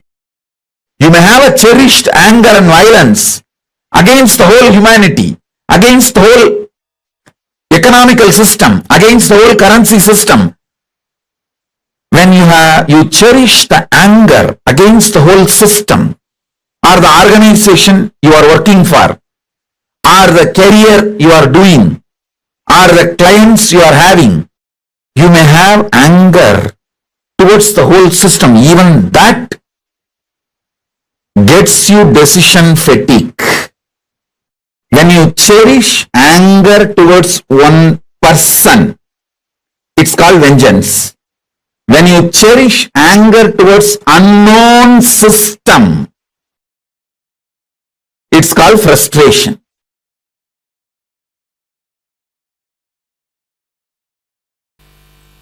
The thought pattern which you don't enjoy, which you already feel it is outdated and which is constantly suffocating you, shrinking you, is sanjita karma. And the thought pattern in which you feel you are stuck, but you are able to cause few things as your reality in your life. That is agamya karma. But because you want to cause one or two things in your life as reality, the thought pattern you accept brings untold, unimagined, unexpected bondages, side effects, after effects in your life. That is called agamya. Listen. Husband is a person who stands by you during all the troubles, tortures, sufferings, pains, which will not be there in your life if he is not there. That is the definition of agamya karma. You try to cause your reality in one dimension of your life, and you accept certain thought current, thought pattern into your lifestyle, which causes multiple other suffocations and bondages, unimagined, unexpected, untold, unbriefed.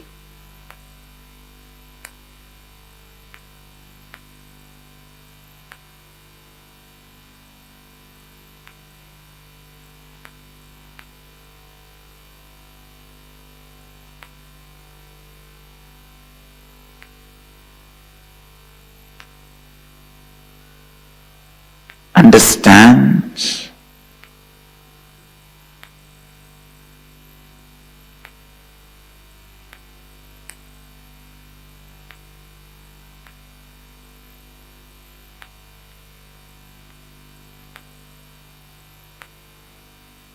just because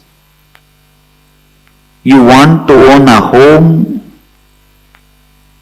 sometimes you get stuck in the home for next 40 years paying your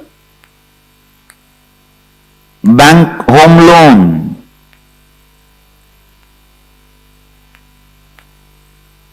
You want home. That's the reality you want to cause. But when you cause that reality, the thought current you accept and assume on you, the responsibility you bring upon you can suffocate and bind you in unimagined, unexpected, untold, unseen multiple ways. This is the example for agamya. Prarabdha means not ready to allow either the outdated suffocating thought pattern or the thought pattern which causes your reality partially, deciding boldly to go on renouncing any thought current, thought pattern, even if you suspect them that they are not going to cause your reality completely. If you go on discarding, the discarding will become a lifestyle. That discarding thought pattern, thought trend, thought current is prarabdha.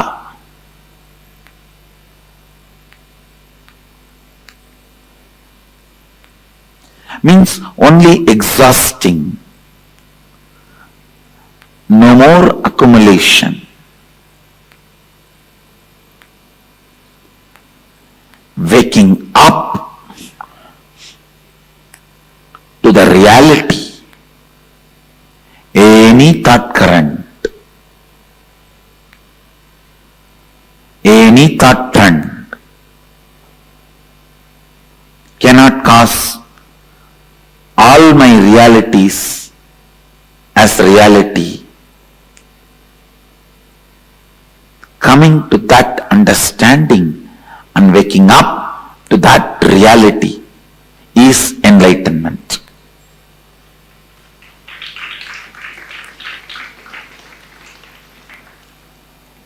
Not ready to be stuck in any thought current is the liberated thinking current.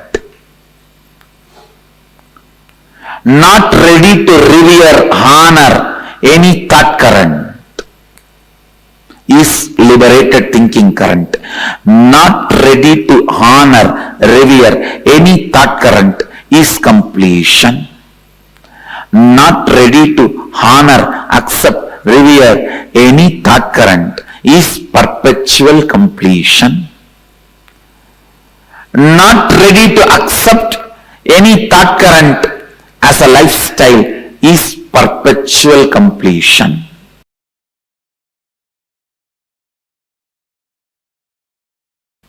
First statement, karma means that the effect of our actions will come back to us in the future. Myth. Karma means the effect of your thought currents will come back to you in the future till you complete. That's the reality. karma means that the effect of our actions will come back to us in the future is a myth. There is no CCTV recording going on in the cosmos, where your actions will be bringing suffering to you in the future. No. But your thought currents will be bringing the results in the future. There is audio recording going on in the cosmos, not video recording.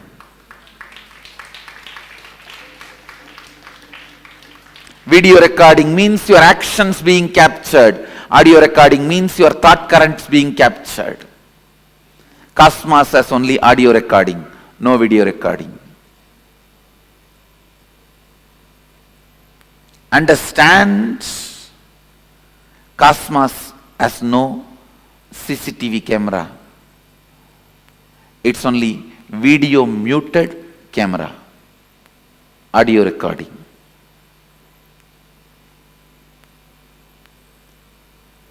A video recording getting punished is a cheap, childish. God is not interested in that game. God is not playing the game of the judge. And there is no such thing as you will be judged, weighed based on your actions. That is childish, too childish, immature. If God is supposed to do the job, you don't need God. You have enough men who can just analyze the CCTV footage of your life and pass the judgment, whatever is required.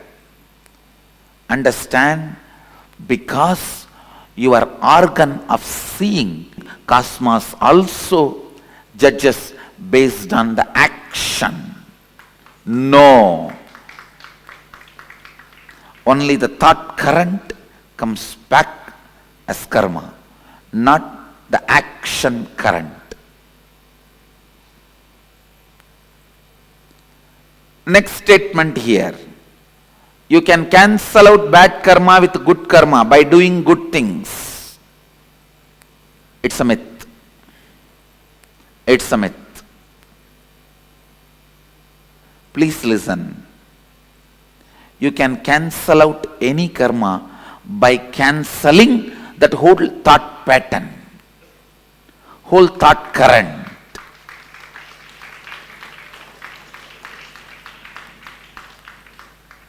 If you are not able to give up even one small parts of your thought current and cause even parts of your reality, that is called bad karma. If you are able to break and give up on parts of your thought current and make parts of your reality into reality, that can be called as good karma. If you are able to break the whole thought current and go beyond that thought trend, it is called completion. So, good karma does not cancel out bad karma. Cancelling out happens only when you break from the whole thought current. The next statement. Same action by different people will have different karmic effect. Yes, it's reality. Because the action is not responsible for the karma. It is the thought current behind the action is responsible for karma. Understand cosmos as continuous audio recording but not video recording. This statement, this truth will clear tons of your questions about karma.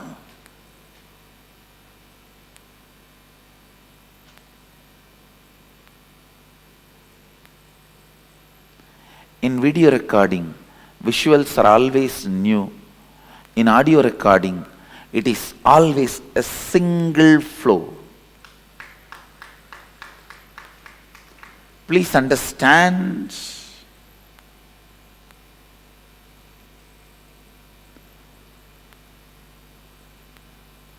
If your mind is audio recorded, don't ever think it will be a long hours together material. No, it will not be more than 5 statements, 24 hours. The same 5 statements is getting repeated in the old stupid gramophone record in different ways of getting stuck.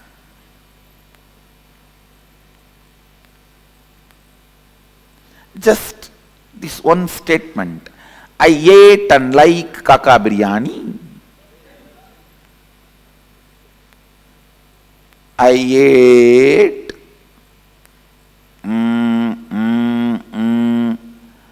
and like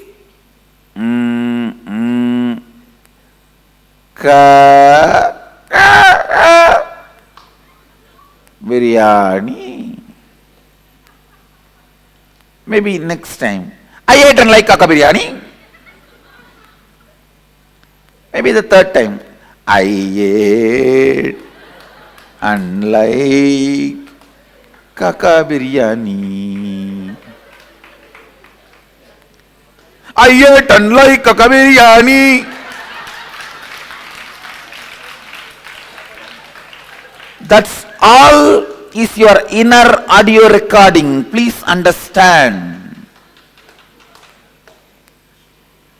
If you think, if you are inside audio recording is done, you will have multiple things you are wrong.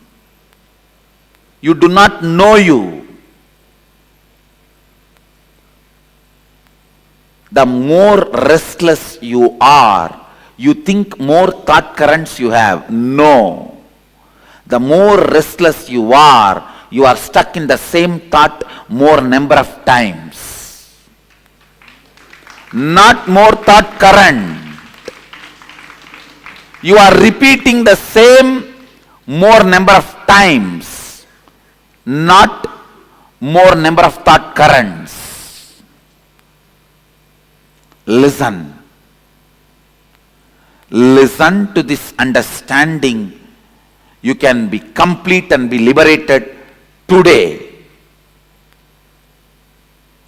Internalize this truth.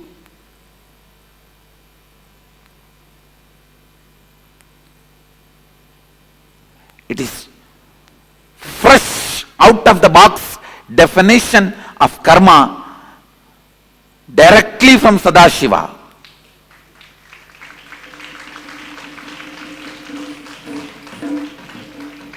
Remember this one truth.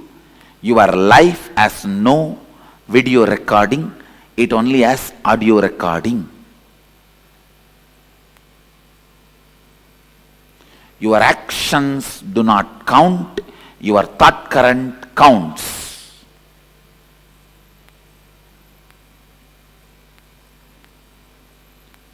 Your fight with your mother, or your fight with your mother-in-law, or your fight with your brother-in-law, or your fight with your daughter-in-law, or your fight with your son-in-law, or your fight with your granddaughter does not count.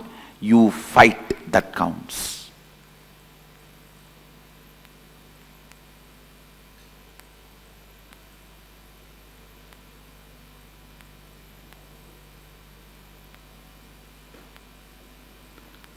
Same action by different people will have different karmic effect.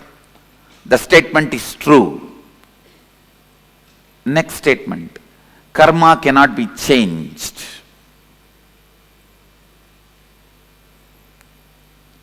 You may be thinking, I am going to say this statement is myth.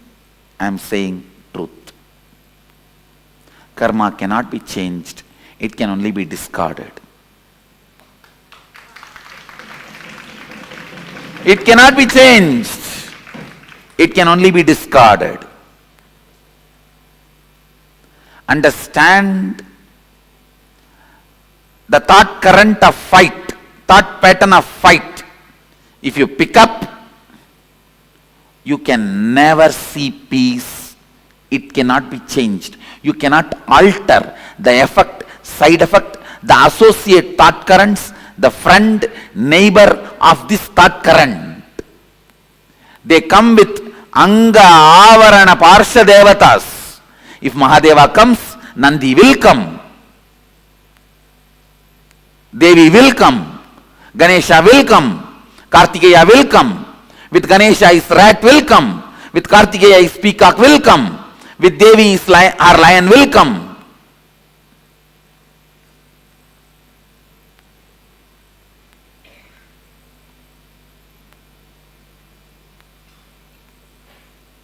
You can't change it.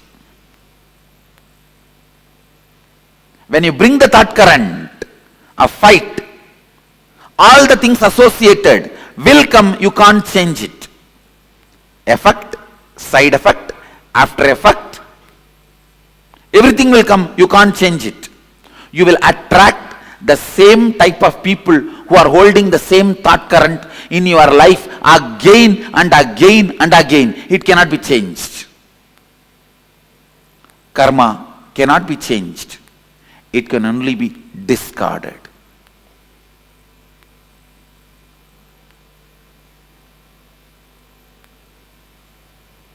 The good news I have for you is karma cannot be changed. The great news I have for you is karma can be discarded.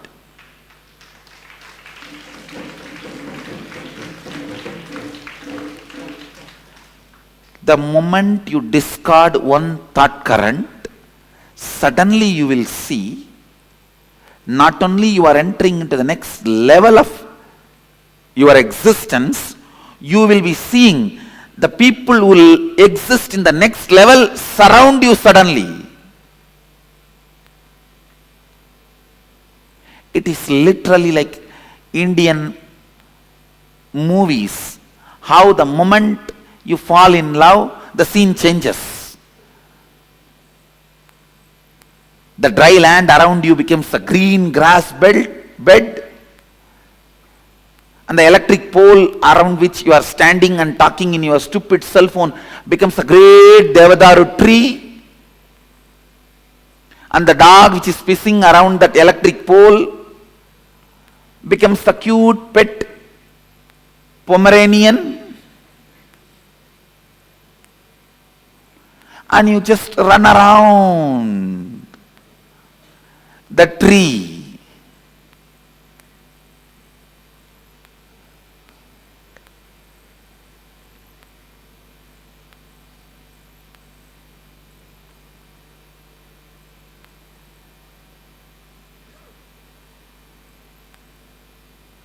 Sometimes you even feel the chillness around the pole. Ice around the pole till police comes and picks you up.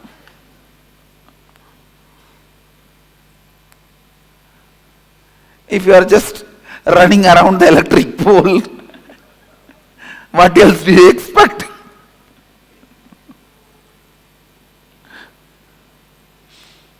Just like how in Indian movies, the moment you fall in love, your whole inside, outside changes. I tell you, exactly the same way.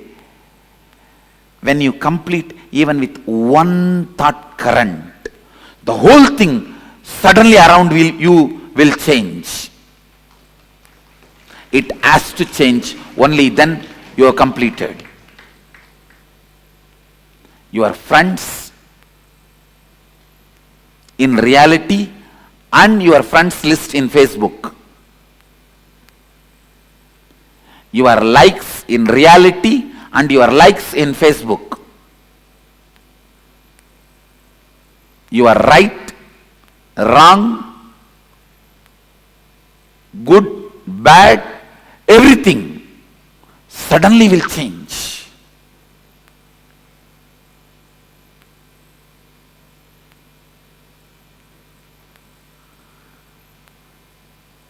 You will have such big breathing space.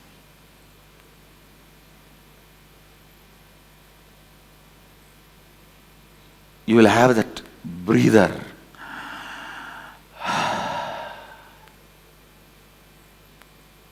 Suddenly the feeling suffocated, collapses, crashes.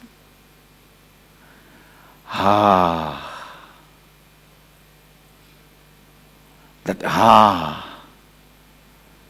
becomes the music of your whole being. Whenever the becomes the music of your whole being, you are tasting completion. You are tasting completion. You are tasting completion.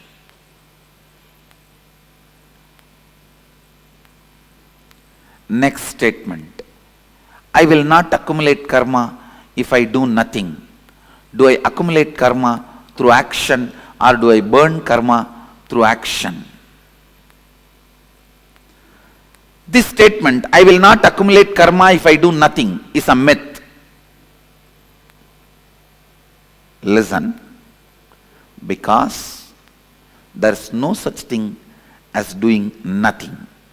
You can't. You don't know that space. When you achieve that space, you will not be making the statement, if I do nothing. You will make the statement, if I be nothing.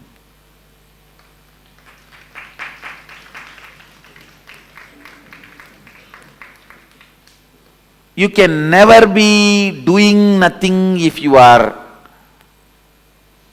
being something. Only if you are being nothing, you can be doing nothing.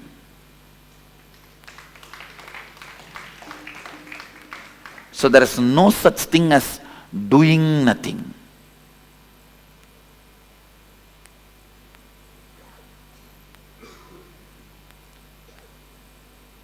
So the statement, I may not want to even say it is myth or reality, I will say it is wrong. The statement is wrong.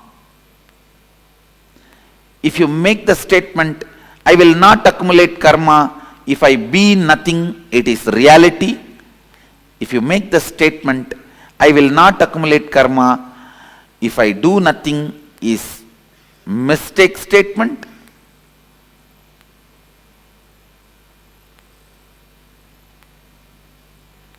If you make a statement, I will not accumulate karma if I am doing nothing, is a myth statement.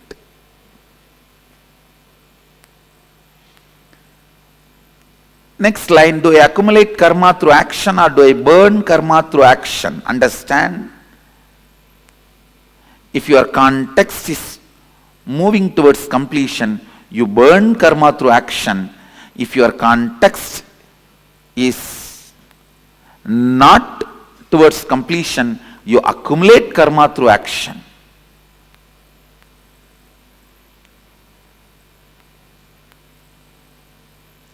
Whether you burn karma through action or accumulate karma through action is dependent on how you hold you, the context you set for you.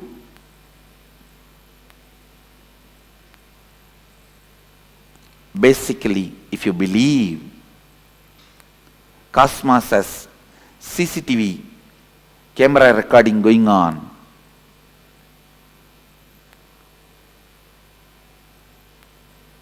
you will be accumulating karma by action, because that kind of a faith will lead to that kind of a thought current and action flow. But if you understand, it has no CCTV footage recording going on, it has only internal chip recording the audio, you will exhaust your karma through your action, because you know where you need to work is the thought current you are having, not the action trend you are doing. The struggle is not supposed to be done to wake up early morning 4:30. The struggle is supposed to be done to break the lazy thought current and boredom thought pattern.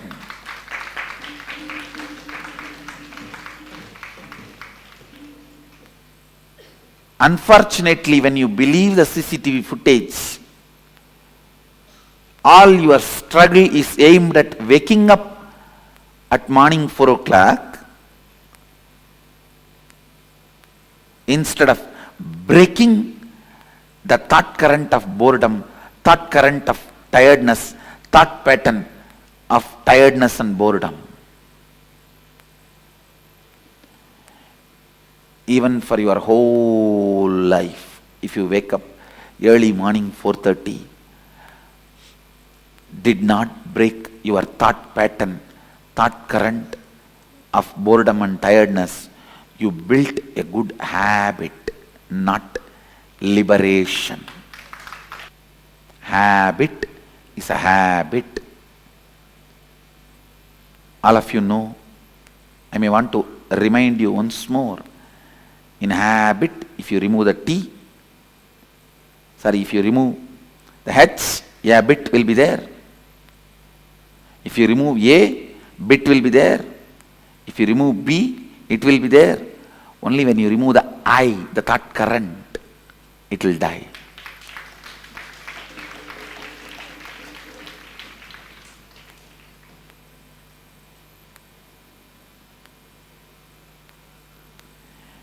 Even if you work whole day in Microsoft,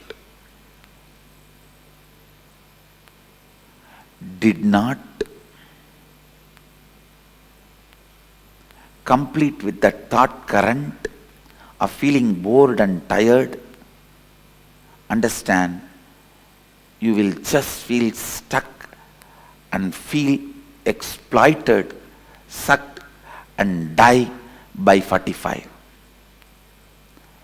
After 45, if something is left in your body,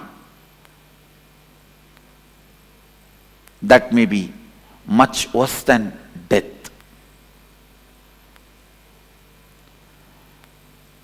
If you break the boredom and thought current and bring activism, you have experienced activism and go on working, you may be working till the last moment of this body's existence and still will not be tired, retired, bored.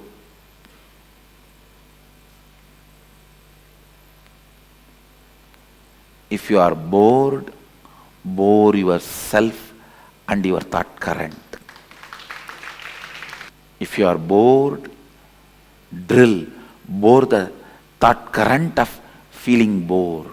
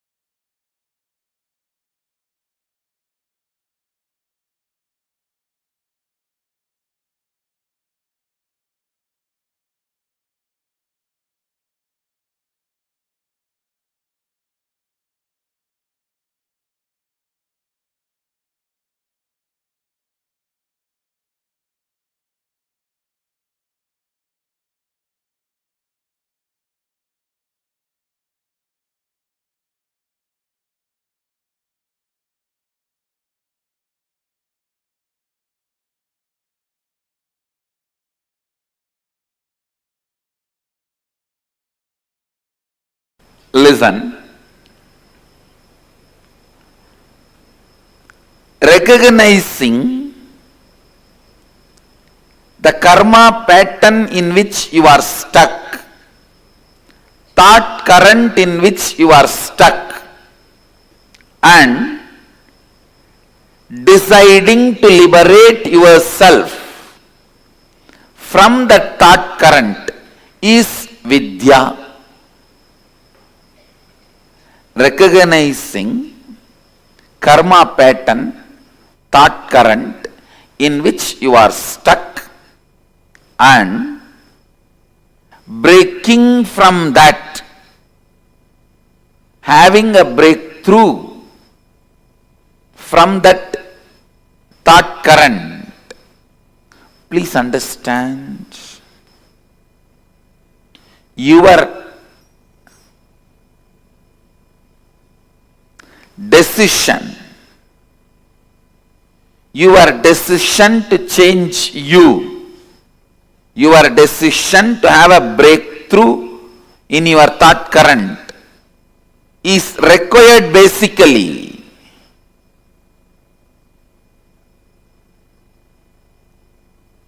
to have any breakthrough and have liberated thinking.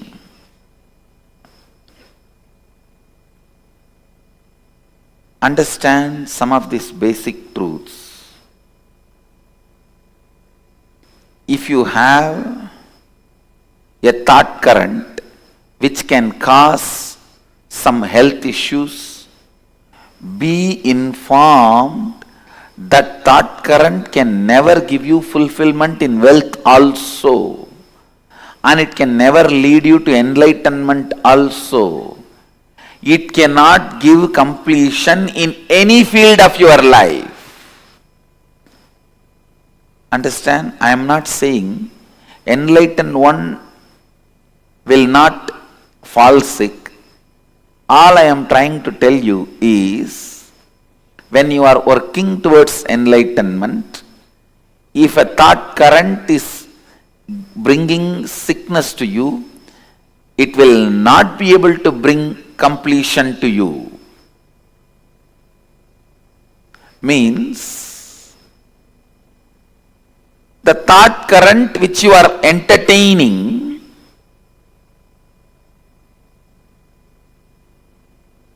will bring difficulties not just in one field, in every field. So the repairing of thought current is not going to help, only replacing it is going to help.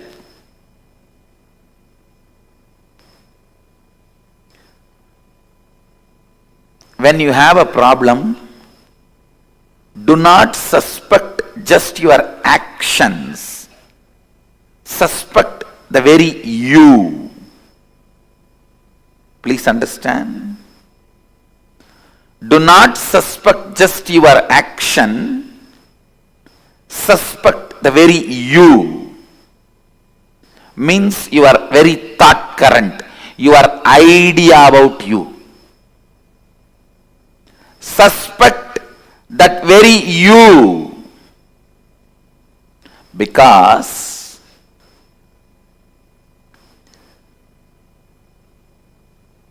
change, transformation, reinventing yourself, having a breakthrough from karma pattern, all this is easy and doable in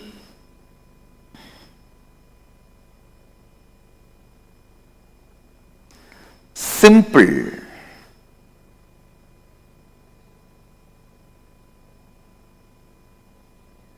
decision of suspecting your very thought current.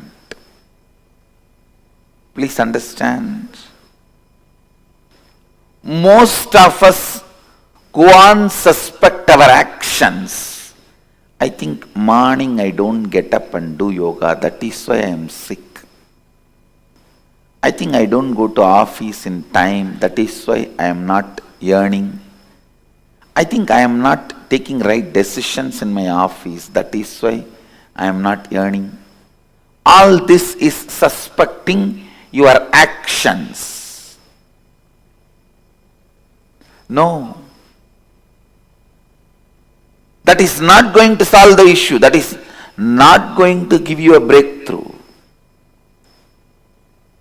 Suspecting your very cognition about you.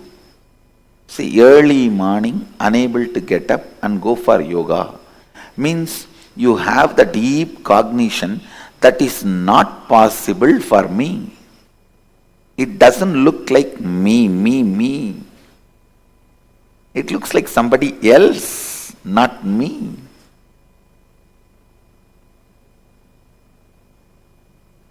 The man who can doubt his thought current will go beyond self-doubt. Actually, the ultimate yourself can never be doubted. It is self-effulgent. Whatever you can doubt, your self-doubt, self-hatred, self-denial, SDHD is all about your thought current.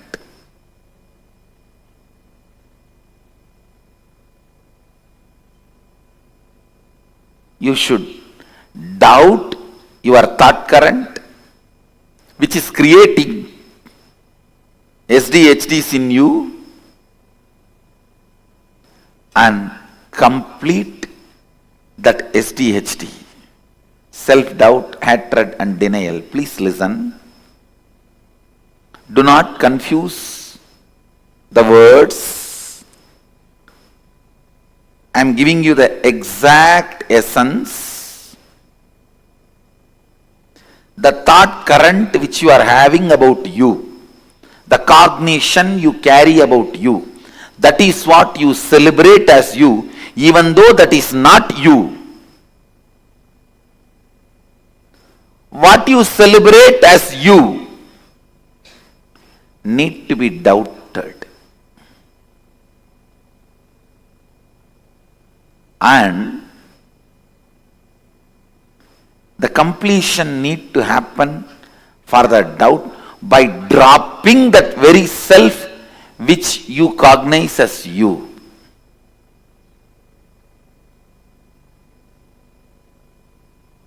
I tell you, if you are not able to get up early morning and go for yoga, it's very simple problem. Or I am giving you another one example. You are not able to run your life unless you get your morning tea or coffee. You are not able to relax unless you take out your stress on somebody else. Listen, it may look very simple issue. The simple issue can't be healed, completed just by you attending to some of your actions. No. Understand? Don't think that morning not able to get up, that problem will be solved if you learn to become active in the early morning. No. It's not that people who don't get sleep early morning are enlightened beings. No. You need to dig out and complete that very pattern. You need to dig out and complete with that very pattern. Why you are not able to get up? Why you are doing what you are doing?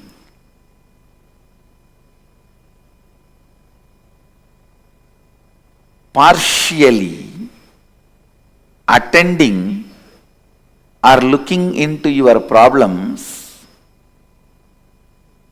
will never solve the issue. The very thought current need to be renounced.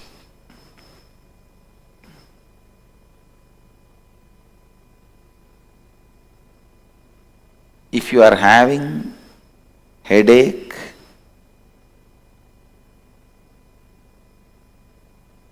be informed. It will not just resonate in your head, it will resonate till the end of your life, wealth, relationship with others, contentment, everything. Everything. Because it is the thought current. One of the most paradoxical thing in the life is, listen, one of the most paradoxical thing in the life, whenever you need to attend the whole, you attend the part. Whenever you need to attend the part, you attend the whole. It is very unfortunate. Whenever you need to attend the whole, you attend the part. Whenever you need to attend the part, you attend the whole. The very thought current with which you operate need to be replaced. The very thought current need to be renounced.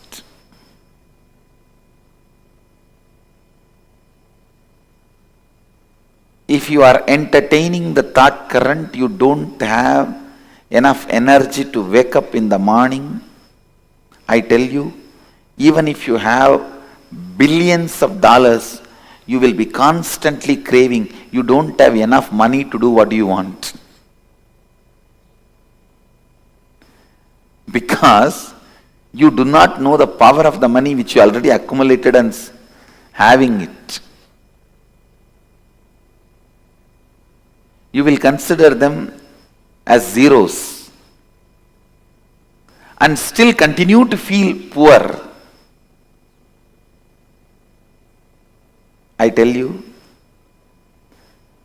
the man who feels active about himself, the kind of a richness he feels,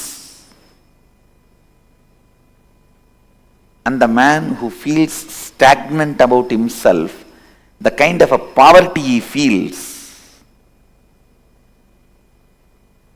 I tell you, feeling stuck in your inside is the real poverty.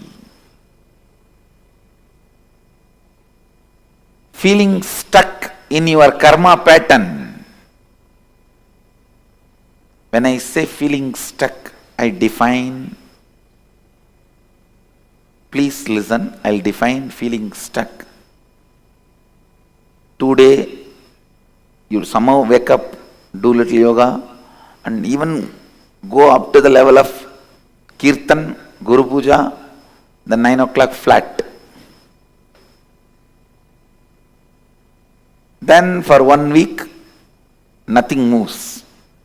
Again, after a week, you attend karma webinar and you decide to break from that pattern. Again, 2 days, things move. Again, you are back to square one, sometime even square zero. This is what I call feeling stuck in the pattern. Feeling stuck in the pattern. Understand,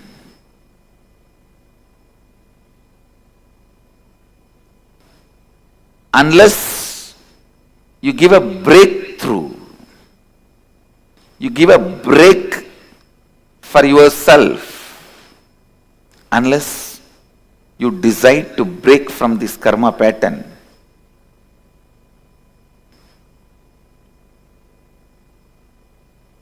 completion never happens. Fulfillment can happen only when you break from karma pattern. I tell you, I have seen millions of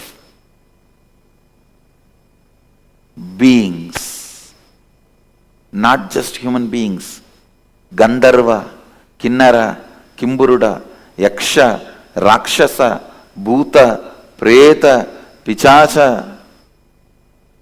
I've seen all types of beings. With that clarity I am talking to you.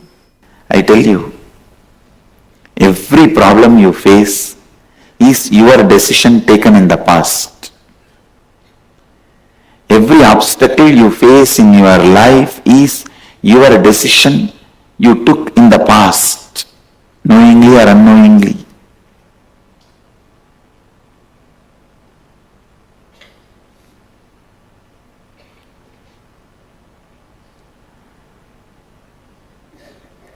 You can decide now strongly for life. You will see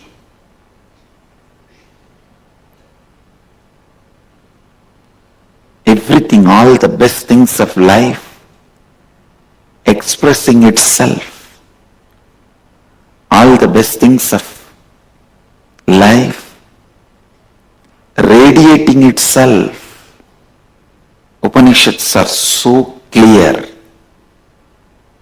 They are declaring there is no other way. Evam tvayi na anyatetosti na karma lipyate nare. If you want to be liberated from the karmas, there is no other way. There is no other way to be liberated from the karmas. There is no other way man can free himself from the bondage created by the deeds. Kurvan neveha karmani jijivishecha daggum samaha evam tvayinanyatetosti na karma lipyate nare.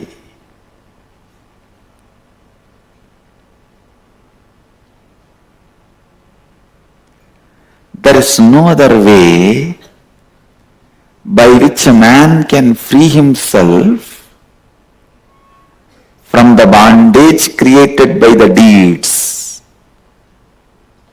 Understand, if your decisions and actions have created certain bondage, only by deciding for life and acting, you will be free from those bondages. One more thing you need to know, even a laziness is an action by you out of your decision against life. So when you decide for life, the laziness, tiredness, boredom, hatred, anger, everything will melt down. Everything will be cleared. So, decide, listen, decide for life. Decide for life. Decide for life. I give you one more important truth.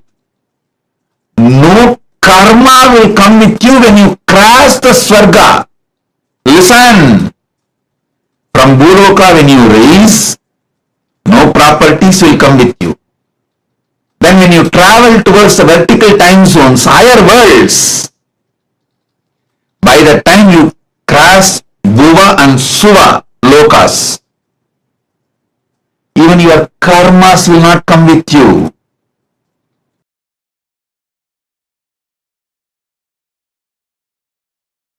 Now I am coming to the principles.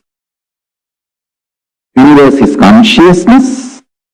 You are conscious. I am conscious. We all exist.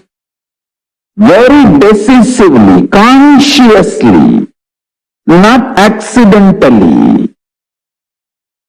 So whatever we contribute, good or bad, does not die. So now, you principles, one or two truths. See, in low level, animal level of existence, all the good you do, you have to enjoy. All the bad you do, you have to suffer. The next human level, if you raise, you can exchange, means cancel all the bad for the good you did. If you raise to the God level, divine level, the good and bad does not bring direct result to you because you are not doing it for yourself, but it brings the collective effect. Listen, I'll tell you now. I'll give you the example. In animal level, if you give food for 5 people, you will get that punya. You have to enjoy that punya. You cannot avoid it. If you hurt 5 people, you have to go through that pain. You cannot avoid it. Neither good nor bad can be avoided. You have to go through both. For the good you did, you have to spend time in Swarga. For the bad you did, you have to spend time in Naraka. Mandatory. In human level, if you raise a little bit, I'll tell you how to raise. If you raise a little bit, you can cancel with each other. For example, oh, this person did this much of bad. 5 people have been hurt by him. Okay, let him do good for 5 people. With that, it is neutralized. For example, if he has deprived food for 5 people, okay, give food, do annadanam for 5 people. It's neutralized. Prayaschitta is enough. You are free from the punishment. You don't have to suffer the karma just by prayaschitta. It's a human level. Next, divine level. Neither he gets the punya of good, nor he gets the sin of the bad, because he himself is not doing it for his personal gain. In the divine level, he does what is good for the world, what is good for the larger society. He makes only that kind of decision. So the result also goes to society. He himself does not suffer. Like decisions of Krishna, he never suffered the outcomes of good or bad from his decisions, because he took decisions always for the good of the larger number of people. So he never personally had any suffering. Same way, Rama. All his decisions, he decided for the larger good, never for personal gain. So never he suffered the results, outcomes. Understand? In divine level, because of your unselfishness, your actions and reactions, good or bad, does not bring any result for you. It goes to the society for whom you decide. Now, I'll tell you how to raise yourself step by step. In the animal level, you are too much clutched to the idea of this world, materialism, this world. Too much of selfishness, too much of identity with the body, too much of matter-oriented mentality. Means constantly you count only your currency to know about your value. There is no value for the kind of a depth of life you are living. Understand? Depth of life is far superior than the currency you have in the bank. I can tell you very clearly. I think now the corona has made the whole world understand. Depth of life is far more important than the currency, because many things depth of life can add, currency can't add. And all the time, energy you spent for the currency, now the life is also gone and currency also gone. Understand? Depth of life.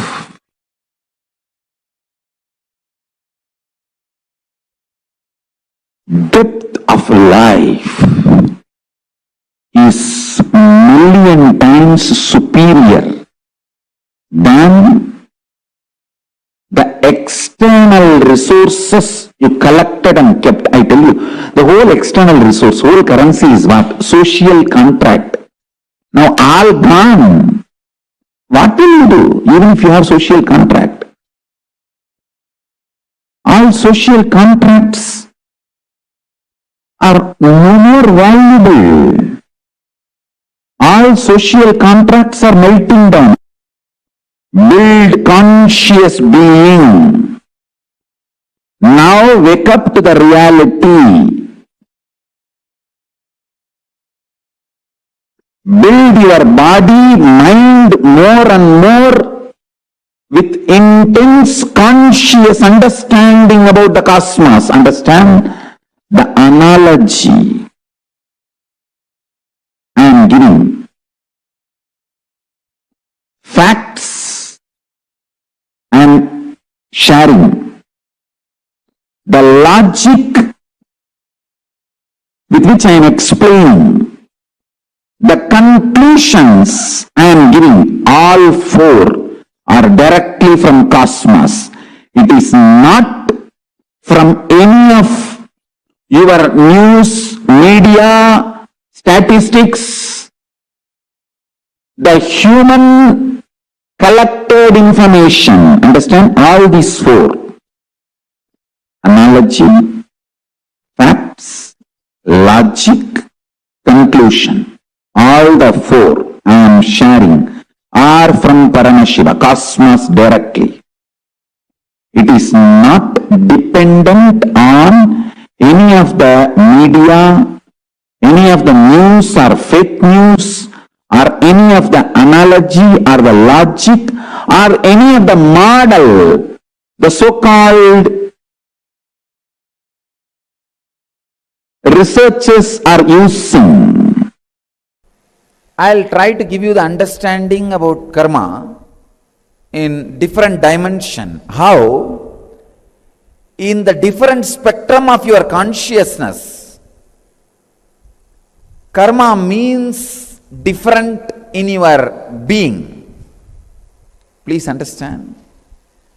Different spectrum of your consciousness, karma means different.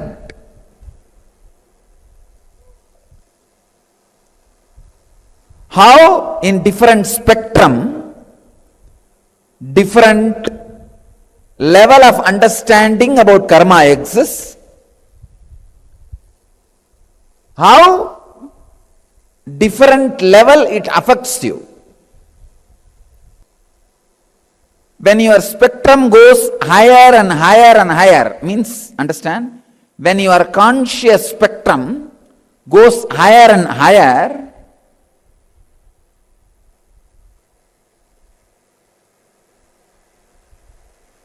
your actions and reactions becomes more and more sensitive, evolved, conscious and spiritual. It does not kick you back. It does not bring suffering. Please understand. When your spectrum is low, your actions also will be based on violence. Your reactions also will be suffering.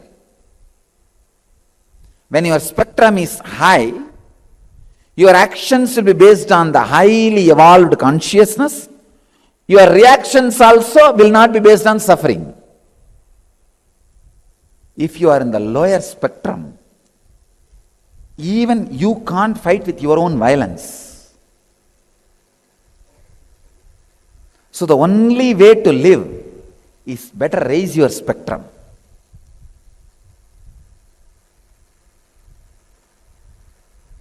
Raising your spectrum means constantly being aware. Constantly being aware. Understand? Do not do any action in 2G spectrum. Do not do any action from the low spectrum. Understand? If you are having violent mood, suffering, don't act. Don't take any action. Don't move your body with it. Whenever you move your body with any mood, that mood becomes biomemory. If any memory moves your biology, your body, it becomes biomemory. You strengthen it. Don't. I tell you, in 1G spectrum, all movements are based on just simple ignorance. You don't even know. He does not even know why he is going and doing this. If you want the example for this 1G spectrum, 1G level, first level conscious, these coolies, rowdies, who go and kill people for money, sufaris, they call it suparis. If you just pay money, they will go and kill somebody. Why they are doing it? Even they don't have a clear idea. Because after killing, they will not be able to enjoy the money they received. They will be in prison, they know it. They will be dying in prison, stinking in prison. Just they do not know why they are doing what they are doing. That is 1G level, first, lowest level of consciousness. The second, working out of anger. Just no reason. Just anger.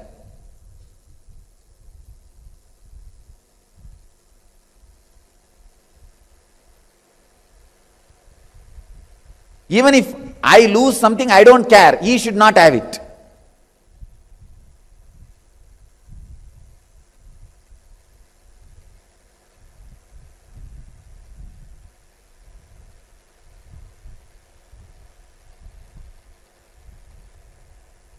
Just violence-based mental setup.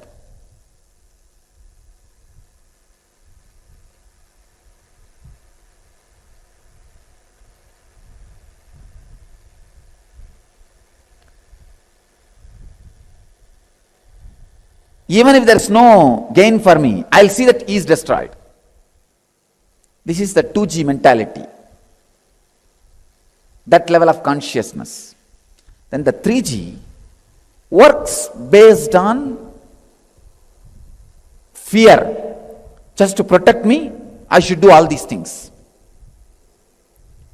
4G is just working on greed. For my expansion, I have to do all this. 5G is working based on intuition. What is going to be best for me and the people around me? 6G is working based on pure prarabdha. Means, I am taken this body. What for this body is created? That prarabdha. Let that be completed so that I can rest in peace. 7G is action without any action. Action without any engram. Actions of the enlightened being, which neither binds him nor touches him. Action from the pure space. It's a 7G. Now look into yourself.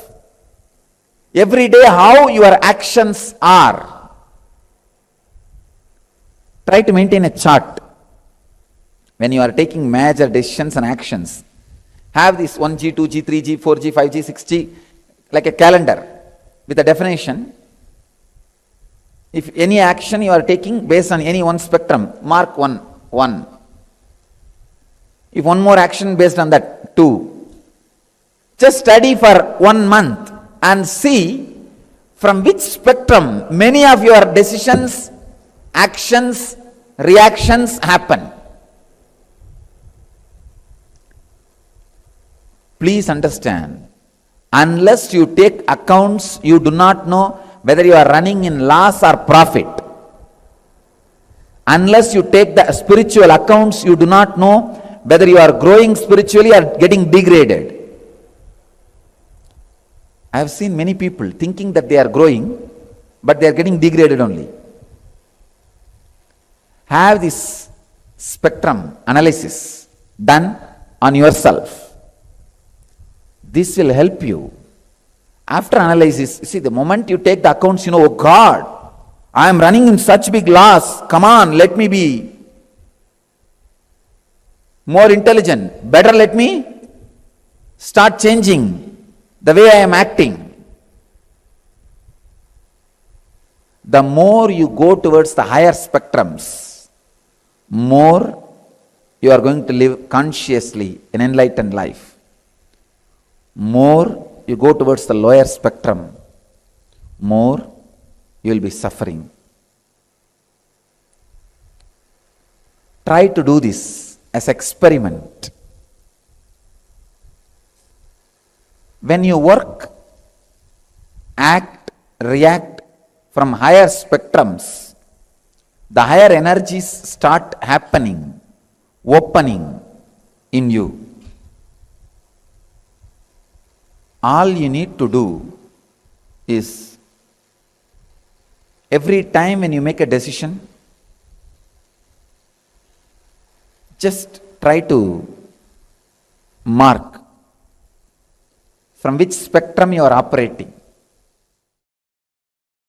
So naturally you can simply know what kind of diseases you can expect in your life, what kind of powers will express in your life, what kind of lifestyle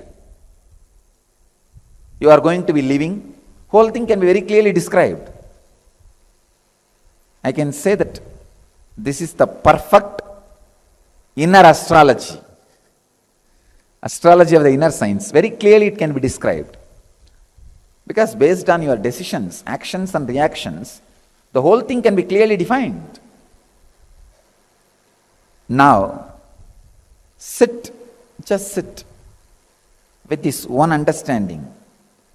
Let me raise my spectrum, start functioning from intuition and prarabdha and pure space, and decide, from today, I'll start functioning from intuition, from my prarabdha, means the broad karmas, to achieve enlightenment, and from the pure unclutched space.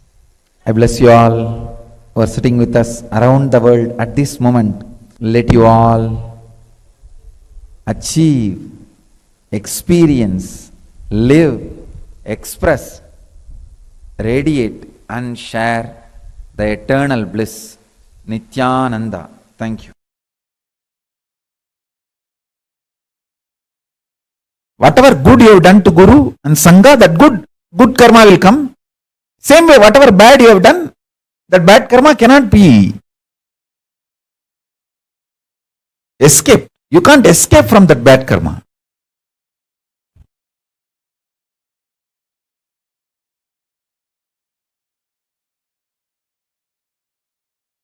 Only an enlightened being does not have karma. Only an incarnation can save you from your karma.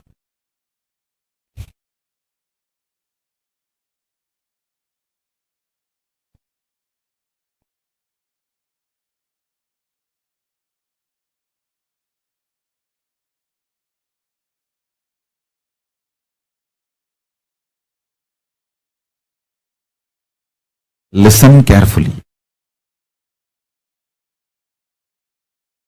When a guru gives a guru walk, never judge him. Oh, maybe this is the reason he is telling that. That is the reason he is telling. He has no reason other than taking care of you, liberating you, saving you.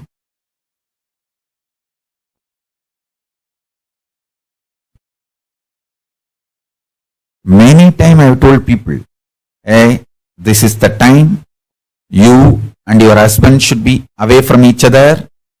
You and your mother should be away from each other. You and your brother should be away from each other. Means when there is a karma trait, karma connection running through them, one agitates the other with extreme compulsive reactionary patterns. I tell them, be away, be separated for some time. It will be good for you, otherwise both of you will irreparably destroy each other. Whoever listened, obeyed, they survived. When they try to give their own reason for my guidance, then who can save them? That is up to their life. Life is rhythmic continuum. If you avoid this boss in this life, it's not that you are going to be liberated. You will project the same boss in your life continuously till you come to completion with the pattern why you are projecting the same type of people in your life. Karma sabalyam is janma sabalyam. Not changing place, person, situation. No.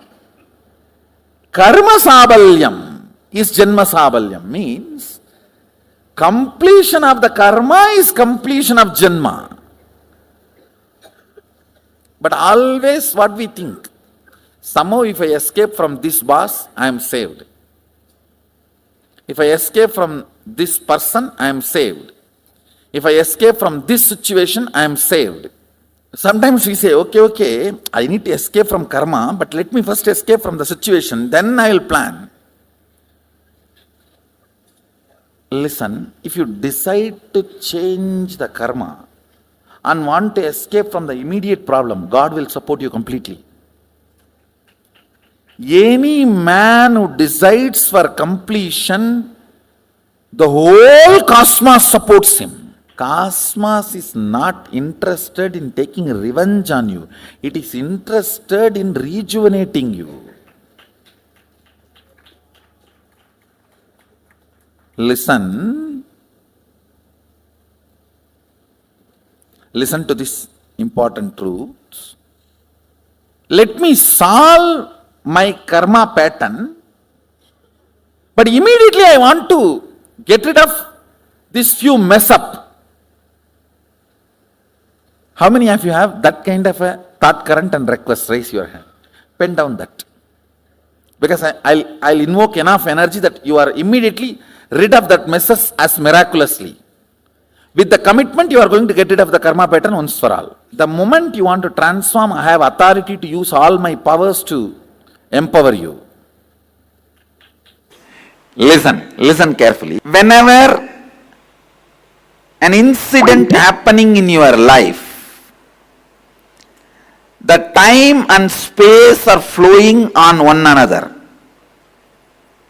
Your inner space is the space, and time is just moving. But in your inner space, if there are some traffic jam, like obstacle in the path, like what you expected from time, your life, what you want if it is not happening, what you don't want if it is happening, that projects out. And if I have to give you a precise example, a stone or a nail sticking out in the road. If there is a stone or the nail sticking out in the road, and your car goes on that, what happens? Tire gets punctured. Same way, what you want, the greed, what you don't want, that fear, if you carry that two in your inner space and approach the time, your life, the time gets punctured here and there. Those moments becomes karma that gets caught in your inner space. That is what is incompletion. Now, going back to that same time and same space, when you are reliving, they actually don't mind anymore, don't matter anymore in your life now. See, the tire which got punctured, at that time it delayed you going to the office. At that time it was a headache in your life. Now it is no more a pain. No, it doesn't matter anymore. So when you relive them, that same time will be relived with the space where there is no nail or a stone sticking out in the, like a fear and greed. A smooth flow of time and space is ensured. When there is a smooth flow of time and space, it is called completion. So the punctured time is made to run through your inner space again consciously. So naturally, the fear and greed do not impact the time again now.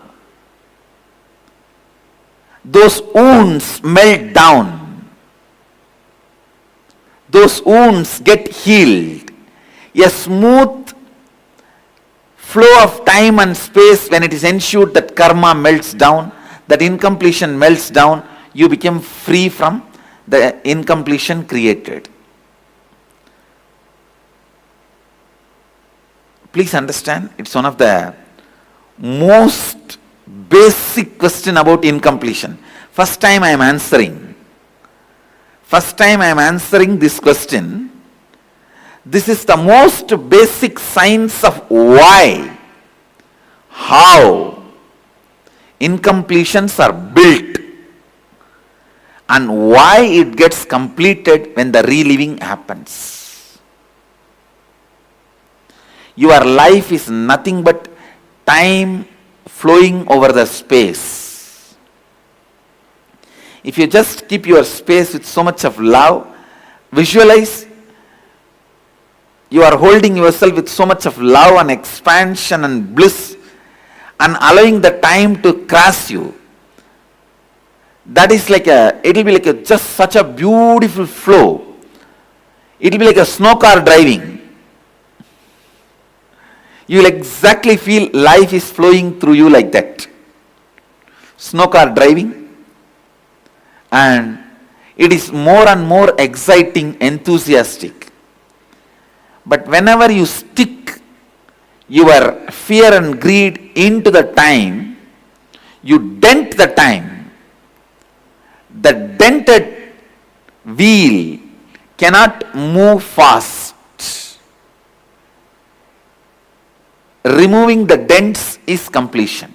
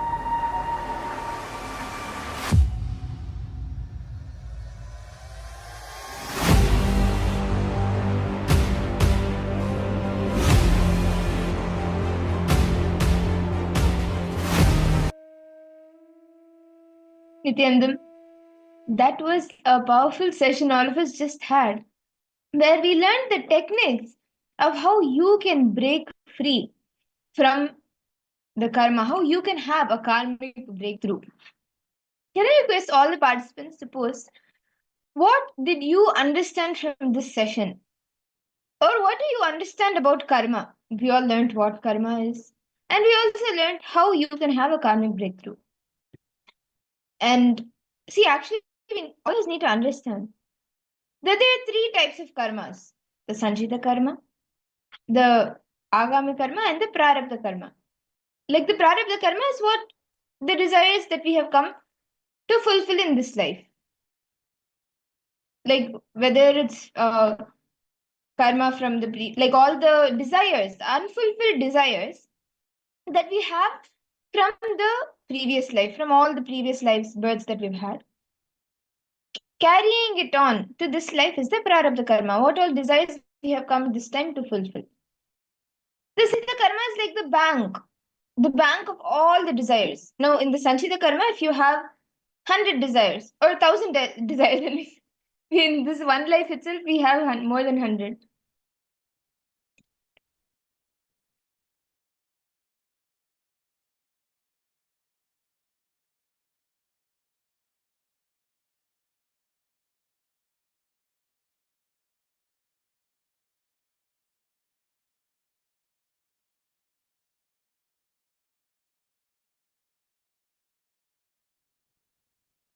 We apologize for the technical glitch.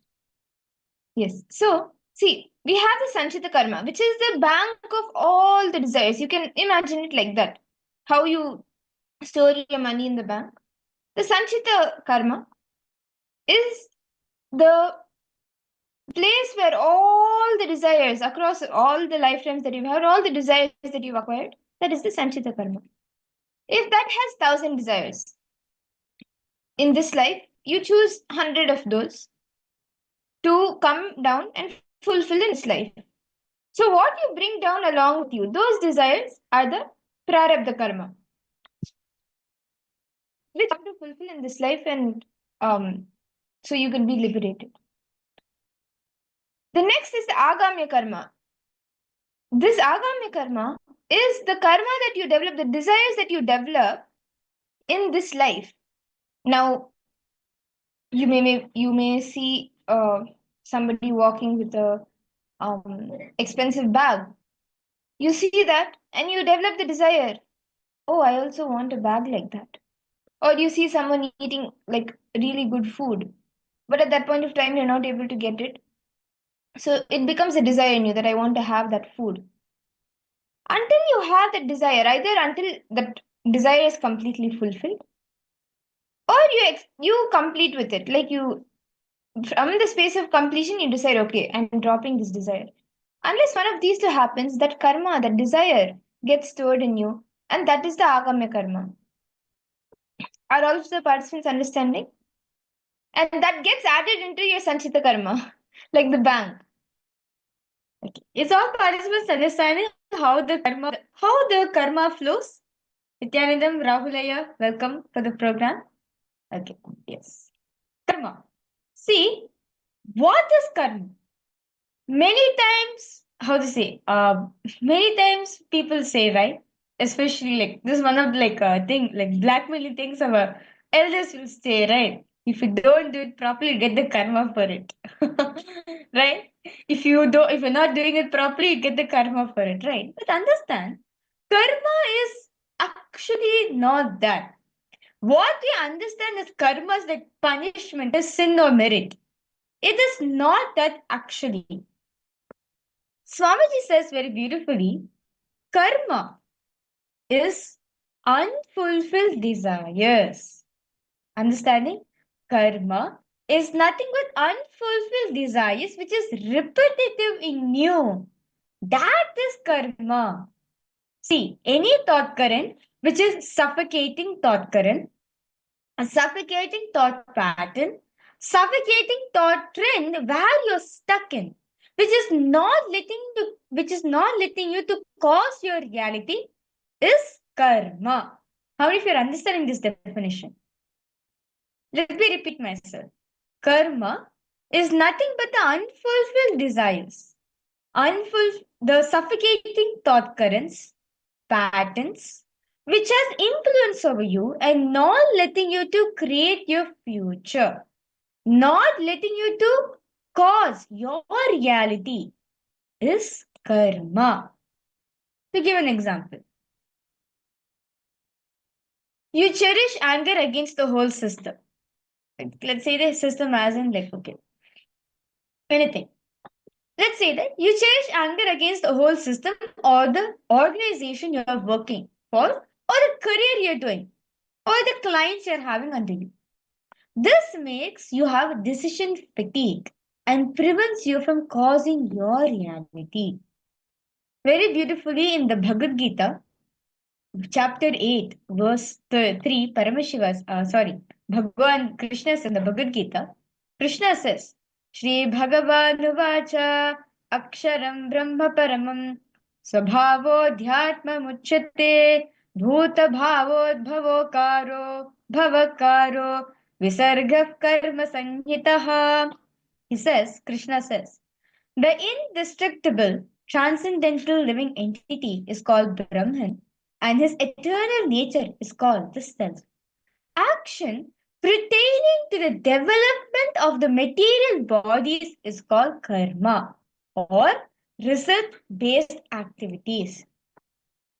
See, Swamiji says, anything, if it does not bring powerlessness to you, you will not get karma. The only way to free ourselves from karma is stop initiating new karmas.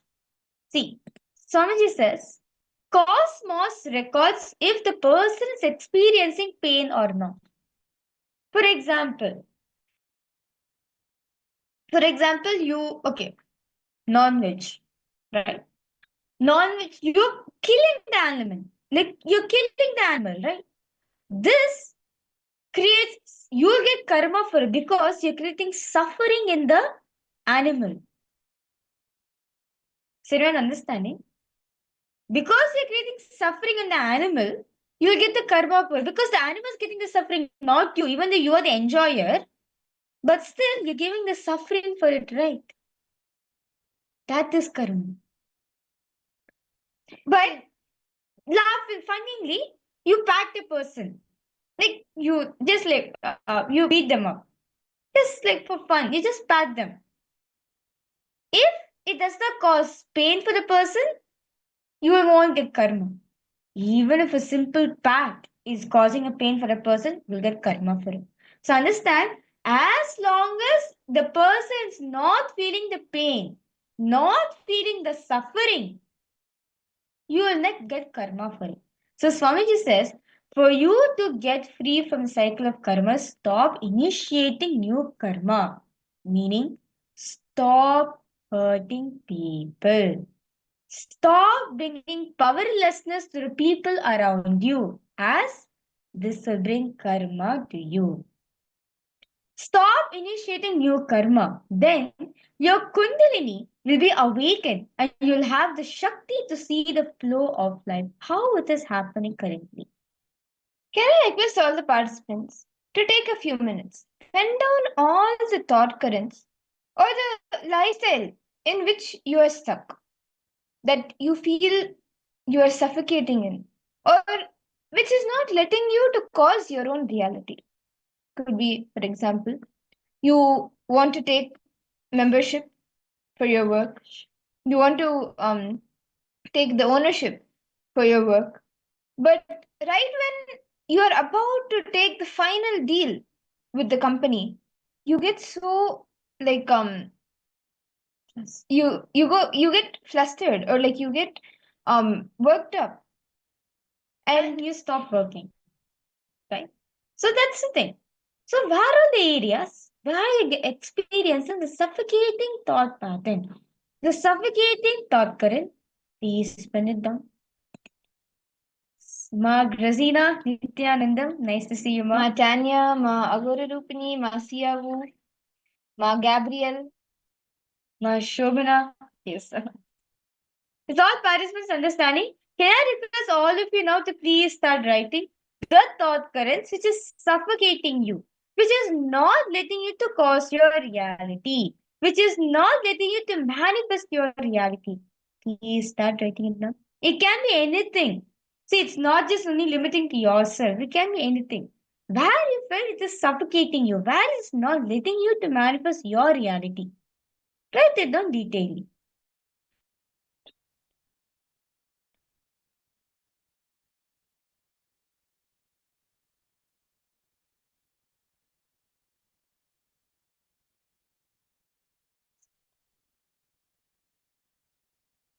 Ma, Aguru Rupini will project the slide for you, ma. Like the instructions, the steps. We'll project the steps for you.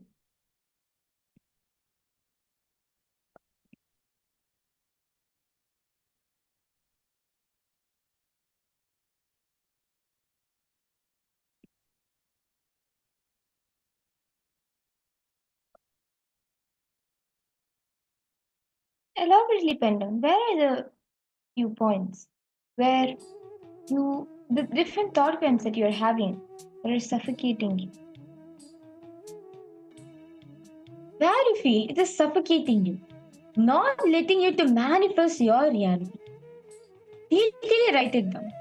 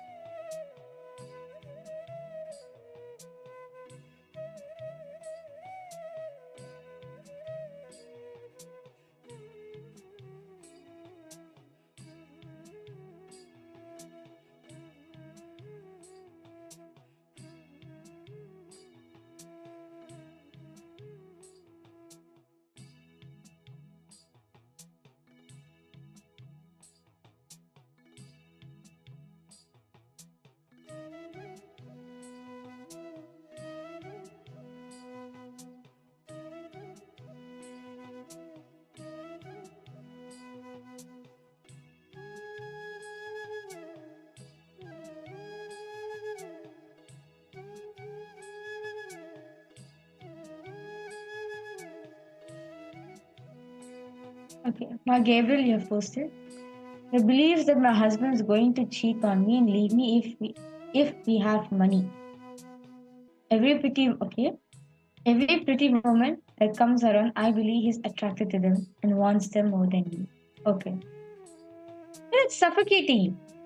That is not letting you to cause your reality. Okay, go ahead.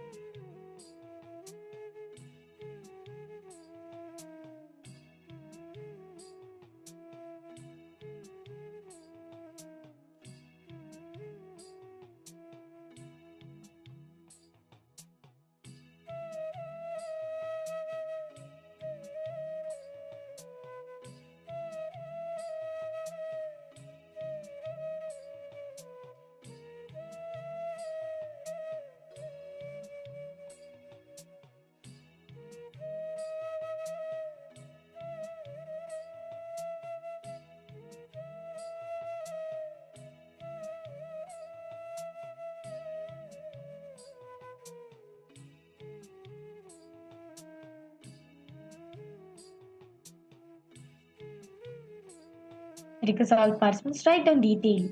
See, only when you let the suffocating thought currents, thought patterns to come out, you will feel that free.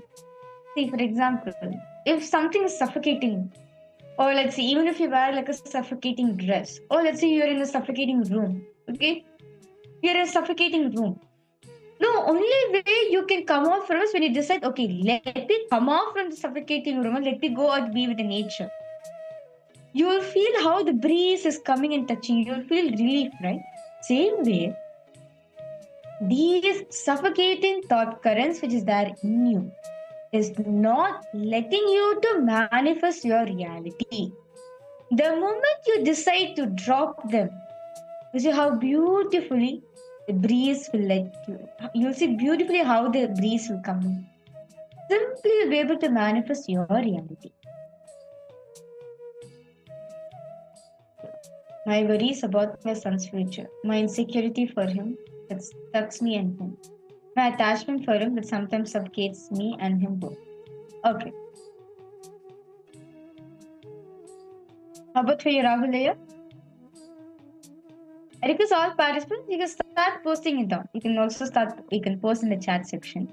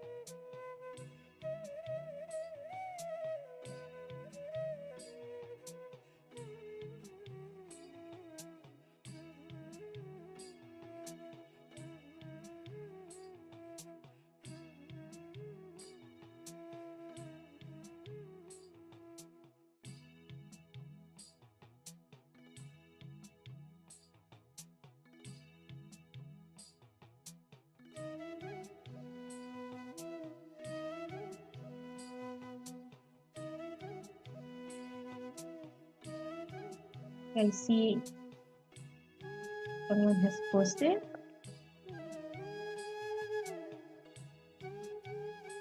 Okay, Grazina, you posted. What if causing my reality states in contradiction with causing other person's reality? This is what makes me suffocated. Okay, I request you, Grazina, if you can give an example so that you can understand it better. Like, is there like a contradiction?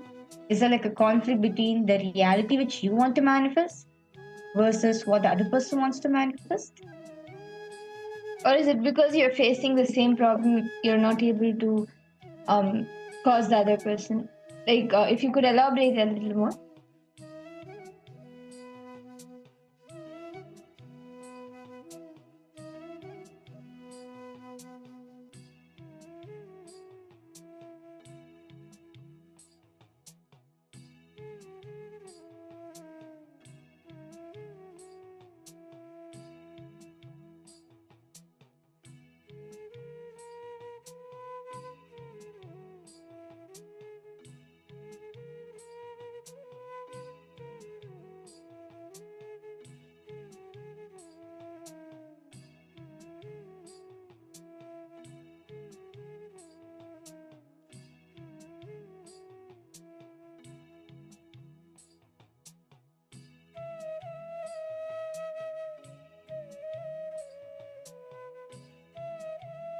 Okay, somebody has expectations towards me. Okay.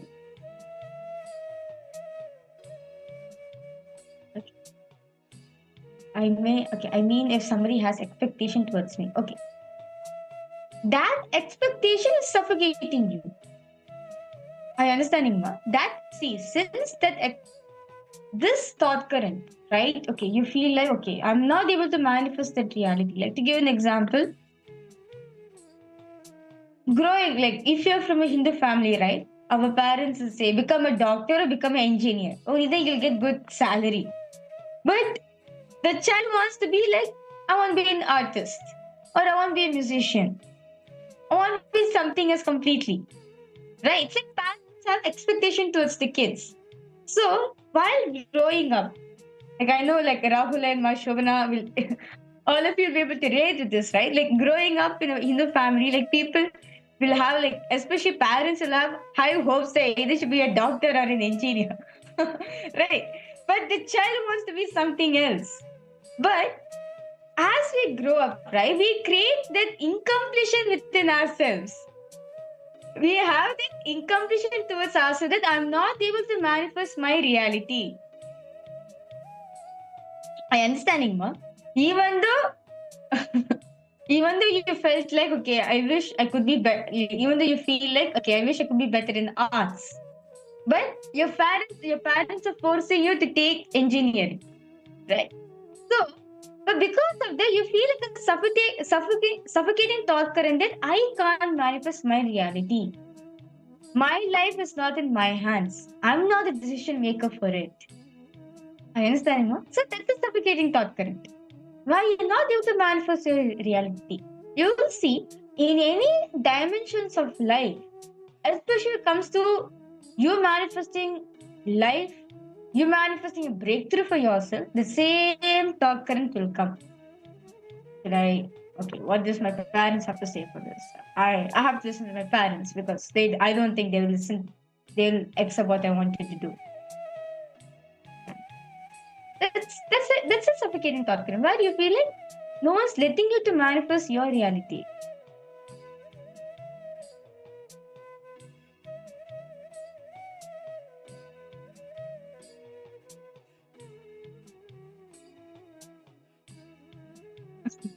Rahul, you posted, I'm an engineer, but now I think commerce was better for me. Well, that's fine. Yeah, no problem. But that's a typical thing which happens. So parents have expectation on the child, but child wants to do something else completely. So it is a suffocating thought current which is being put on the child where I can't make decision my own.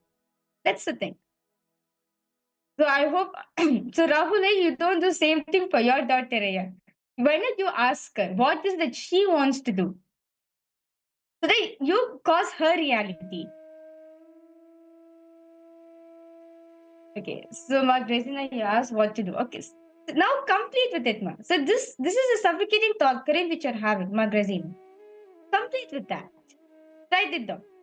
You feel like I can't make my own decision.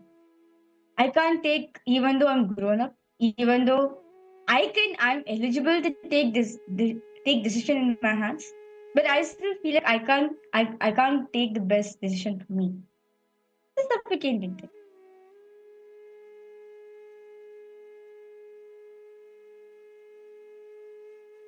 I hope all of the participants, all of you have been able to complete this step. Now, let us take a few minutes and decide to discard these thought currents, these ideas, these concepts. Because for each of your suffocating thought currents, it brings suffocation in you, it makes you feel stuck. And those become the unfulfilled desires that continuously take you on the karmic cycle. So let's just decide. Let's sit, decide, and complete with it. Drop these different thought currents that you are having. Let's all take a few minutes.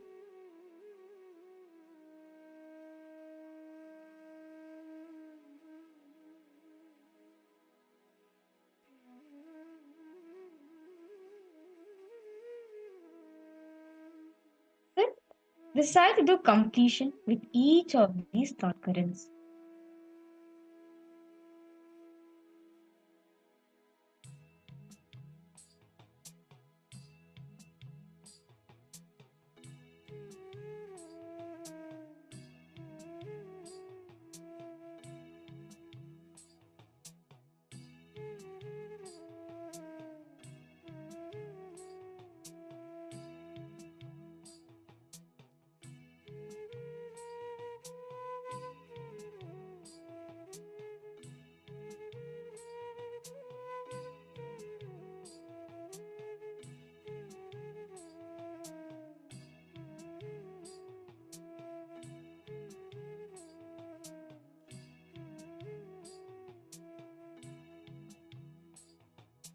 Decide to let go of these suffocating thought currents, as these thought currents are not going to give you anything.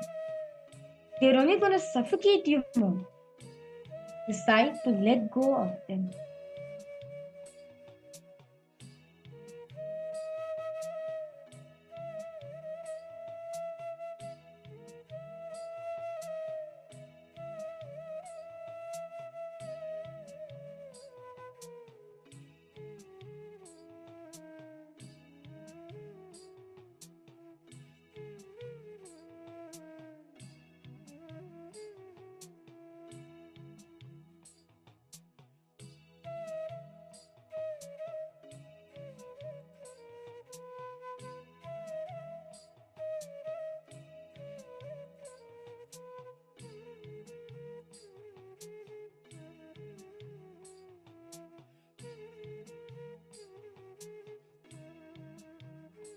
Intensely sit and bring completion to all the thought currents.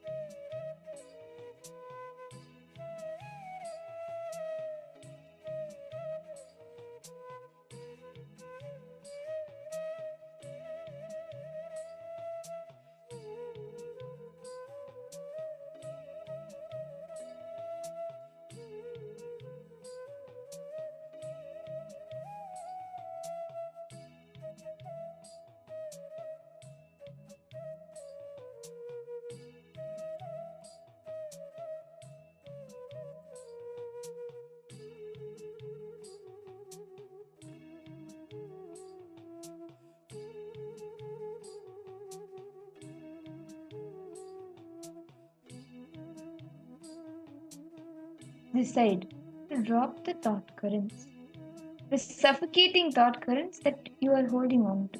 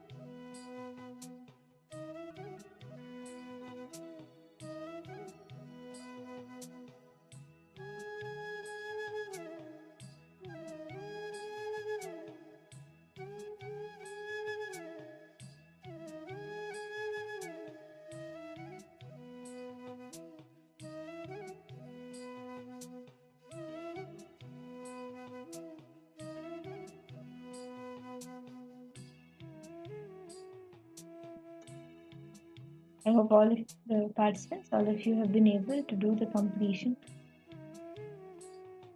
And I request all of you to post. How are all of you feeling right now? Better? Glee? Grazina, how are you feeling? Ma Guru Rupni, Ma Vamadevi, Ma Shulini Durga, Ma Shobana, Ma Kaili Wong, Ma Margarita.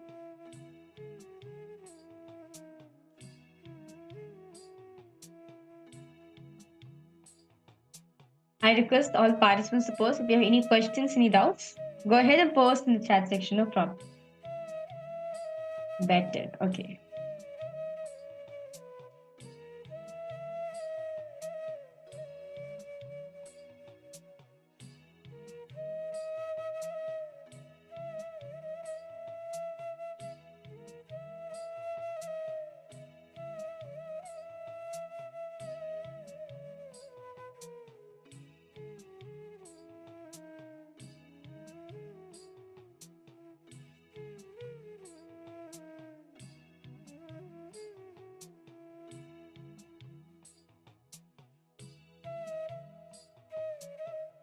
Yes. Now, all the participants, with that beautiful session all of us just now had on karma, this is actually one of the important things for all of us to understand that we have been misunderstanding what actually karma is. But Swamiji says very beautifully, karma is nothing but the unfulfilled desires which is suffocating you over and over and over. That's it. That is the karma. be with your past life karmas also. It's nothing but in the previous birth, that desire was not fulfilled. And it is suffocating you. That impact, that hangover is still there in you. And this is why we get past life karmas. But it's nothing but the unfulfilled desires which is suffocating you over and again and again.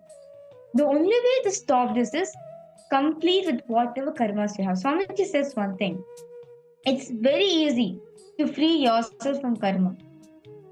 It's just decide to complete with it. Sit in deciding to have mature cognitions, mature understanding about yourself, the kind of desires you're going to have and everything. You will see when you have mature conversations with yourself, all the desires which you've had, some would be redundant. You'll just naturally complete with it. As you know for a fact, my desires as I age, it different, it changes. Like for example, when you're 7 years old, you will say when you're 7 years old, you will think that okay, when in my teenage life, right? When in my teenage life, I'll be studying a good school, I'll be having an A star. Maximum you'll say that okay, I want to be a, let's say, football player, cricket person, right? Now when you're in your teenage, when you're in teenage life, you'll be like, okay, when in my 20s, in my youth, right? I think okay, I need to go for a better college, which will give me good grades, which will give me good jobs and all those things, right? Now, when we are in our youth, in our 20s, yes, when we are in a college or graduating from a college, you'll be like, okay, now let me have a good job, let me earn to work in a big company, or let me go for my own startup so that I can manifest my own job and have a good family, to have kids and everything, right? Now, once in your 30s, so as you age, it differs. Like, okay, now when you're 30s, okay, you have a child, and you think, okay, my child should have a good education. Each desire, and since Swamiji will say, what you desire when you are small, and will seem redundant, what you're in right now. See, when you are 3 years old, you may dream to have a car, a toy car, and you have thrown all tantrums just to get the car. Now, as a 30-year-old, you're sitting and listening to this, what will you feel? You feel like laughing at yourself, right? So, having a mature understanding about you, having a mature conversation with you,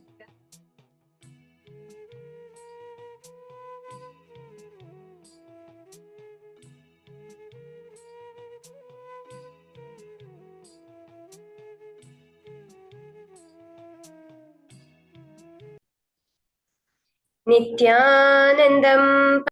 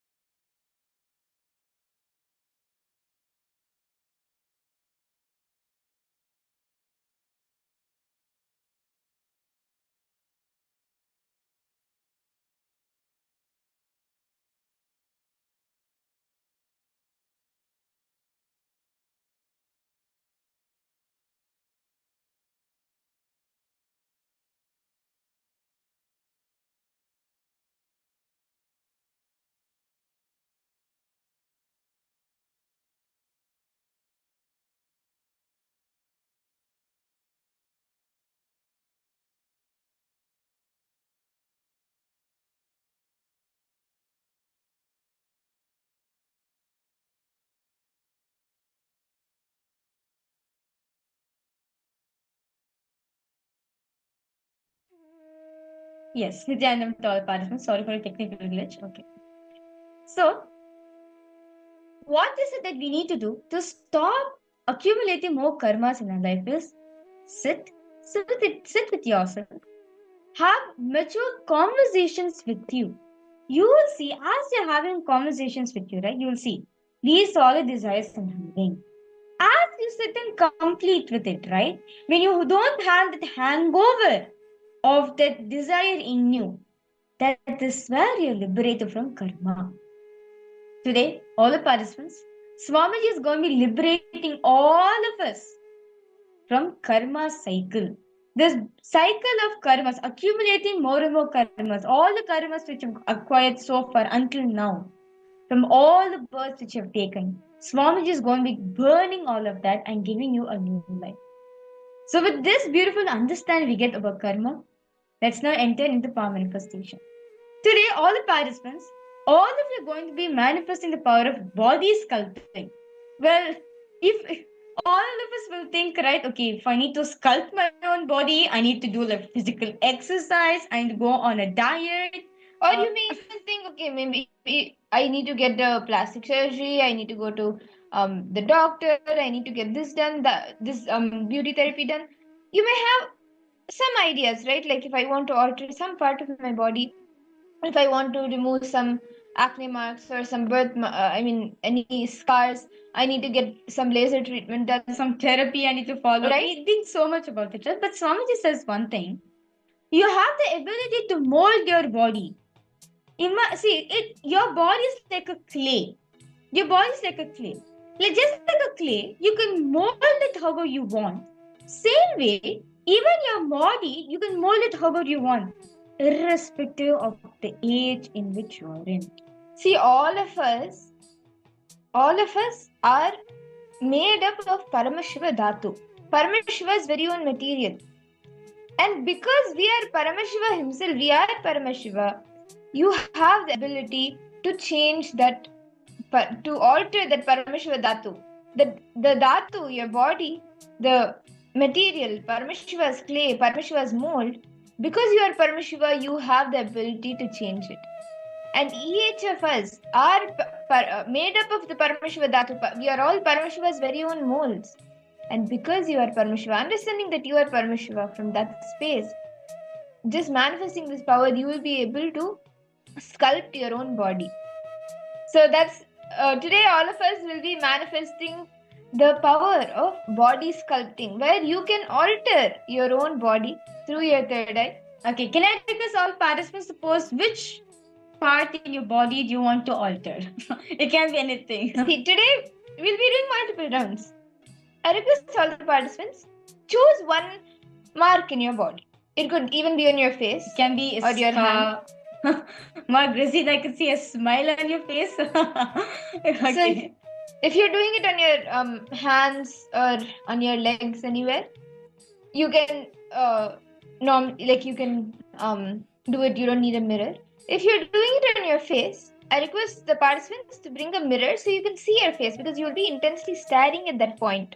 So if you want to remove any marks on your face, do any alterations on the face, then you can bring a mirror so you can see the area. Can I request all the participants to choose which part of the body do you want to alter? Any mark. Like in this round, we will be focusing on marks. Like any mark that you want to remove from the body. It could be any scar, acne mark, anything. Sculpt my body, of course, nicer. Yes, Ma Vamadevi, you can manifest that.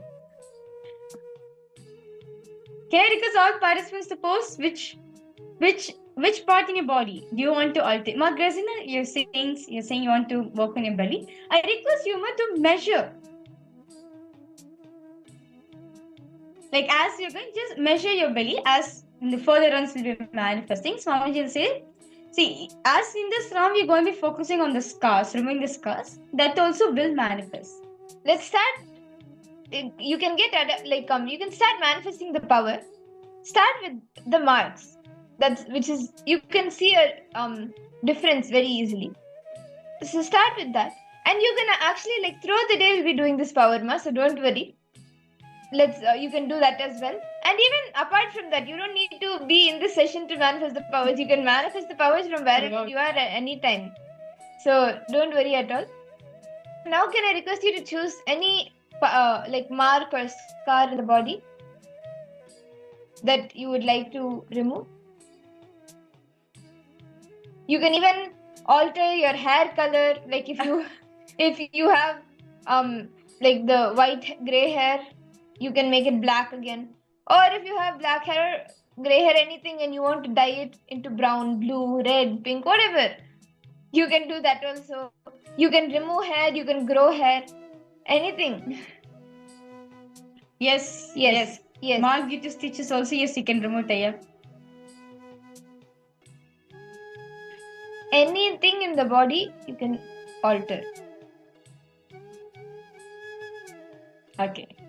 So now request all participants now look at your mark, okay? Literally, your third eye is like a laser. Your third eye is like a laser. The mark. Your third eye is Agni. It's like a laser. Just staring at it with all your three eyes. That mark will disappear. Actually, like all the participants, I would like to share my own experience for this. So when Swamiji first revealed this power of body sculpting, I was like, okay, it sounds interesting, but how is it even possible? Like, how is it even possible? So, on my arm, so I still remember on my left arm, I had like a burnt mark. Like one day I was cooking the vegetable, like I was cooking something, and it, one vegetable, because of intense heat, it popped. It came up from the hot boiling oil. It fell on my right arm. So like I had that mark on my left arm. So and like it was kind of like Swamiji. Like I used to, like, when I look at mom, like Swamiji, this it's not nice, Swamiji. If at all I had a chance to remove this mark, can you please give me something? Then Swamiji introduced this power of body sculpting. So I was like, okay. So I'm going to be trying this. So I'm going to be removing the mark on my body. So I still remember it was kind of like a very dark mark it was, and it was so evident on my skin. And it didn't like I did not like it because it was just a mark. So once Swamiji initiated in this power, so I like okay, I look at my mark with all my three eyes. I just looked at it. Literally, I visualize Swamiji is the surgeon. My third eye is the laser. Literally, I visualize that in my inner space. Swamiji is the surgeon. My third eye is the laser in which I'm removing my marks. I just intensely was staring with all my three eyes. Suddenly, I felt some kind of tingling sensation happening in the burnt mark area. I was like, okay, what's happening over here? Some kind of tingling sensation I felt. Then I was just staring with all my three eyes, and after like the time was over, and we continued the rest of the routine. That day night, I was just looking at my mirror, and that tingling sensation was there in me throughout the whole day. In the night time, I felt like, hey, that sensation is not there anymore. What happened? When I turned and saw, the mark had disappeared. I was like, wow. This gives me the thing that I can actually, like, you can literally sculpt your body however you want. You can just like a clay, you can mold it however you want. Same way, through consciousness, through the third eye, you can mold your body however you want. Okay. So now let's start the Mappa manifestation. I request all participants now to please close your eyes. Remember Swamiji in your inner space.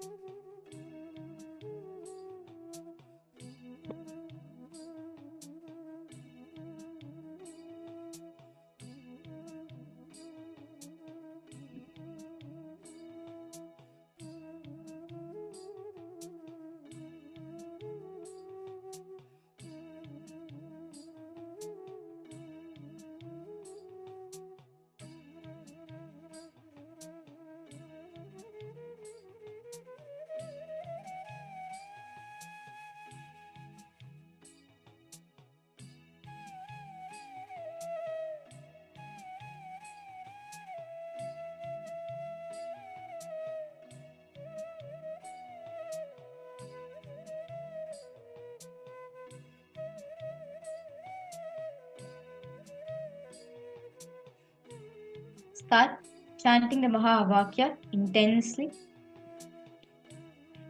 Om Nithyananda Paramashivoham.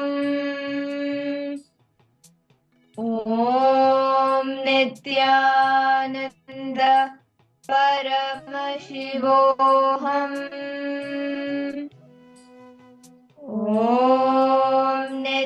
Nithyananda Paramashivoham.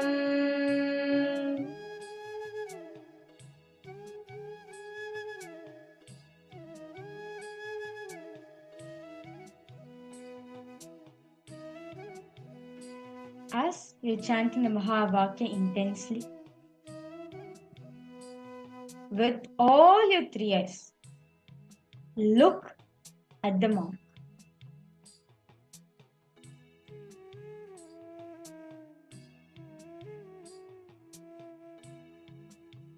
Your third eye is Agni, with intense heat, fire. Look at your mark with all your three eyes.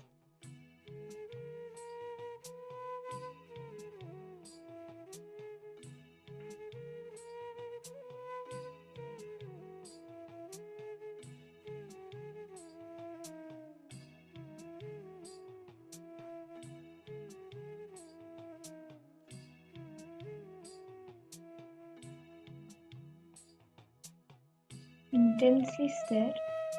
Just look at the mark.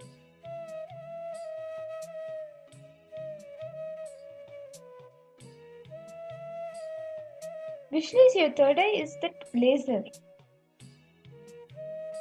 that is just removing that mark.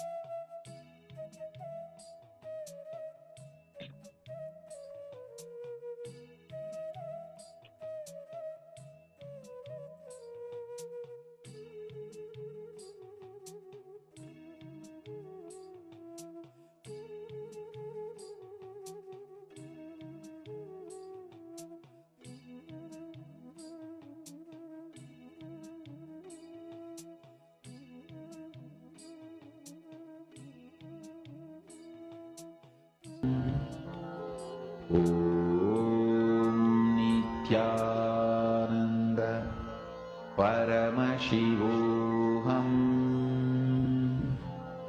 Om Nithyananda Paramashivoham. Om Nithyananda Paramashivoham. Om Nithyananda Paramashivoham. Om Nithyananda Paramashivoham. Om Nithyananda Paramashivoham. Om Nithyananda Paramashivoham. Om Nithyananda Paramashivoham. Om Nithyananda Paramashivoham. Om Nithyananda Paramashivoham.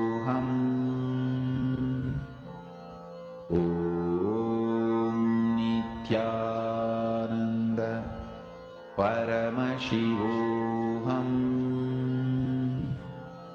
Om Nithyananda Paramashivoham. Om Nithyananda Paramashivoham. Om Nithyananda Paramashivoham. Continue to look at the area, at the mark. Nithyananda Paramashivoham. Om Nithyananda Paramashivoham. I request all participants to pose. What are you feeling inside? What are you experiencing? And you can even take a look at the mark. Actually, the intensity and the power, the intensity literally looks literally the mark will start dissolving, will start disappearing slowly, it will start fading off. So can I request all participants to post any manifestation? Definitely a manifestation would have happened. Nithyananda Paramashivoham. Om Nithyananda Paramashivoham. Om Nithyananda Paramashivoham. Om Nithyananda Paramashivoham. Om Nithyananda Paramashivoham. Yeah, your personality has become light, not to large extent, but very small changes happen. Wow, that's a start, yeah. Paramashivoham. That's very nice. That's a good start, actually.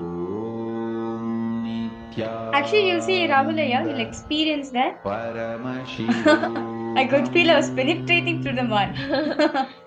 That's nice. Actually, you can continue to manifest, Raya. Just continue to manifest on the same area itself. Continuously, intensely look. You will see how it starts disappearing. Actually, you will see at first it will start becoming light. Then in that area, so you'll feel some kind of sensation will start happening. But this is what I experienced. Like for me, when I want to remove the mark on my left arm, there's the exact same thing I felt. Like first it's starting to fade. Then you feel like some sensation, especially in the particular point, right? It can be like a tingling sensation. It can be like some kind of sensation you'll feel in that area, and it will just dissolve. At one point, it will just dissolve actually.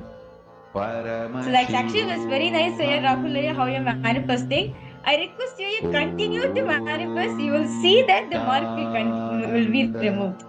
And yeah, that's so nice, all participants. See, one thing I need to understand.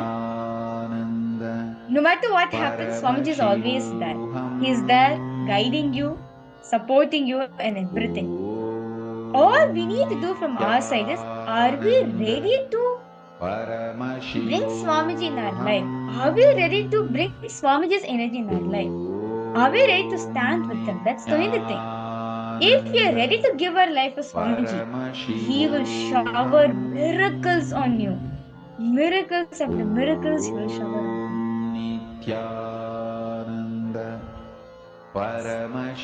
Okay, how about for you, Magrazina?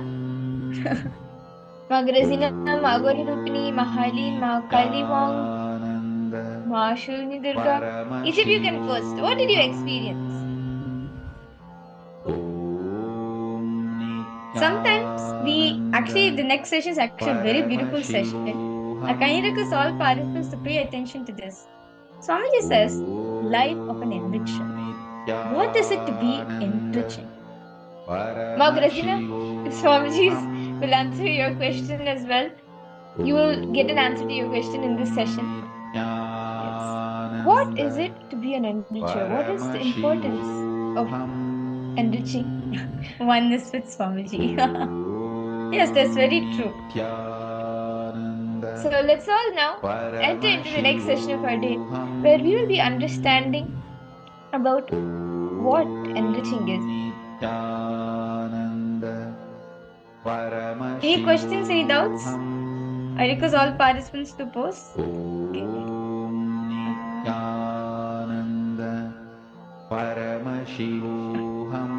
Yeah, you've written something really beautiful. Okay, I had this doubt now. Whether Swamiji is with me, as I'm not in Kailasa. But you said it without me asking about it. Just if you could scan through third eye also and set my connection with Swamiji. Sure, Raya, I will do a third eye scan for you. Well, it's just Swamiji. Even now also, it's only Swamiji who's talking through me, not anything else. So it is only Swamiji who made me to say that it is your connection with him. So that's it. So I will definitely do a scan for you. Don't worry, I'll do a scan for you. Okay. So the next session for all the participants, we are going to be understanding what is it?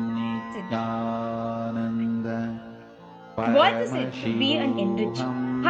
Becoming an enricher of life. Swamiji, his goal is enriching. Forgetting about his desires, forgetting about what he wants, and only focusing on the bigger aim, enriching. What is it to have life as enriching? We'll be now listening to this topic, listening from this revelation from Swamiji himself. Thank you.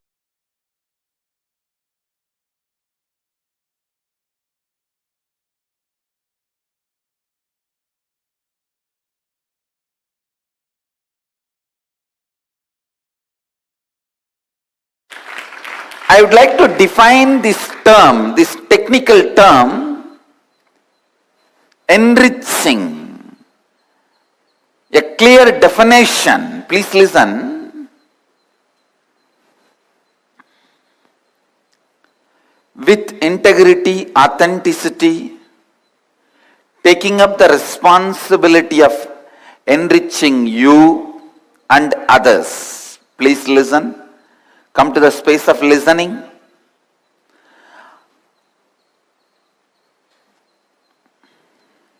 You need to understand this word. Come to the space of listening. Other is nothing but unconscious, unattended, forgotten part of you. Please listen.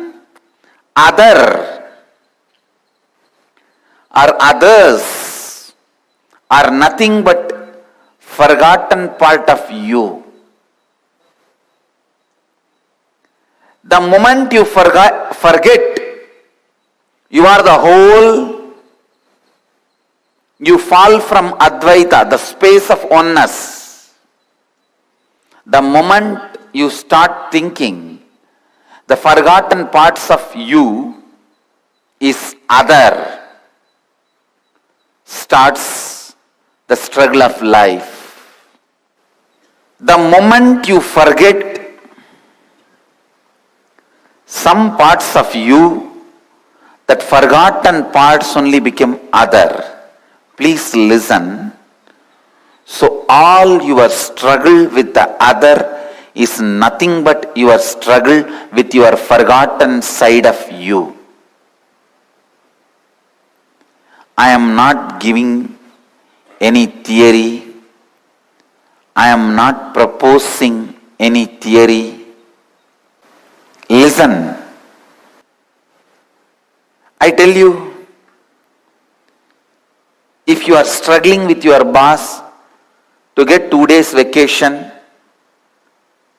if you are struggling with your school teacher, unable to do a homework, if you are struggling with your spouse, that he or she doesn't understand you, if you are struggling in your career with the investors, that they don't trust you to invest so much money, Please listen. In all these moments, you are just struggling with the forgotten part of you. The part of you which you disowned. You are struggling with that. Look in. Look in. See the parts of you which you forgot or disowned. Start enriching all that.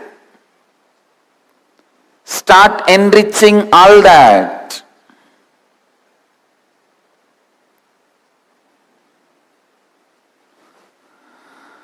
I tell you,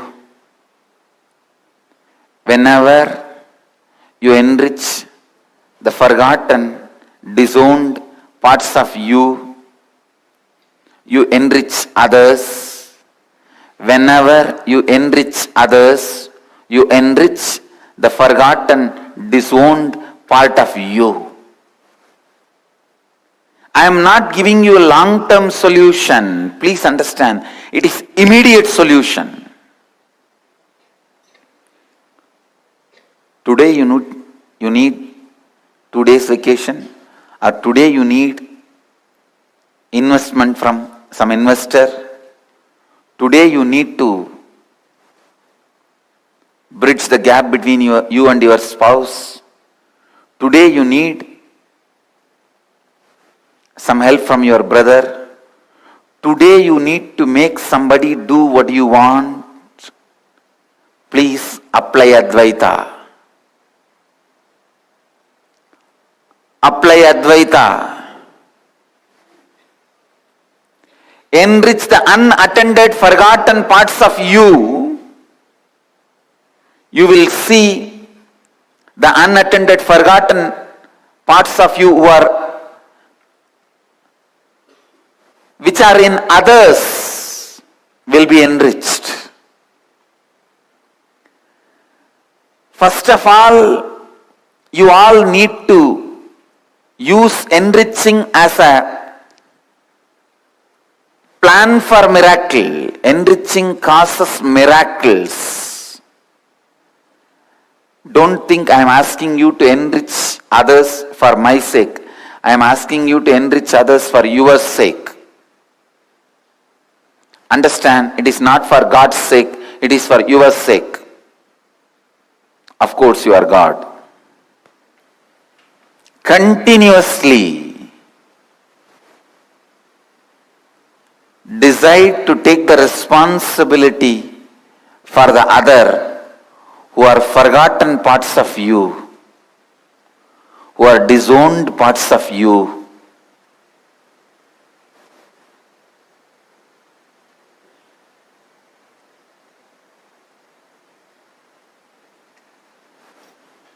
When all others in your life are awakened, you remain an awakened being. Incarnations are incarnations because they stand up and cause incarnations all around them. Enlightened beings are enlightened beings because they stand up and cause continuously enlightened beings around them. Please listen. No philosophy is more immediate than enriching. More philosophy is more immediate, effective, powerful than enriching.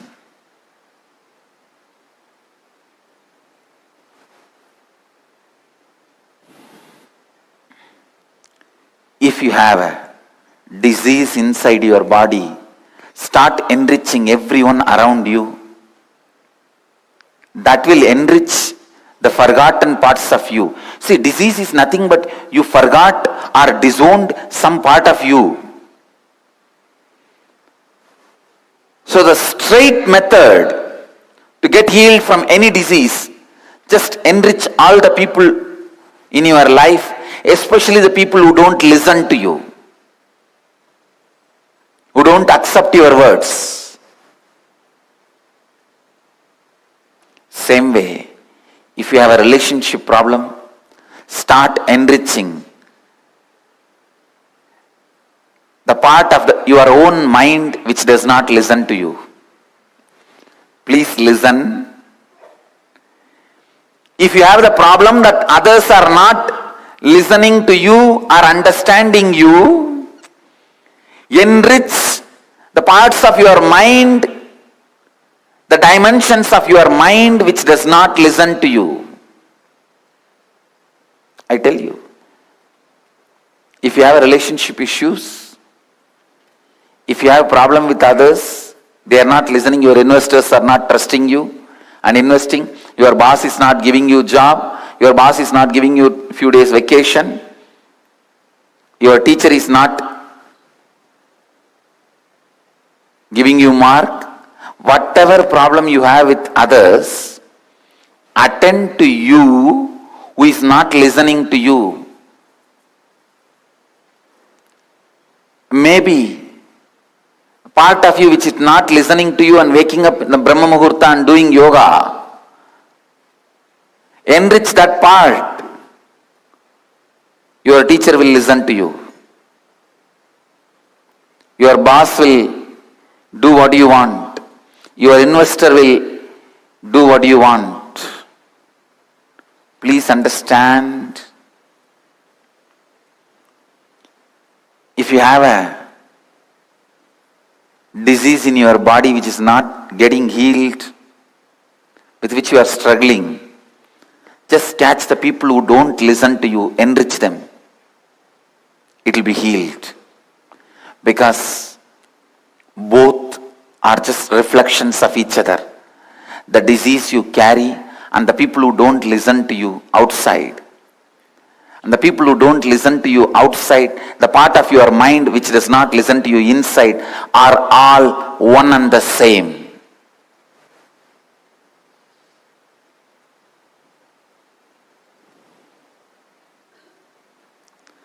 Continuously enrich others and enrich you. One good thing is enriching others is more easy. So start that. No, really. Start that.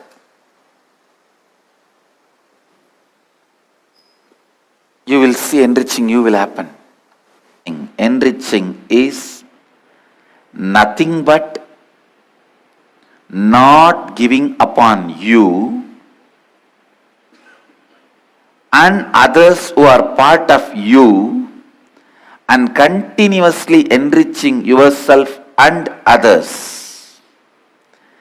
Continuously enriching you and others.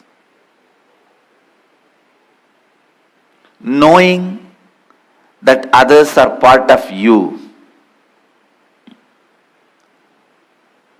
It all boils down to one line. I can say, in this one line I can finish defining whole enriching. Not giving upon you.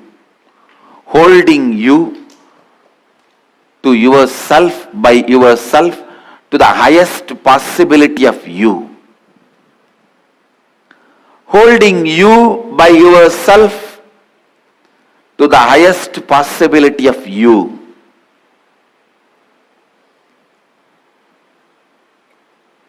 Holding you high up, continuously, with integrity, authenticity, responsibility.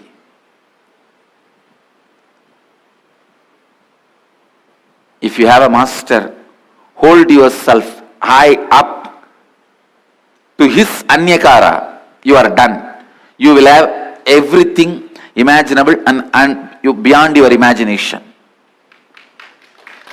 Understand?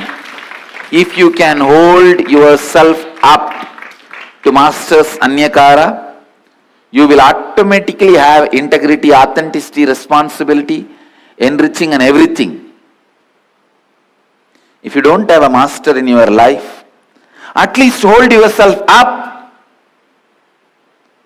to whatever you understand as integrity, authenticity, responsibility and enriching. Understand, this Dhamma is self-purifying. Please understand. Any sutra has to be self-explanatory. Any Dhamma has to be self-purifying. Means, even if you start with your understanding, it will lead you to the deeper and deeper understanding and ultimately to the goal of moksha itself. Dhamma is always designed such a way that even if you start in a very raw, crude form, it purifies you, enriches you such a way, you evolve, and finally reach the goal. Please understand, it is like when you enter the school, straight away you don't start studying the PhD syllabus. You only study A for apple, B for brinjal, C for cat. But the education takes you to the next level, and you achieve the ultimate goal. Same way Dhamma. That is why Krishna says in the Gita, even if it is practiced in a very crude form, don't discourage people practicing Dhamma, because Dhamma is self-purifying system. Vivekananda says, even the most cruel forms of practices, which you call primitive, even those things I will not try to abolish.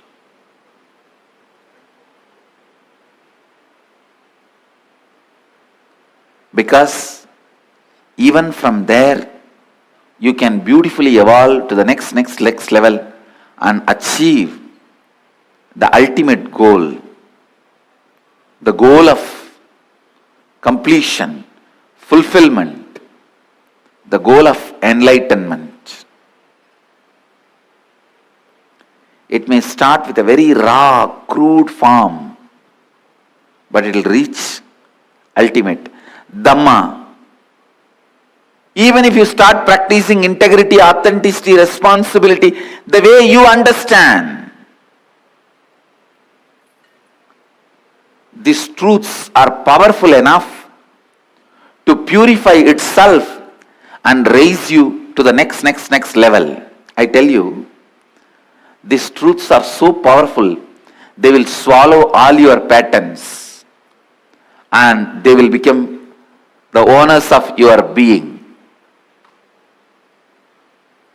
In Tamil there is a proverb, if you just give a place to sleep, he will take over the whole house.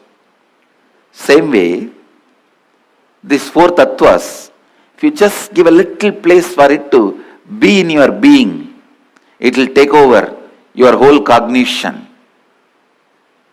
Understand? I am giving you the essence of this enriching.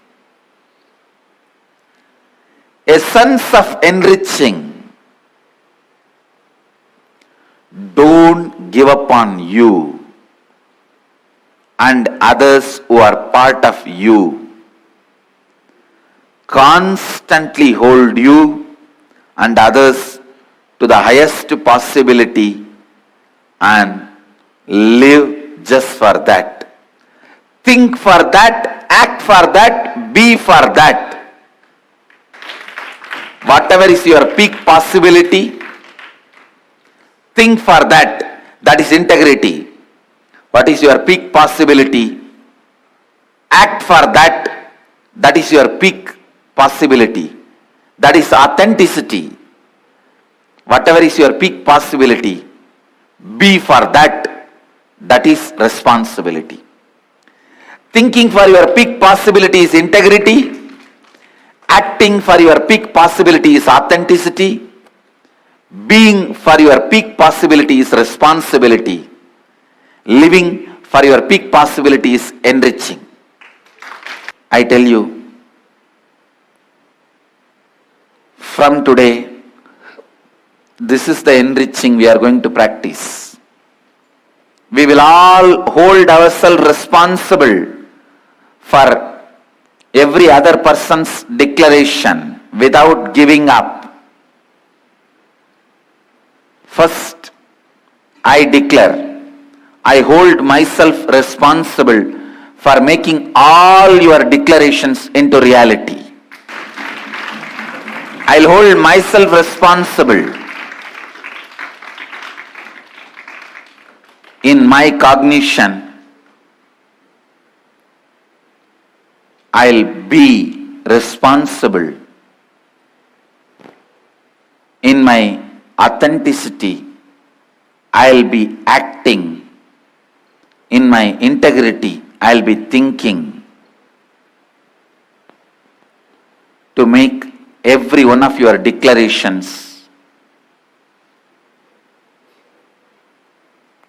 into reality.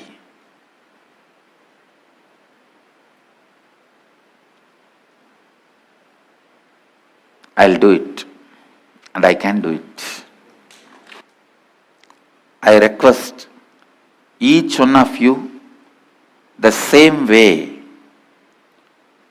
to hold yourself responsible for your declaration, your possibility, and everyone around you, their possibilities. For everything, hold yourself responsible.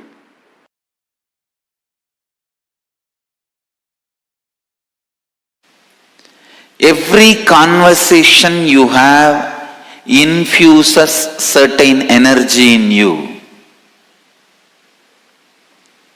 If you continuously have conversations about the share, sari, jewelry, you will see automatically that kind of energy is infused in you. Please listen. If you continuously talk, have conversation about the temples, kshetras, tirthas, the desire to experience them is infused in you. Whatever conversations you continuously have, that kind of interest, curiosity, energy, inspiration is infused in you. So the conversation you have is very important because you are not only conversing with others, you are conversing with yourself also. When you are talking, you have to be very clear, you are also listening, which we forget. We always think we are intelligent enough to protect ourselves from our own words. We think, I know whatever I am uttering is a little truth and little it's this way, that way, okay. But for others I will utter, I will not believe inside. Try. I am telling you, try. Just try for 10 days. For 10 days, just try, go around continuously talking positive things. Yes, there is the existence of ultimate intelligence, God. I am progressing towards it. I can see right things happening. Talk 10 things about this. 10 days. And see what happens to your inner space. Understand, you are nothing but the words you utter. You are nothing but the words you listen. You are nothing but the words you echo inside. Please listen. You are totality of the words you hear, words you echo, and words you utter. The words you hear, the words you echo means the words you cognize.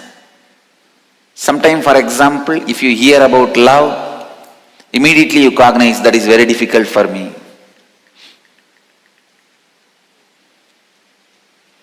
The words you hear, the words you cognize, and the words you utter plays a major role in your life. Totality of all these three is your life. All these put together is your life.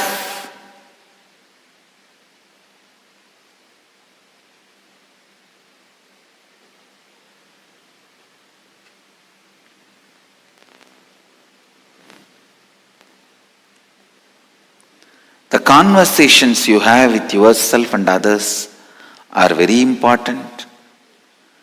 The conversations you have,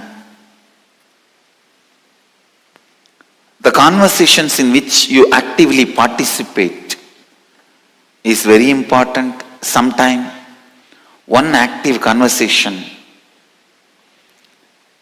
one right conversation can just completely transform your life. Same way, one conversation can destroy your life. If you are enriching with a vested interest, you will give upon people.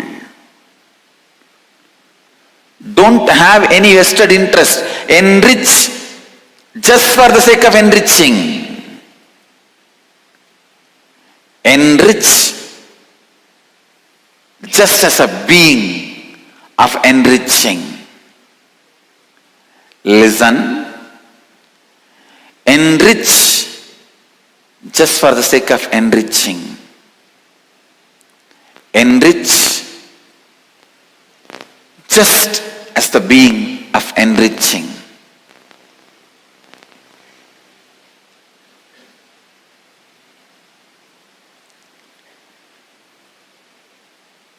I tell you, enrich just for the excitement you feel while enriching. Enriching brings so much of excitement inside you, outside you. Enriching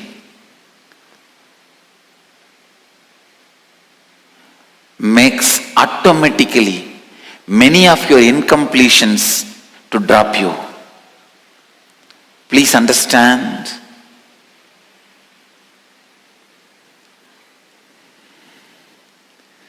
If you are completing, trying to unclutch, drop your incompletions, you are struggling with your incompletions and patterns. If you are enriching, your incompletions will drop you.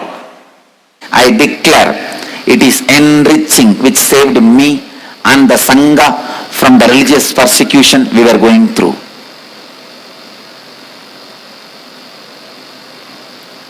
You can test the power of this truth. I also declare with integrity, authenticity, responsibility and enriching, it is enriching which will save you from any problem. You will be free from any problem. If you want promotion, just enrich 5 people. You will have promotion. If you want the relationship problem to be solved, enrich 10 people. You will see relationship problem is solved. Anything you want to achieve in the life, if you want you to be healed, enrich 20 people.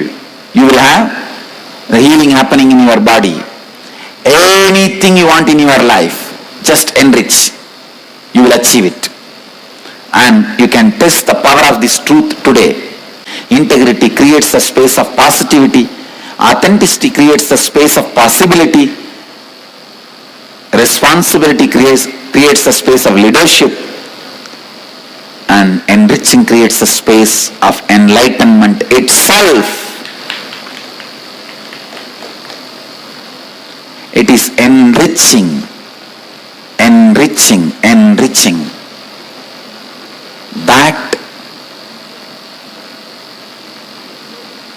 makes the life alive. Whenever you talk to people continuously and enrich them, you become strong in those ideas. You become strong in life. Please listen. Life is a power. If you want to discover, harness the power of word, live integrity. If you want to harness the power of thinking, live authenticity. If you want to discover and use the power of feeling, use responsibility. If you want to use the power of living, decide to enrich with integrity, authenticity and responsibility.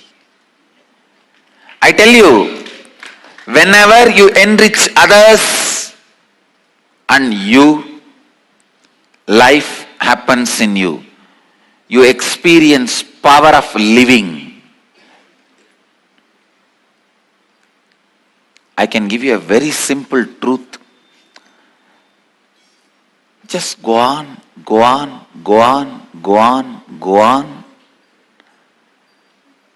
Enrich others in your life. I tell you, best things of the life will be showered on you. From morning till night, let the enriching be your thinking. Let the enriching be your feeling. Let all your words be centered on enriching. I tell you, you will understand the power of words. Go on uttering the words which enriches others. Go on thinking how to enrich yourself and others. Go on feeling how to enrich yourself and others. I tell you, align your living to enrich others. Even if you are working in Microsoft, understand you are enriching people. Just understand clearly in your thinking, you are enriching the people. Don't have the self-doubt. Complete with it. Even if you are weaving the clothes, you are enriching somebody with clothes. Even if you are doing agriculture, you are enriching somebody with food. Even if you are working in the army, you are enriching your country with security. So whatever you are doing, you can understand, you should align yourself, realize how you are enriching others. I tell you, understanding whatever you are already doing is enriching, and expanding your life in the line of enriching will make you realize the power of enriching. Only one person, a terrorist, cannot align his actions with enriching. A terrorist can never justify. If you are not a terrorist, then be very clear. All your thinking, all your actions, all your feelings can be aligned to enriching. Whole day, remember very clearly, you are living only for enriching. Life is for others. I tell you, the moment you convince your heart, life is for others, all the sufferings living in your heart leaves you. All the suffering. Now you know, even if somebody is suffering because of you, it is because of them, not because of you.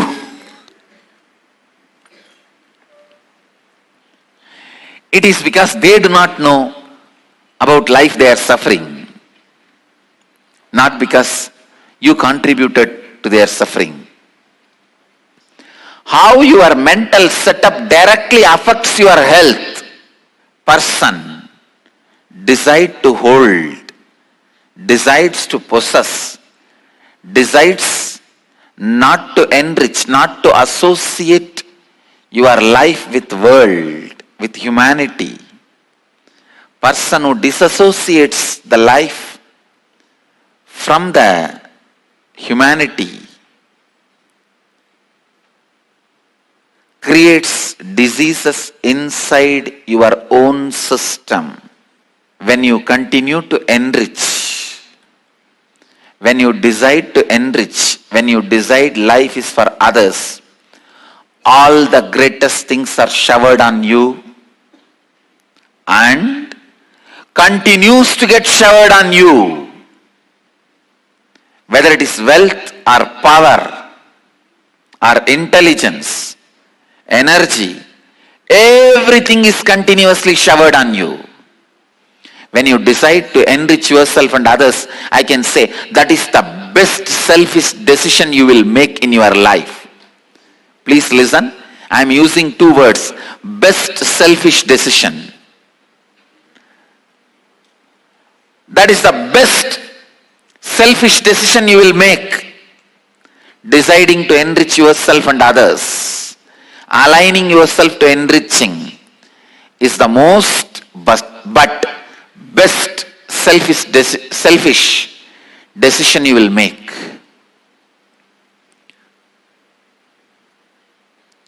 I am not here to tell you do some selfless service, do it because it is right, moral. You will never do. Every one of us know the joy when you give it to others, when you give, when you share, when you enrich, the joy you feel, all of you know. But you always have a conflict. If I give away everything, what will happen to my life? I need to hold something to run my life. This conflict will be removed. It will be completed with enriching initiation. You will understand even your exhaling is giving. You will understand when you inhale, you enrich this body. When you exhale, you enrich all the trees by releasing the carbon dioxide required for the trees.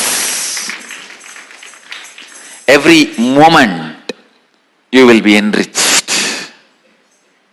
When you know your life is far enriching. The power of words. You achieve the power of words through integrity. You achieve power of thinking through authenticity. You achieve power of feeling through responsibility.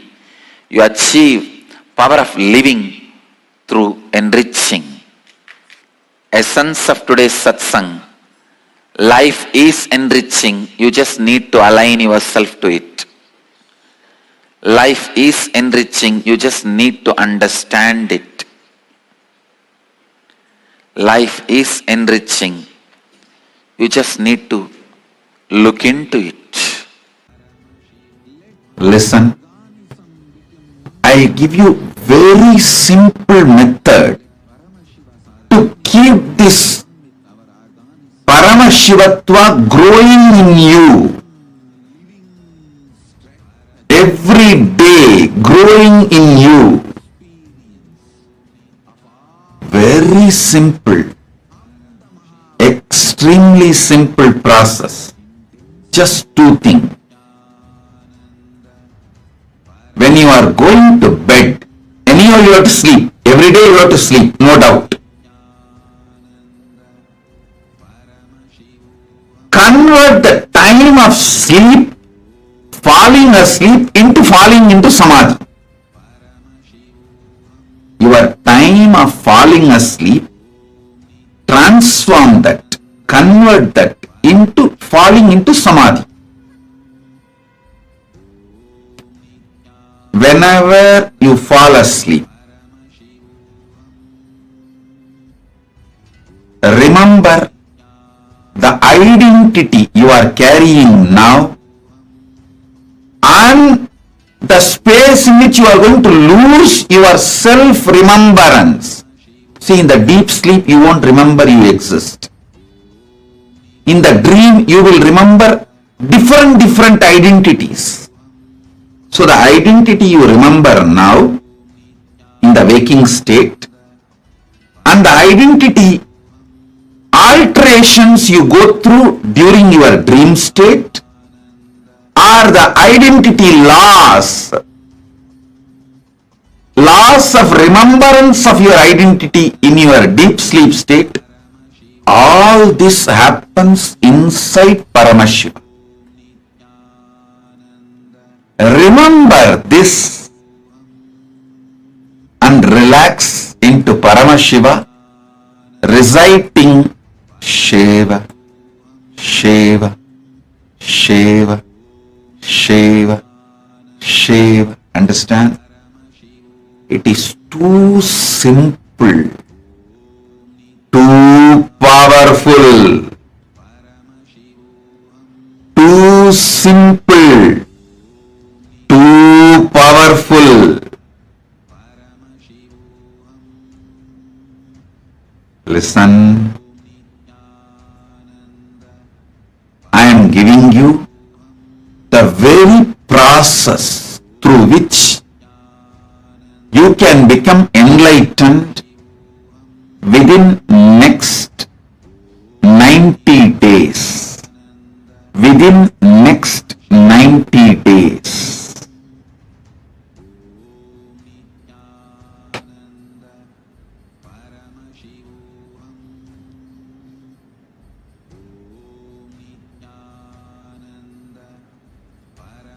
It is such a simple process.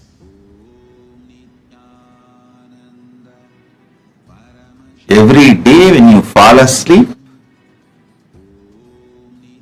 remember the identity you remember and the alteration of the identity you will go through in the dream state and the loss of remembrance about your identity you will experience in the deep sleep state. All the three happens inside Paramashiva. With that surrender, remember your identity, existence, and repeat Shiva, Shiva, Shiva, and fall asleep.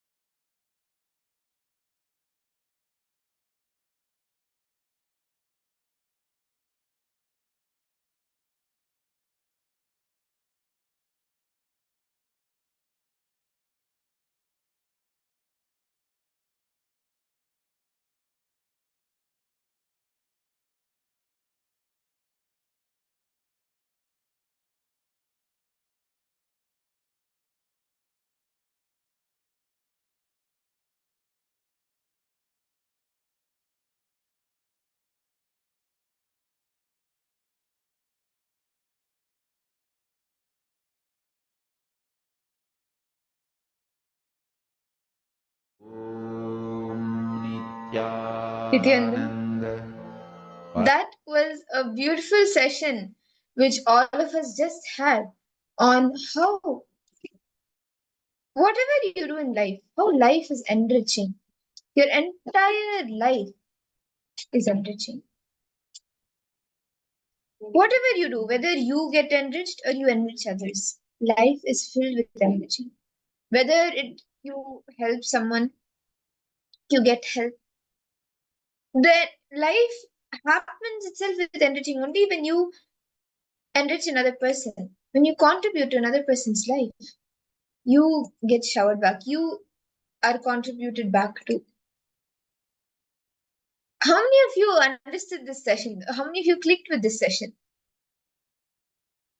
Actually, Swamiji beautifully says, enriching burns all the past karmas. If you have like been if you have had the lack of integrity, if you have been non-integrated or inauthentic or even irresponsible, and because of that you created some problem for yourself, just by enriching that karma that you accumulated with the inauthenticity or non-integrity or irresponsibility, that karma gets burned. So enriching by itself is your true nature, as Parameshwar says beautifully. In the Ishavasya Upanishad, it goes, Saparyagat Chukramakayama Vranamasna Viragum Shuddhamapa Kavirmanishi Paribhu Swayambhur Yartha Tatyato Dhane Vyadadat Shashvatibhya Samabhyaha. Beautifully, Parameshwar, like in the Ishavasya Upanishad, it is beautifully said how this verse elaborates on how it is the pure consciousness that from time eternal has enriched the ages and each being by ordaining desirable responsibilities onto them. And as per their nature and space and their actions and results thereof. Can I request all participants to first post? What did each and every one of you understand? What's the powerful cognition all of you got about enriching? It was actually a very beautiful session.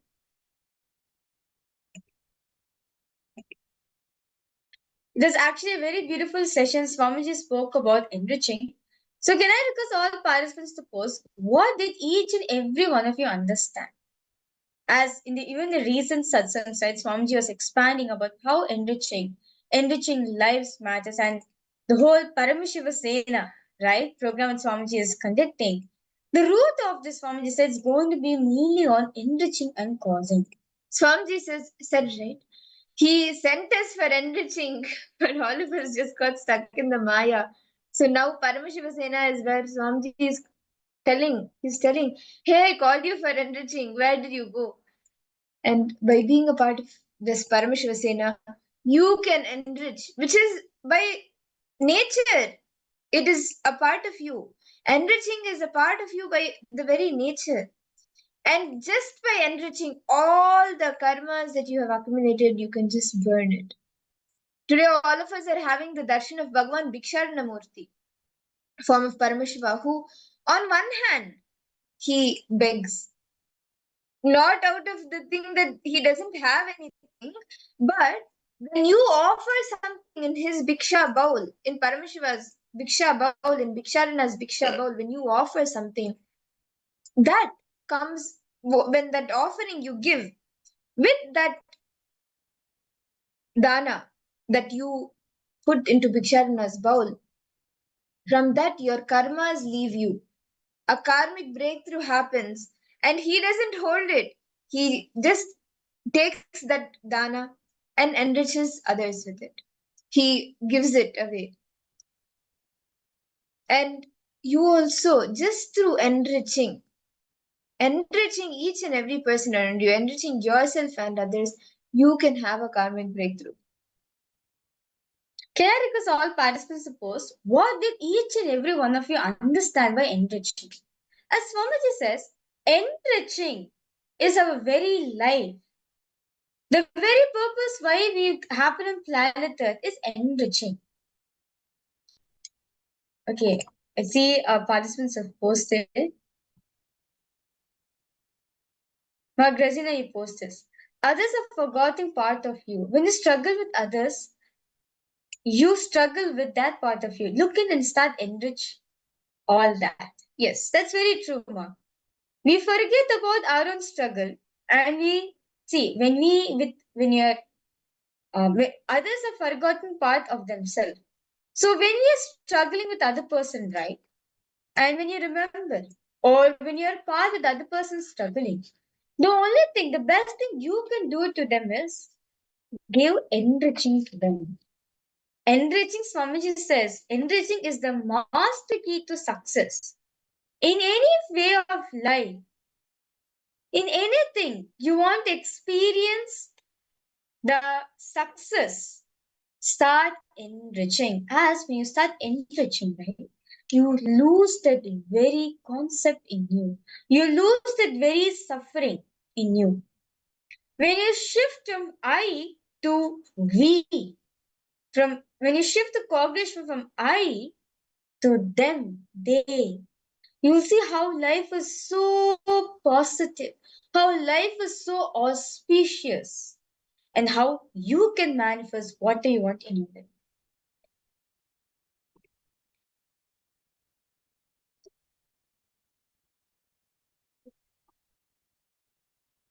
Is all participants understanding? Can I request all of you to now write? Stepping up your integrity, authenticity, and responsibility in all those relationships. Write down new ways. See, write down, I request all the participants, write down the top 10 relationships that you have and you want to enrich. Can I request all participants start writing? The top 10 relationships you have in your life. It can be your, it can be with yourself, it can be with your wife, it can be your children, your husband, your friends, anyone in your life. Top 10 relationships. Please pen down. Make a list. Can I request all parents to quickly write? It could be your parents, your children, your spouse, your relatives, your siblings, your friends, anyone. Or and if you're close to your colleagues, it could be them as well. But 10 top relationships.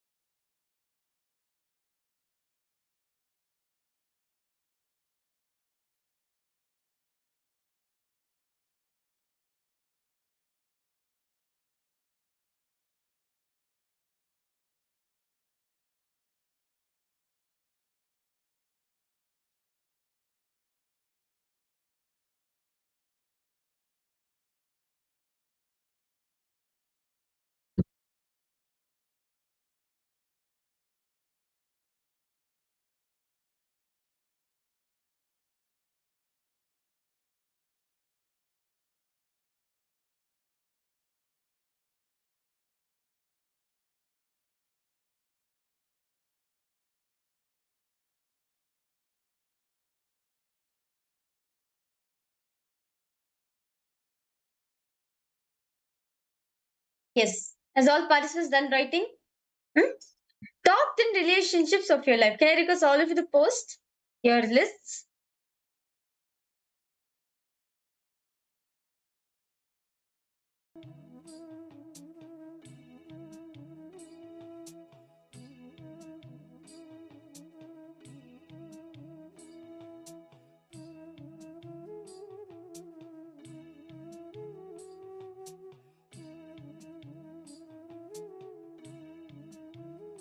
Top 10 relationships in your life. Can I request all participants to post in, in the chat section as this is because these top 10 relationships forms your team.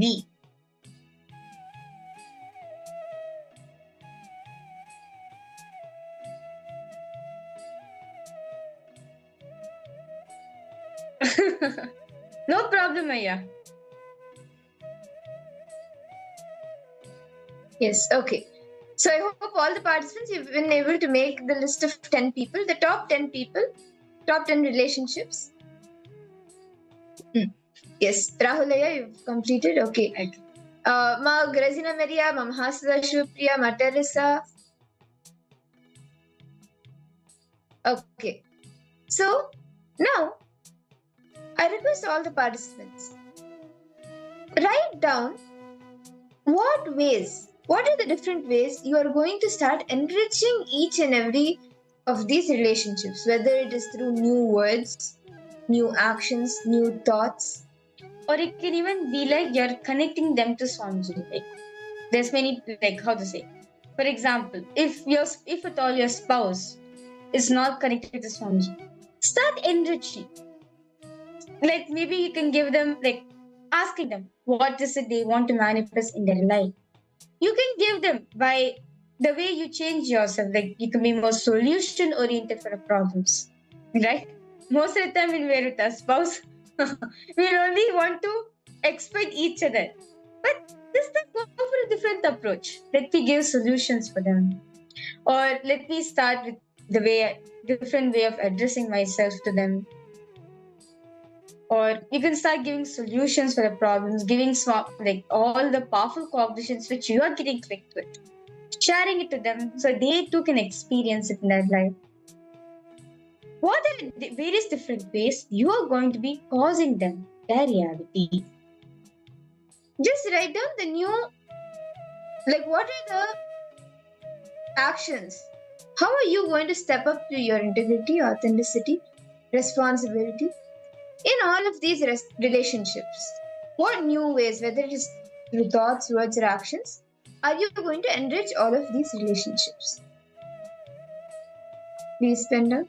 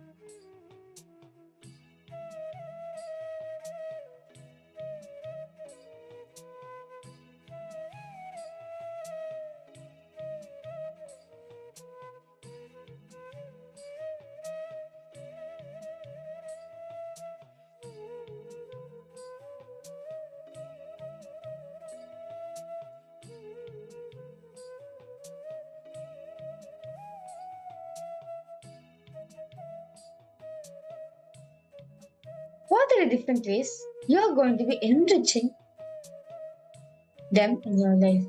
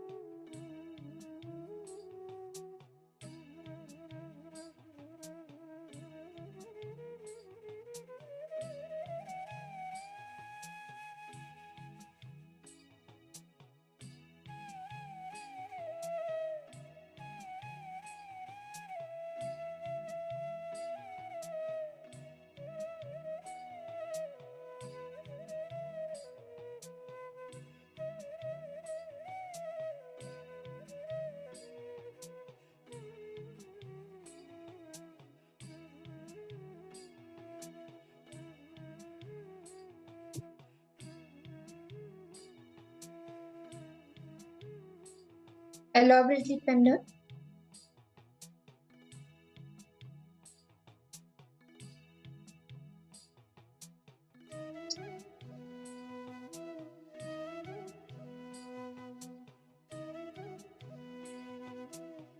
See, understand? Swamiji says that why enriching is important.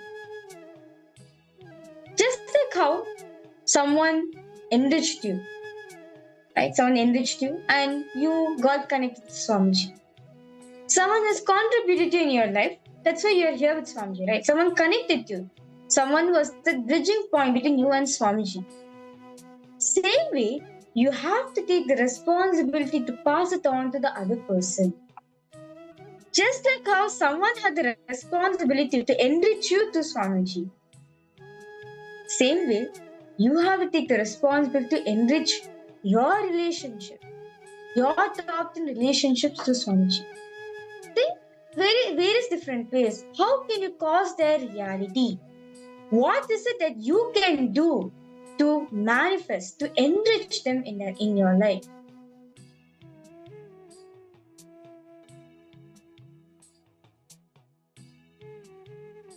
So all participants understanding. If you have any questions, any doubts, or how to do it, feel free to post in the chat section. If you feel like, I feel my friends and my spouse is one of the hardest people to enrich in my life. I have tried so many times, but somehow they're not getting connected to Swamiji. I don't know what to do, ma. Even that's fine. Think. Just like how Swamiji has solutions for all the problems, same way, even this also you'll find the problems. All about deciding to enrich. If you have any questions, any doubts, or if you want any help, okay, how am I supposed to do this enriching? Can you help me? You can also post in the chat section.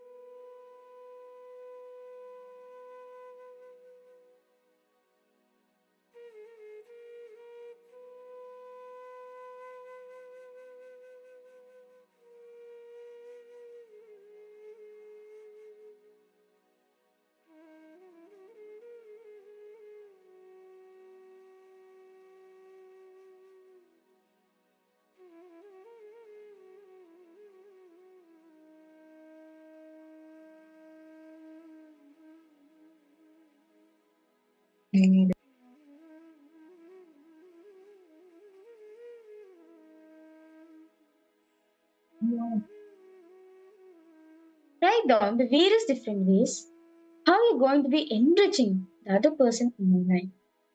It can be you consoling them, or it can be you making them to come out of their problems, or helping them to manifest their reality, or making them to realize their highest potential, anything. What is it that you are going to do to enrich these top 10 relationships in your life? Can I request all participants to start posting? You can say for my child, I'm going to be talking to her. I'm going to get her listening to me, teach her, enrich her how to live life powerfully, how to be powerful in situations, how to manifest the best things for you, how to have good relationship with others, anything, in whichever way.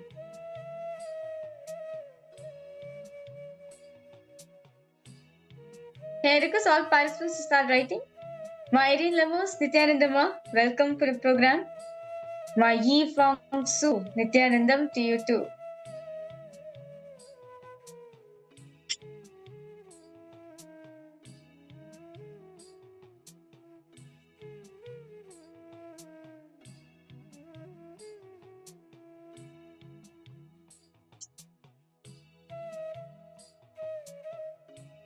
What are the various different ways you're going to be causing their reality, enriching them in your life?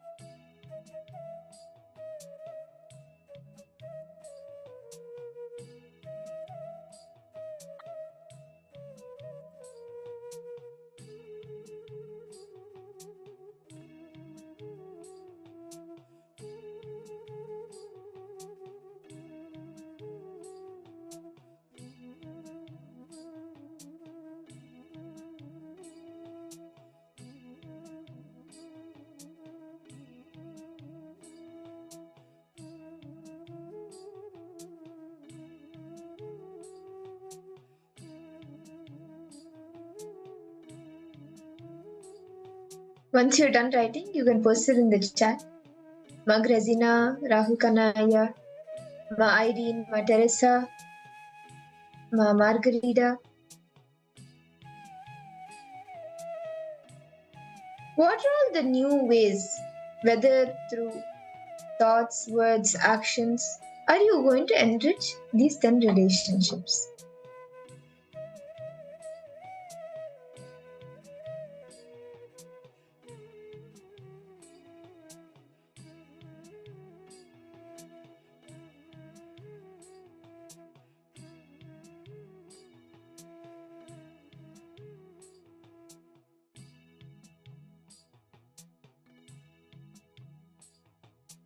Okay.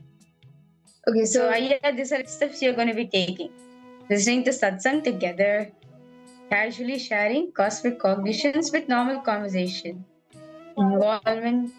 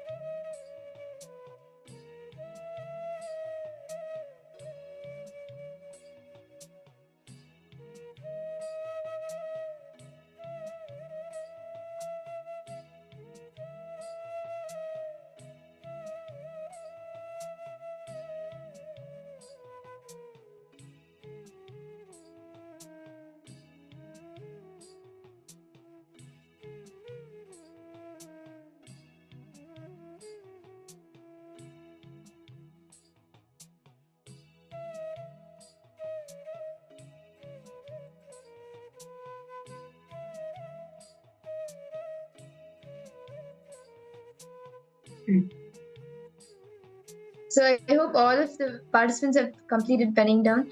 And yes, Rahul Kanaya might start doing all of these activities. Okay. You can Involvement in Puja, sharing Kailasa work for Hindus with friends through WhatsApp.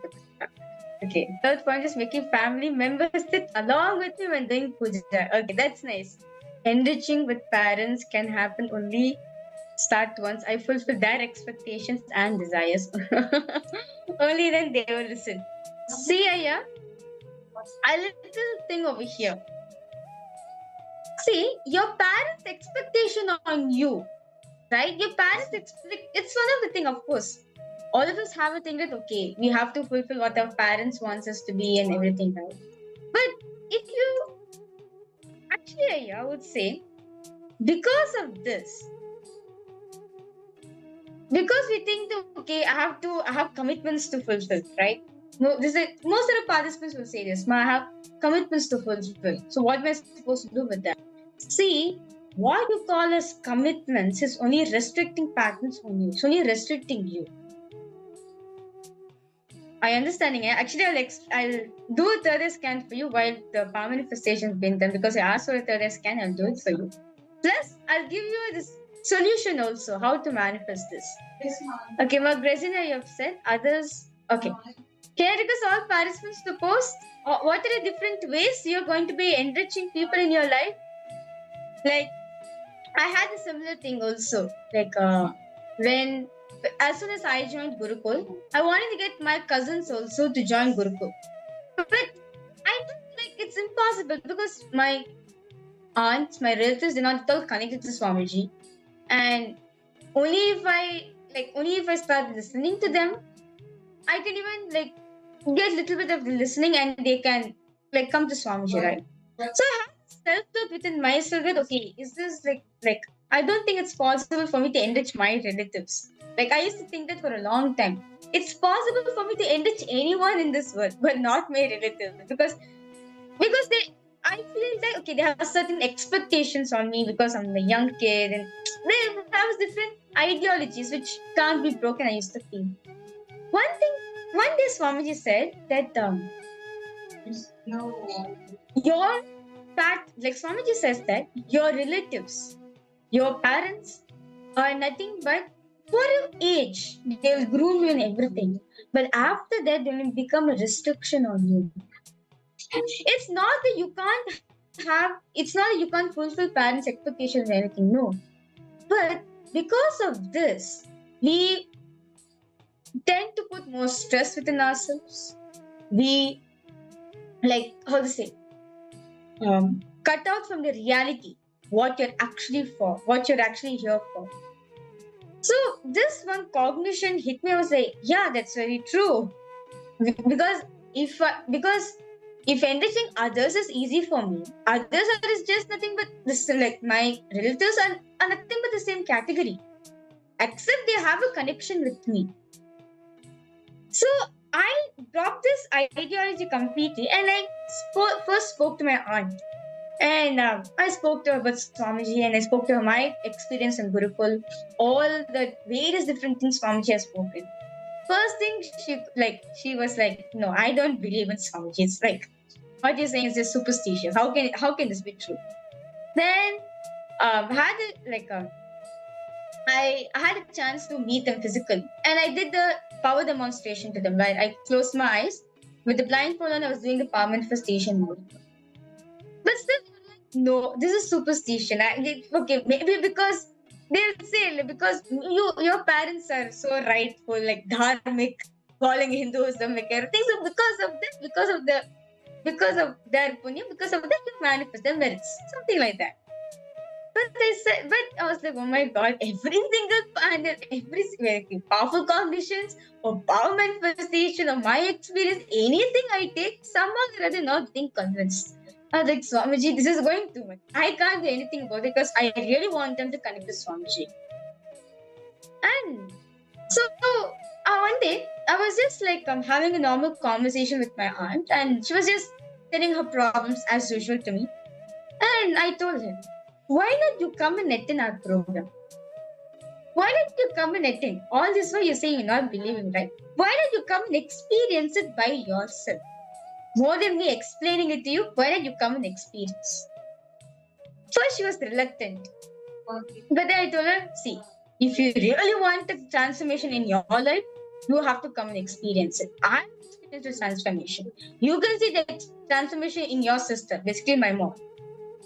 Same way you also can experience it. She was like, okay, yeah. Since I do see a change in all of you. She said, okay, I'll give it a try. So she booked her flights. She came to KAILASA once. And she attended the 10 days Nithyananda program. This is a 10-day kids program. She got her kids also and came for this program. And I told her, you'll see, at the end of this program, your 2 kids also will start manifesting powers like this. And first day, when the screen opened, she had tears in her eyes. She herself was so shocked. My aunt was so shocked. Like, what? I never connected to Swamiji. I never like she was like against Swamiji, you could say. Like, I'm like, no the Swamiji, no the Swamiji. But the first day when she saw Swamiji, right, when the red curtain opened and she saw Swamiji, she had tears in her eyes. And when she went for a darshan, Swamiji just told her one thing, Ma, I will take her. She was like, the kind of experience she had, she was like, oh my god.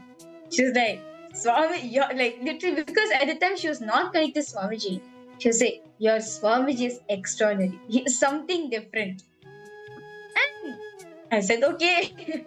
So this is the first experience she got it. Then after it, she started seeing her 2 kids also started manifesting, reading through her third eye. And then they also was able to body scanning. She was able to see differences and changes in her and kids also. Right after the 10 days kids program, she went back to Malaysia. And she was starting to see the changes happening in kids also. That is when she got convinced, God, Swamiji is something different. He is something different. I need to explore. So, suddenly, like on one weekend, like my aunt called me. She's like, hey, I really wanted to talk to you. I was like, okay, fine. What? Okay. Usually, when she wants to, really wants to talk to me, there is some problem happening in the family, and I have to give a solution for it. But this time, she was like, hey, I really want to reach out to you. For 1 week, I was thinking, I think I should come and attend a December program. I think I should come and attend more programs of Swamiji. I was like, okay, great. Come. Correctly at point of time, the Mahasadashivoham program was going to start. And I told her, come for this program. It will be a real blast for you. Well, come and join. So she booked her tickets. She came, and yeah, from then on, her life changed completely. I would like literally like at the end of the 1 day's program, she said one thing. Like, she's like, Ma, you really transformed my life. If I didn't meet Swamiji, I do not know how my life would be even. After Swamiji, so much clarity, so much of understanding started happening in her life. And now she's one of the and now she's actually one of the core members in the Malaysia Adinam, participating in various activities, services, rituals, and everything. It was just that one day, one shift which I had within myself, which reflected outside. I understand, Rahulaya. It's just this one shift that your parents' expectation on you, their desires and everything, right? It is nothing but a restriction which you have put upon yourself. Your parents are your reflection. The moment you have the click within you, you will see they also will shift. Understanding, Aya?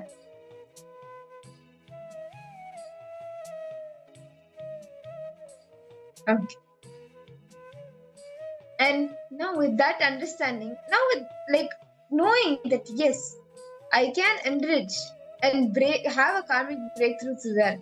And now all of us have listed down all the different ways how each of us are going to enrich the top 10 relationships in our life.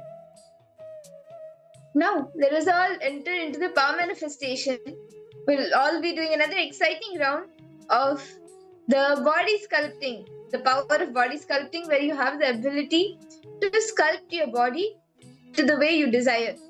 So, can I request all the participants? Now, what all of us will be doing is you will be altering the any part of your body. Like you can choose whether you want to grow hair, remove hair, or change the color of the hair.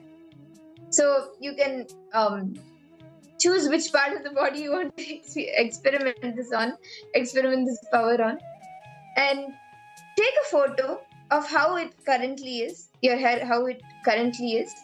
It could be on your hand, it could be even the hair on the head, anywhere. Whether you want to grow the hair, remove the hair, or change the color of the hair. So, can I request all the participants to choose and take a current photo of how it is? Nithyananda, Ma Priyatma Swarupini, welcome for the program. See, so many participants logged in. So, in this round, we are going to be manifesting the power of altering our hair. So, you can change the color, you can grow the length, or yeah.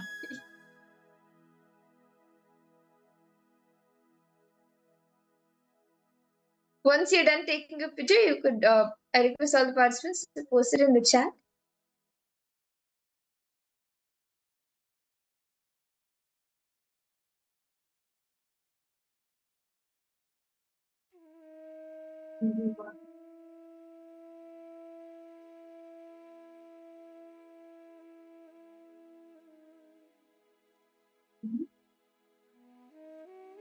Are all the participants ready?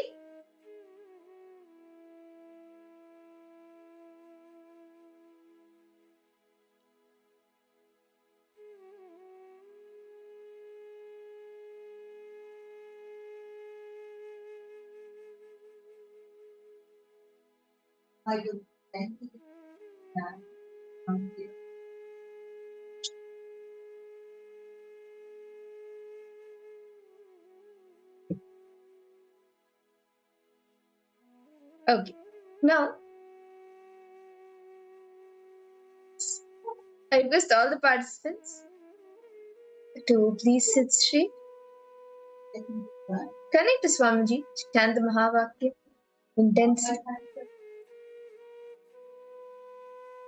Intensely stare at the area that you want to alter.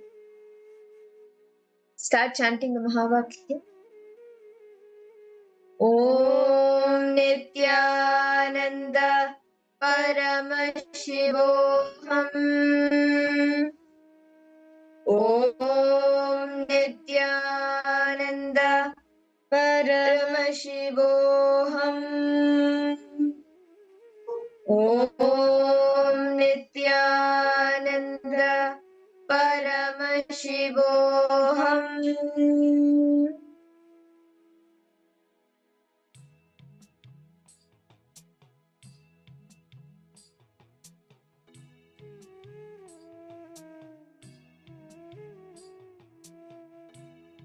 Intensely chant the Mahavakya. And stare at the place that you want to alter through your three eyes.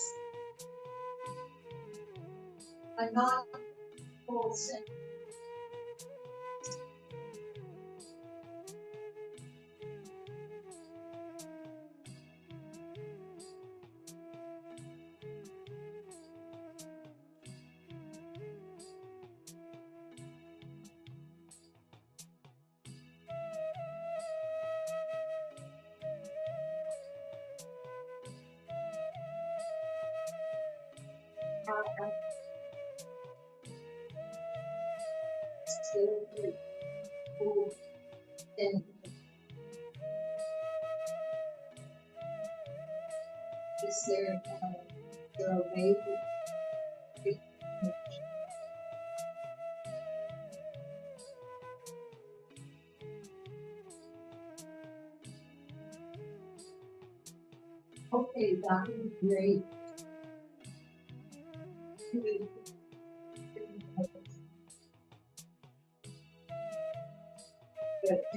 Right now, it's so.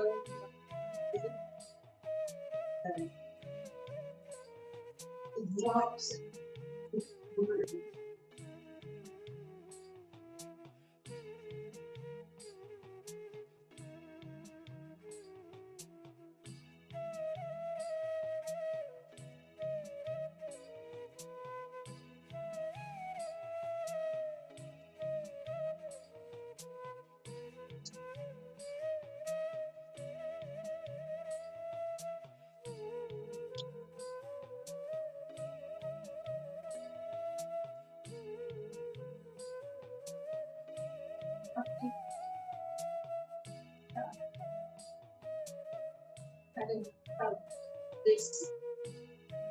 Intensely chant the Mahavakya.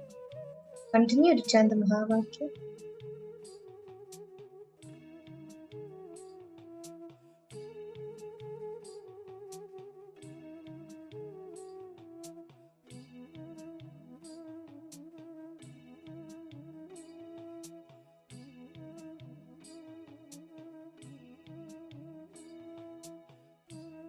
Nice.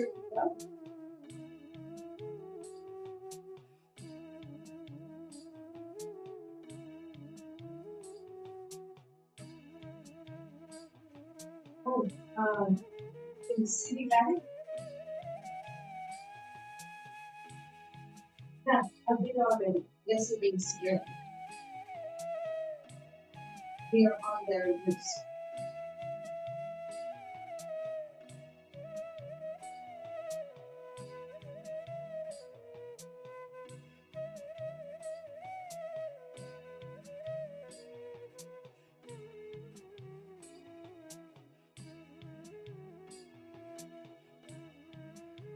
Okay.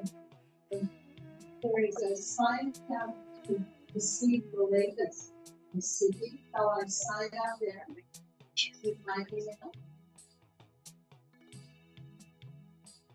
And maybe that was because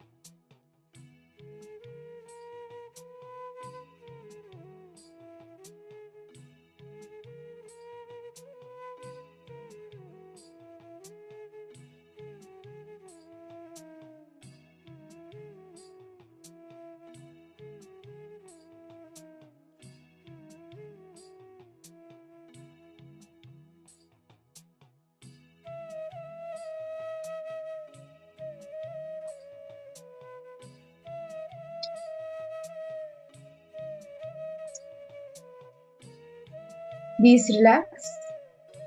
I request all the participants now to slowly open your eyes. You can relax.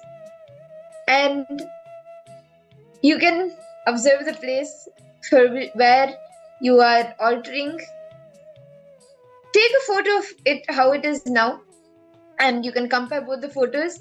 And I request all the participants to detail out in the chat whatever you experienced, what change did you see, and what did you experience as you manifested. And Rahul Kanaya, in the previous round, were you able to see did the mark go more? the stitches mark, yeah? Is it like starting to disappear?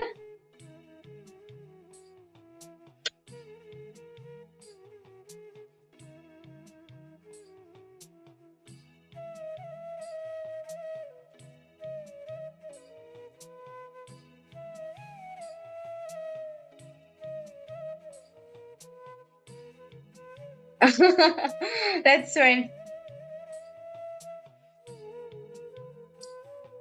Okay. Okay, so I did the scanning for you. So first and foremost thing Swamiji told me, it's like first and foremost thing Swamiji revealed to you is that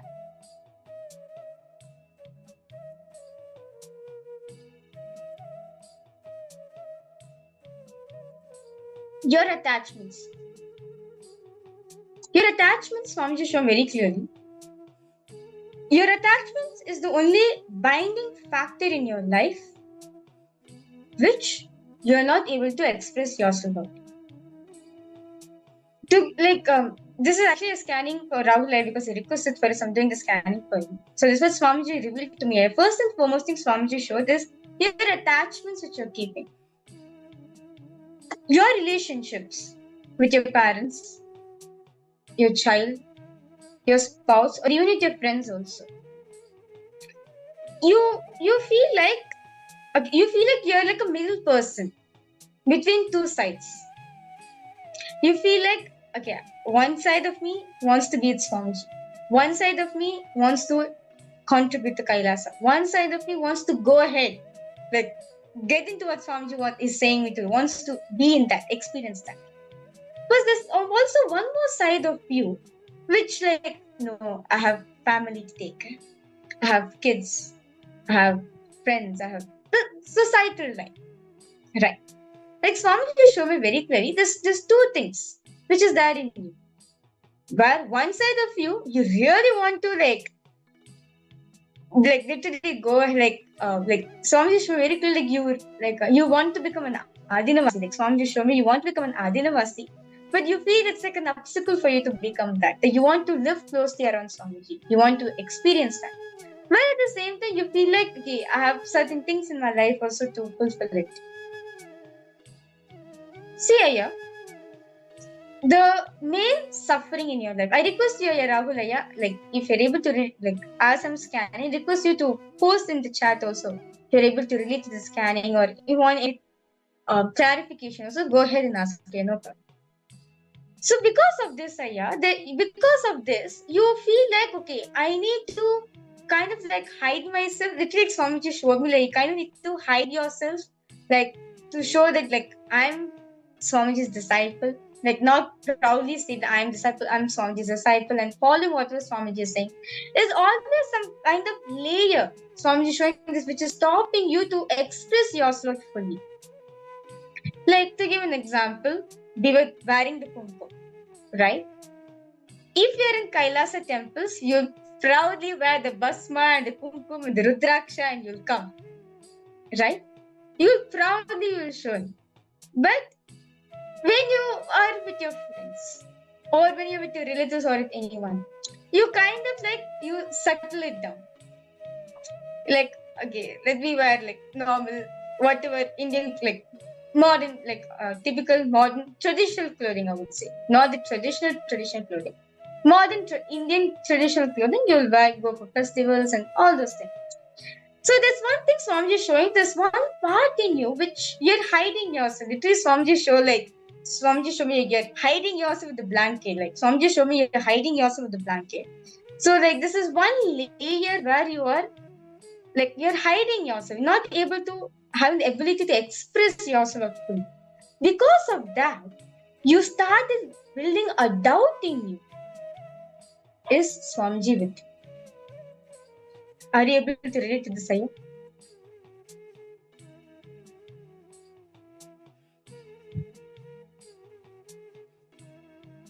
You feel like I can't be how I want it to be when I'm with people, when I'm outside. You feel like restricted. I can't be how I want to be outside. You feel like restricted.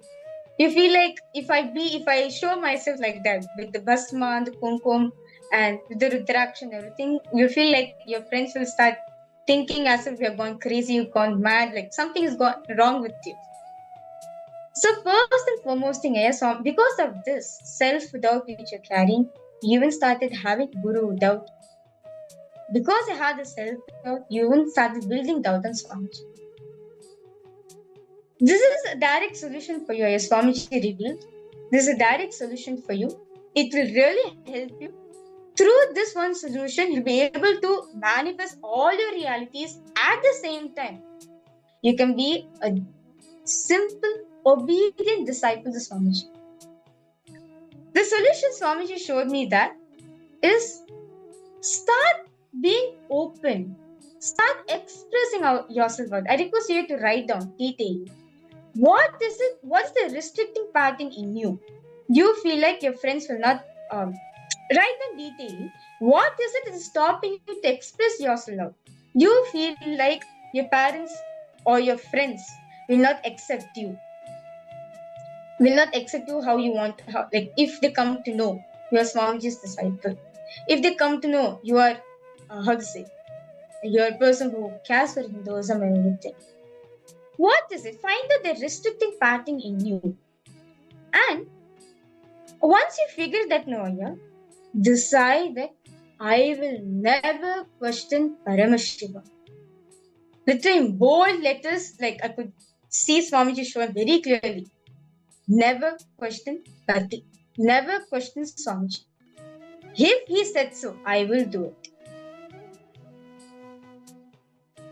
Literally, Swamiji showed me in bold letters. Never question Swamiji. Just with that, Daya, whatever Guru Work Swamiji has given to you, whether the Nirahara or eating, whatever, all the lifestyle practices Swamiji has given to you as a Guru Work, right? And also whatever Devi, right? Parashakti has blessed you also for, will start manifesting. Because of this doubt in you you're having, you're not able to express yourself. You're not able to manifest the reality. You feel like there's some block in you manifesting them. So first and foremost thing, Ayya, declare boldly, I am Swamiji's disciple. Remove that self-doubt. Declare boldly, this is what I am. Enrich them. Every day, do puja intensely. Start doing the Charya Pada. Intensely start doing the Charya Pada. Listen to Swamiji's satsang. Continuously, I actually request you, Ayya, why not you offer a seva? Offer a seva too on this auspicious, on the Kartika Deepam day. And on Jayanti, on Swamiji's Advent, Swamiji's birthday, right? On Jayanti day. These two festivals, do an offering. Continuously will make the thing that let me contribute. Whatever I have, let me contribute. As my gratitude to Swamiji, you have done so much in my life. This is how much I can give to you. This is my best I'm giving to you. When you start giving out, Noaya, when you start giving out, when you start offering yourself to Swamiji, you will see, you will have a breakthrough.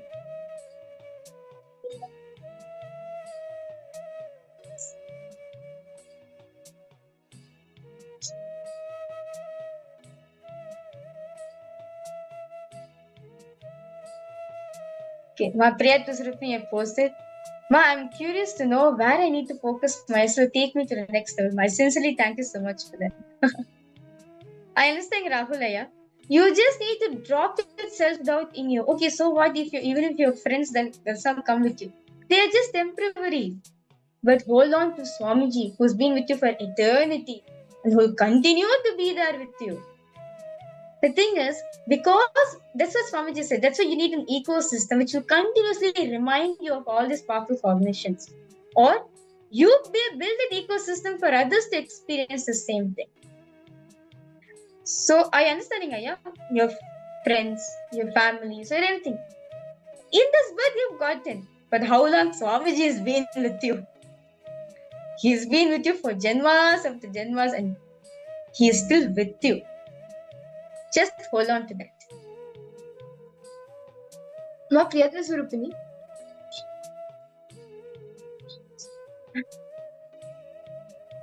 Ma Priyatma Surupini. Ma, actually, as you put the message, I was able to see for you the best way, right? Just drop the anger that comes up when you face, like when certain situations come up in life that trigger anger in you. Just stop for a few seconds there. When you see that anger getting triggered, just stop, unclench from that anger. Don't react to any situation when you are angry. If you just practice this for a few days, you will see that you have a shift. And you, like, the way you see life and how life manifests for you will be different. Don't get triggered with the anger, like, or don't let the anger trigger you. You can use the anger in a positive way. See, anger itself is an energy.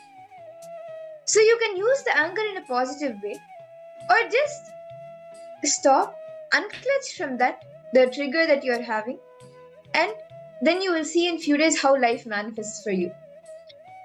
Actually, Rahul, Swamiji, Swamiji just showed me one more solution. Start living with Swamiji's deity. Do you have an Atmamurti, Aya? Do you have a small murti of Swamiji with you?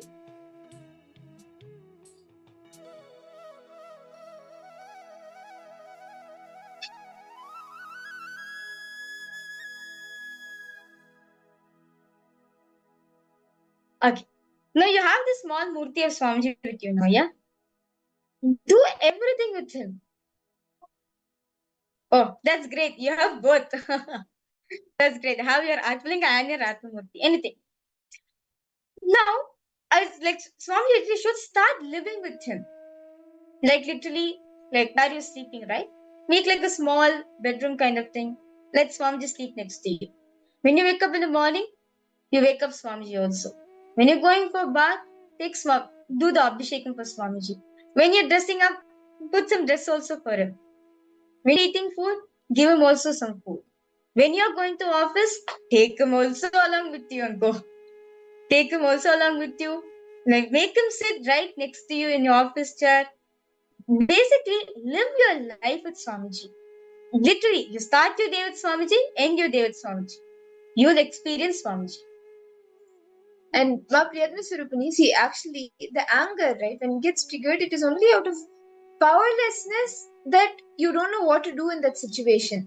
So don't encourage it. Are you able to relate? Like, if you just look in the last few days itself, any situation that comes up, the first reaction will be like, you may not realize it's anger, but the first questions that come from you will be like, why is this happening? How can they speak to me like this?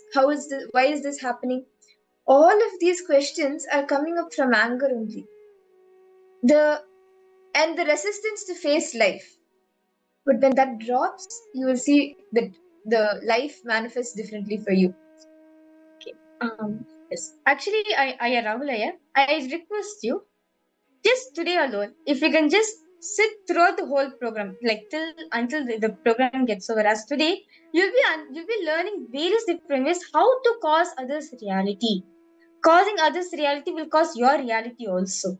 So I just request you, if you can just throughout the whole program, if you attend, you'll actually by the end of this program, by the end of the program, you will get the powerful cognition which will actually shift your whole life. Yes. And now, with that, let us all now enter into the next session of our day. Okay. So, all the participants, as the Paramashivoham program is just like going to be starting in less than 24 hours. So, we are going to be understanding deeply as like so many preparations being going on with it, as the other day Swamiji was revealing, right? How Swamiji is forming the Ratsama members and everything. So, we are going to be understanding detailing about the of the Paramashivoham program, all the various basically the current happenings, the preparation of the Paramashivoham program, we are going to be understanding about it. So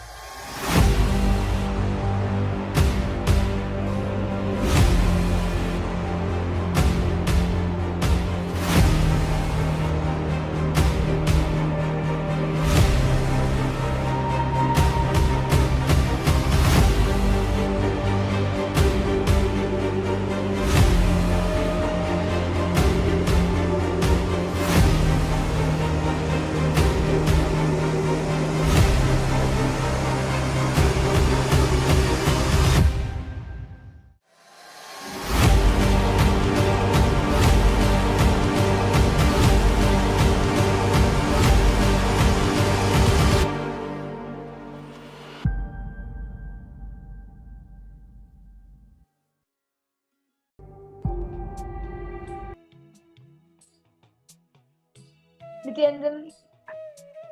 So as we prepare ourselves for the Paramashivoham program starting tomorrow, let all of us take a few moments to even reach out to all our friends, all our family members, our near and dear ones, enriching them to be a part of the Paramashivoham. And see, the Paramashivoham itself is for enriching, because when you enrich, you have a karmic breakthrough, you have a breakthrough yourself. Any pattern you may be facing or any incompletion you may have, by enriching others, you come out, you break free from that pattern, that incompletion. And enriching is the best way that you can manifest anything and everything in your life. Can I request all the participants have all who all have signed up for the Paramashiva Sena and who all are still yet to manifest? You want to make it for Paramashiva Sena, but somewhere you feel it hasn't happened or you're not able to, so you haven't put your intention yet. You have the intention to attend, but you feel there's some obstacles which is stopping you to attend the program. I request all participants to post.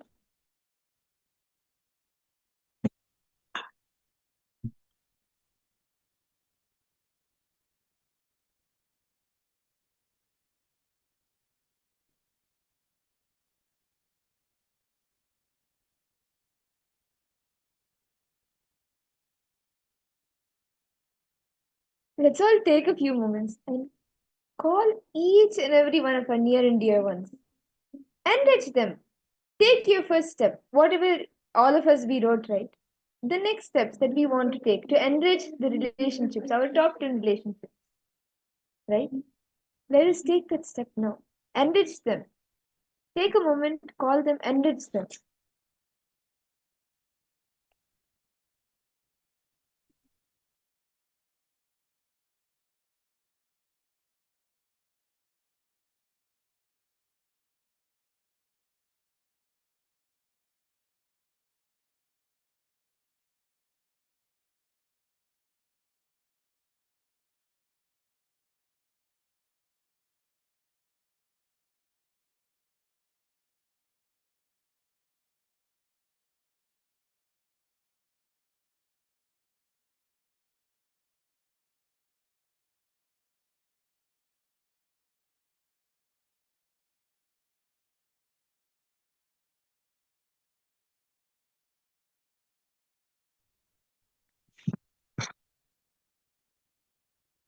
So let's all take a few moments.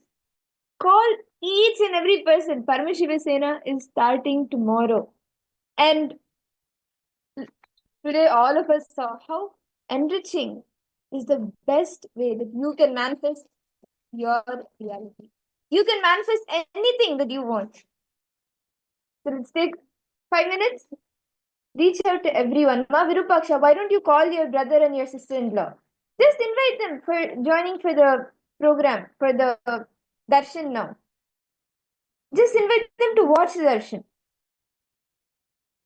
Call your brother, call your sister-in-law. Don't have the perception, okay, they're not going to respond, they're not going to join. No, drop that. Drop the powerlessness you have within you and call them.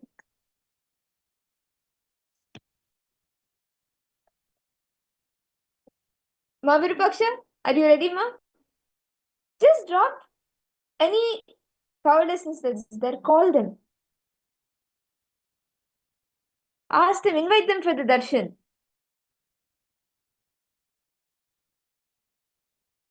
Can I request all participants to invite your friends and families for today's darshan, as literally today Swamiji is going to be manifesting your reality. Understand? Today's initiation, as all of us went through, right? Today Swamiji is going to be initiating us into the Apyayana Diksha, where you're going to be having the ability to manifest your reality.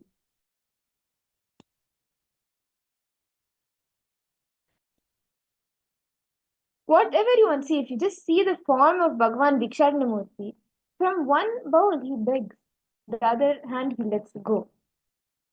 He takes your karmas when you offer something.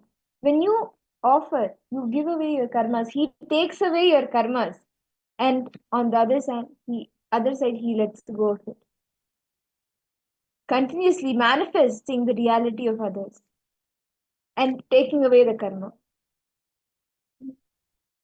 You will have a breakthrough. You can experience a karmic breakthrough today just by enriching. Just by sharing the few powerful cognitions that you got.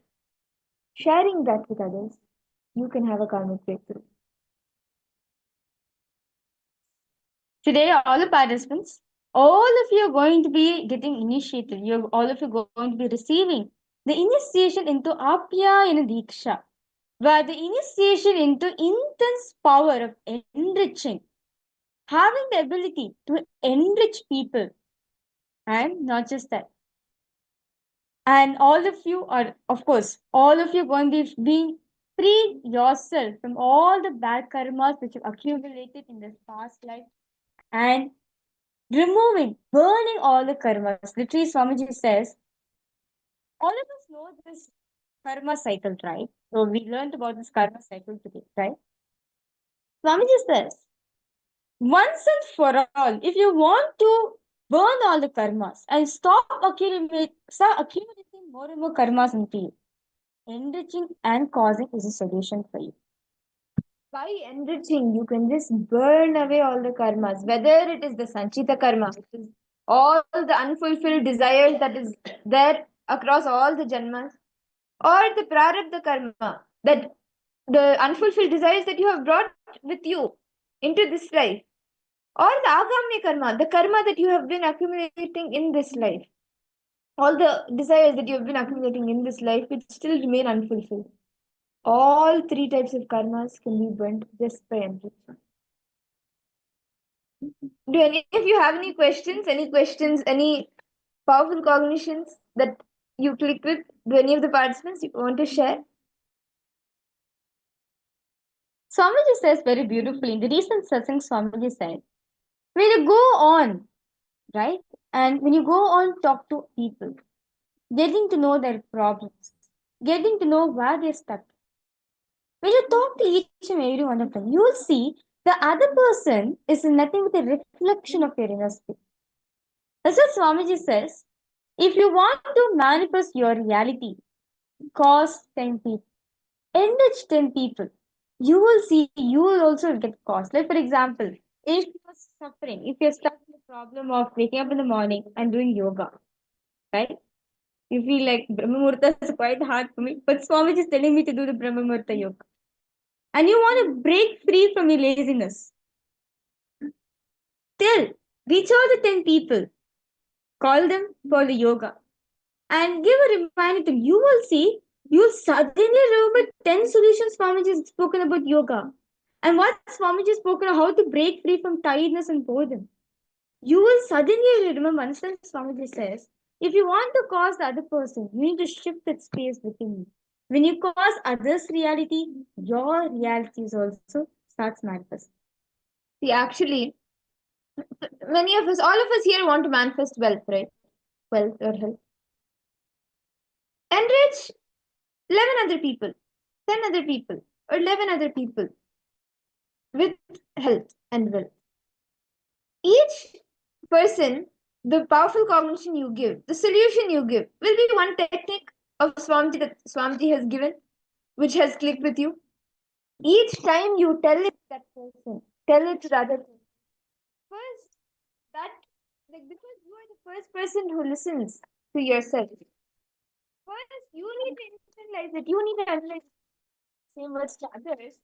You will be listening to yourself. The powerful cognitions will become a part of you. So it will click with you and it will click with them. So you can both you and them manifest your reality. Because for anything, whatever you tell others, whatever you make others click with, first you are the first listener to think is the best way to have a breakthrough, to manifest your reality. I request all participants to post. If you have any questions, any doubts, do feel free to post in the chat section. That's fine. As today we learn so much, right? How to break free ourselves from the karmas. What exactly is karma? How did we start the enriching, right? For example, like right now, you're calling someone, you're enriching them, but you're not able to get the shit and you want to help. Feel free, go ahead and post in the chat section. See, understand all the participants. See, so life is a mirror. All of us just now listened to the science of ambition and fortune, right? What Swamiji said is mainly people around you is a reflection of you. Whatever you hold in your inner space, that same thing gets projected outside over here. Imagine this is a mirror. Okay? Imagine this is a mirror. Now, if I want that person to be responsive to me, I need to become that responsive. Like, for example, let's say you're not able to handle your parents, or let's say you're not able to handle your children, or anything, any field of life, you feel stuck. Instead of pointing and blaming outside, look inside yourself and see which pattern of mind has been reflected, as life is a mirror. Anything you carry within you gets projected outside. Life is a mirror. So, when you shift the space inside you, when you bring the completion space inside you, naturally, the person whom you're talking to will shift. How if you're understanding this? See, if you're having, like, for example, many of the participants, like all of you are asking, right? How do we enrich the other person? How can we start doing? Shift the space inside, as the person, each person, right? Your mother, your parents, your friends, your families, everyone is a reflection of your inner space. Each one of them represents one component in you. Like, let's say, your mother represents the resistance part of you. Your father represents the powerless part of you. Each and every single person represents one part in your inner space. So look at and see, where in me am I manifesting this? What is it that in me that I'm not aware of? Where I'm manifesting it outside. If you just bring this awareness towards yourself and declare completion, you will see the other person also shifts. As this is what Swamiji said, right? The science of enriching. Others, people around you. Life is a huge mirror. It's a reflection of your inner space. Whatever you carry in your inner space, the same thing gets reflected outside. If you see yourself in a mirror and you have a mark on your face, wiping it on the mirror is not going to change, right? Wipe that mark on yourself from your face. Then your reflection will change. The reaction, or like what you see on the mirror, will change. So when you just look in, like for example, Ma Virupaksha or Rahulaya, Ma Maria, Ma Grazina Maria, all of you just look in. If you just see today, some person you have interacted with in the last few hours, when you interacted with them, what was that part of you that they reflected? It could have been any of your family members, or it could have even been a colleague you met at work. Which part of you did they reflect?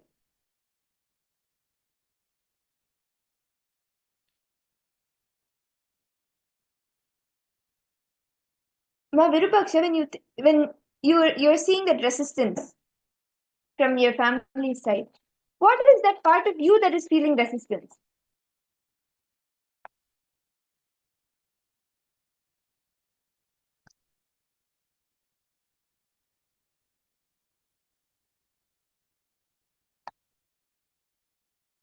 So I understand, Virupaksha. Your relatives, right? It's a reflection of your inner space. They reflect some part in you where you're keeping a deep resistance, where you're keeping the denial. If you just figure that out, Noma, if you just see what is it that I'm resisting in my life, what is it I'm holding so much where I'm resisting life? If you just find out this, Noma, you will see your relatives also will listen because they are reflection of the resistance you carry in you. If you just shift inside, naturally outside also gets shifted. If you just drop that cognition inside of you, which is complete with the cognition inside of you. The other person also will naturally will shift that.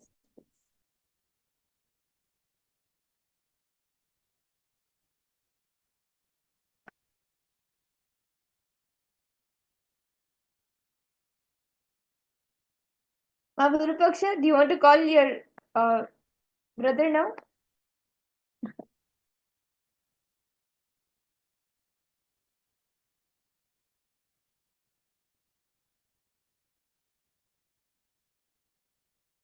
That's all take a few minutes. Call each and every person, all your near and dear ones. Rahulaya, you can get your family. Today you have written, right? That you will sit with them for the darshan. Take that step now. Invite them for the darshan. Invite them for the session. Let them join. See, actually, Paramashivoham is the program itself. Is firstly, it's an in-house program after 5 years. So if you have the chance to go there, like you shouldn't miss it for any reason. Whatever happens, you should somehow make it there to for the Paramashivoham program, because it's literally a lifetime opportunity, and you can become a Rajya Sabha member of KAILASA and just go on enriching, having a karmic breakthrough. Okay. Actually, Rahulaya, how old is your child? How old is your daughter?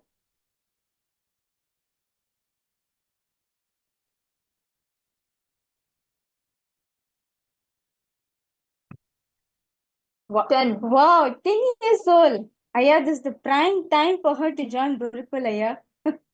The best time for her to be in Gurukul Swamiji's presence. Why not you put her? Think about it. Because this is the prime time from 7 to 14 is the time when being around the Guru is like a must. And me and myself and Mahaviraja have this experience. You can't have anything better than this. Just look back and see, if I was not in Gurukul, what I would have been, what I would have been like would have been totally different. This is the prime time that you should try Gurukul, put your daughter in Gurukul, and that would be the best upbringing that you can give her. Actually, Swamiji's before the age of 14, like before the time where the physical maturity happens, if the connection to the Guru is being made, it will be there for lifelong. Like I can give my own experience also for this. Like literally all the Balasins are there in the Gurukul, right? All of us met Swamiji in really young age. Meeting actually that Swamiji said it will actually help us deepen our connection there, because there's now only they're building the identity, right? Now only they're building that identity, the root pattern, all those things. Only if you just let them, like instead of putting them in the outside world and like getting to all those things, if you just put them in the right environment, putting them in Gurukul, you will see when they grow up, they'll have maturity in their life, they'll have clarity in their life. Like like how the Balasins are, right? You will also be like, how are the such a young age, how the Balasins have so much clarity in their life.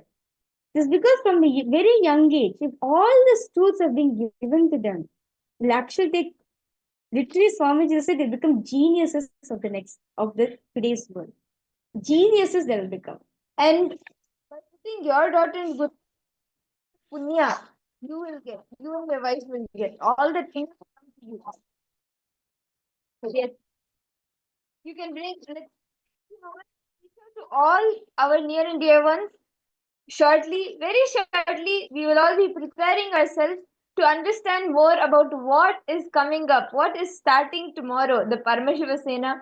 We just have literally a night left for the program to start, and let us all now get ready.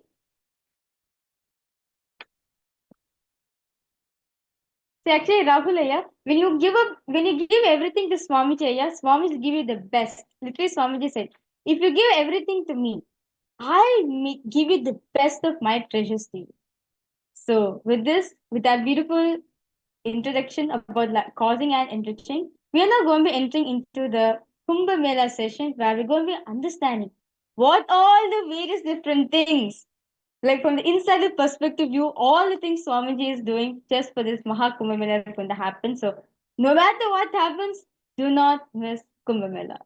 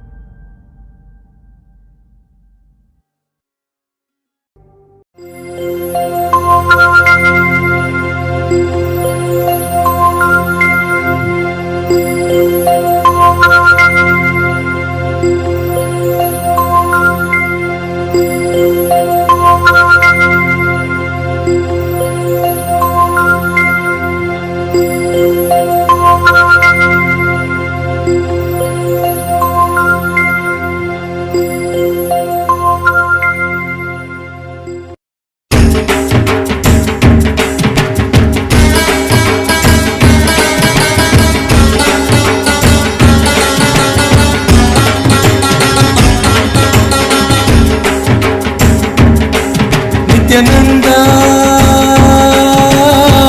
Hara Shiva Shiva Murahara Damar Bhaje. Nithyananda, Hara Shiva Shiva Murahara Damar Bhaje. Jaya Jagadodharana, Jaya Nitya Jagadishwara Harana. Shri Nitya Jaya Nitya Hara Paramahamsa Shri Nithyananda. Hara Shiva Shiva Murahara Damar Bhaje. Nithyananda, Hara Shiva Shiva Murahara Damar Bhaje. Jaya Jagadodharana, Jaya Nitya Jagadishwara Harana. Jaya Nitya Jagadishwara Harana.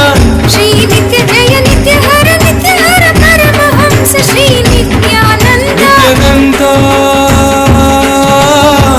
Hara Shiva Shiva Murahara Damar Bhaje.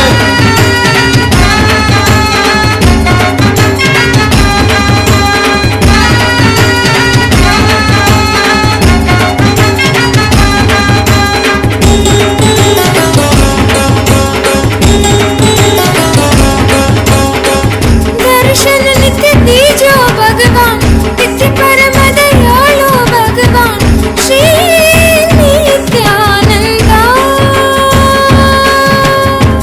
दर्शन नित्य दीजो भगवान, नित्य परम दयालो भगवान श्री नित्यानंदा।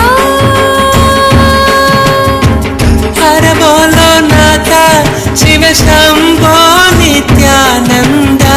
हर बोलो नाथा शिव शंभो नित्यानंदा। शिव शिव हर हर हर हर शिव शिव नित्य परेश्वर हर परमेश्वर जय गुरुनाथ श्री गुरुनाथ नित्यानंदा। शिव शिव हर हर हर हर शिव शिव नित्य परेश्वर हर परमेश्वर जय गुरुनाथ श्री गुरुनाथ नित्यानंदा। नित्यानंदा, हर शिव शिव मुरहर डमर बजे। Nithyananda, Hara Shiva Shiva Murahara Damar Bhaje. Jaya Jagadodharana, Jaya Nitya Jagadishwara Harana. Shri नित्य जय नित्य हरि नित्य हर Paramhans Shri Nityanand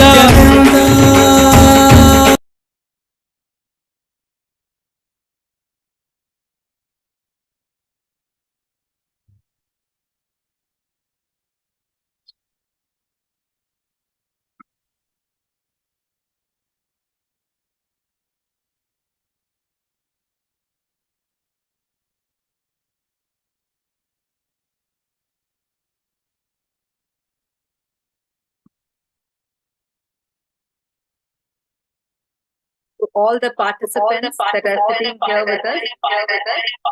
How many of you are, I know many of you have already landed here in KAILASA, USA, Los Angeles, and there are still many more who are flying in the flight right now. How many of you have already booked your tickets? How many of you have already landed? The rush for the this Paramashivoham is so intense. And because this is like a very, very, very powerful program directly to make you as Paramashiva's ambassador.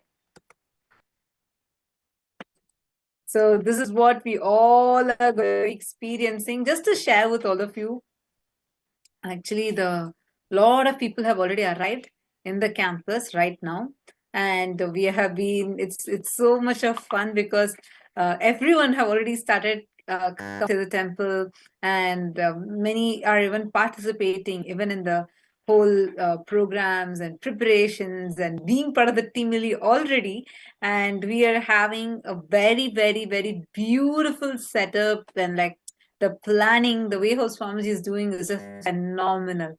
And Swamiji is micromanaging into every single aspect of it, every single aspect, where be it the food, be it the way how Swamiji is conducting.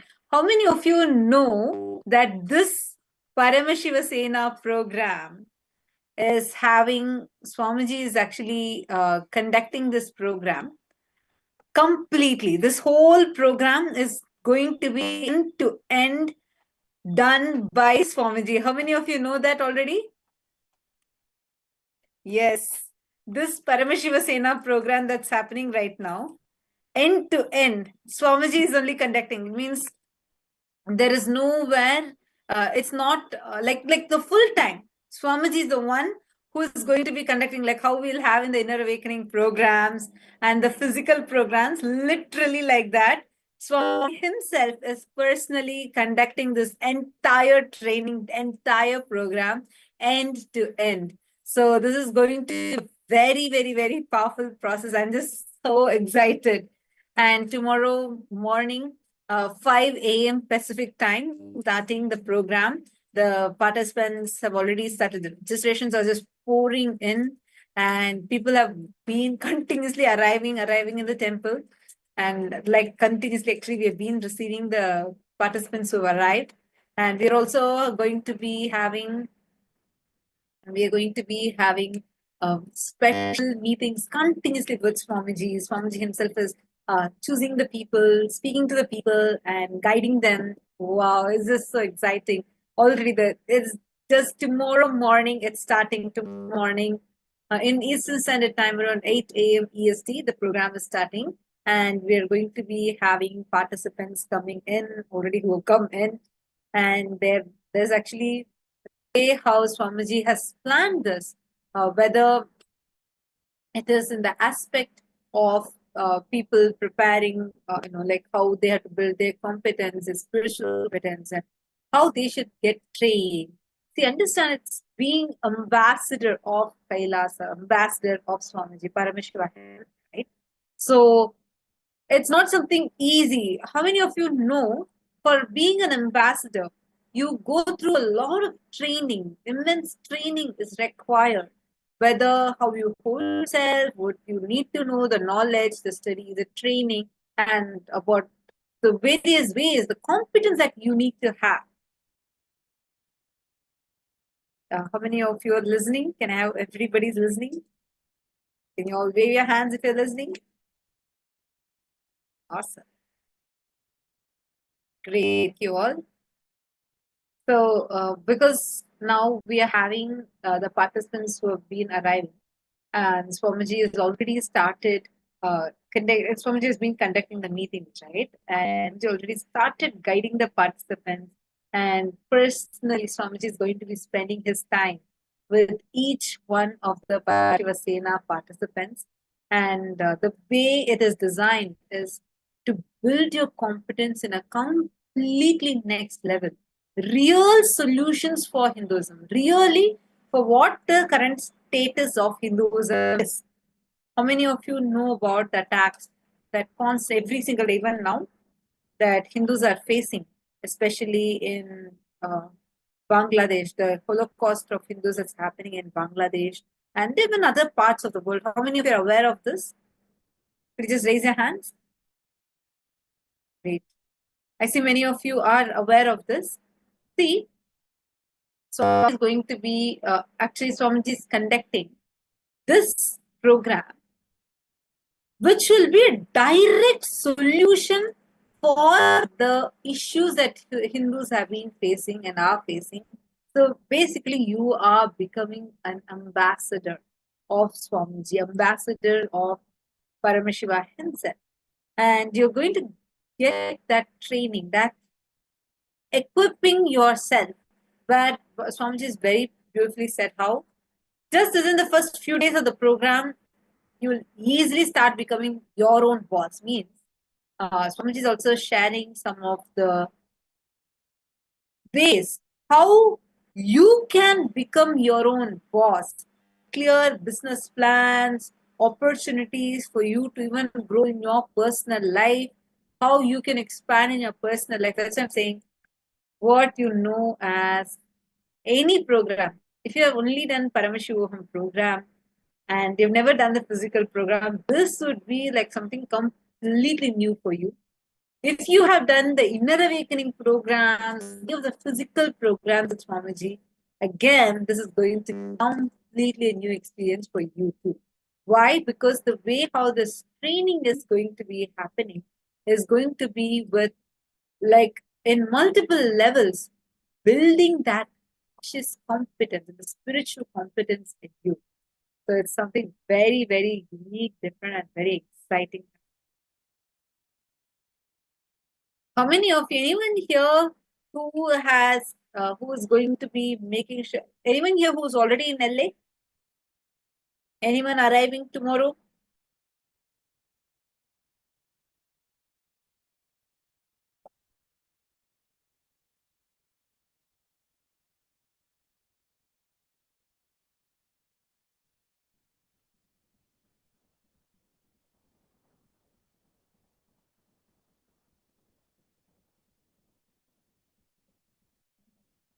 Yes, Ma Kartika Arun. I see your message. Ma Kartika Arun, could you please come on camera?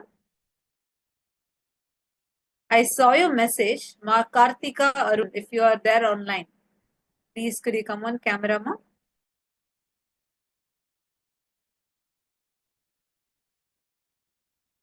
Ma Kartika Arun, Nithyanandam, you can fill up the form, intention form, and put this there. We will have a team who would reach out to you and help you what you can do as a next step. Are you understanding? Kartika Arun.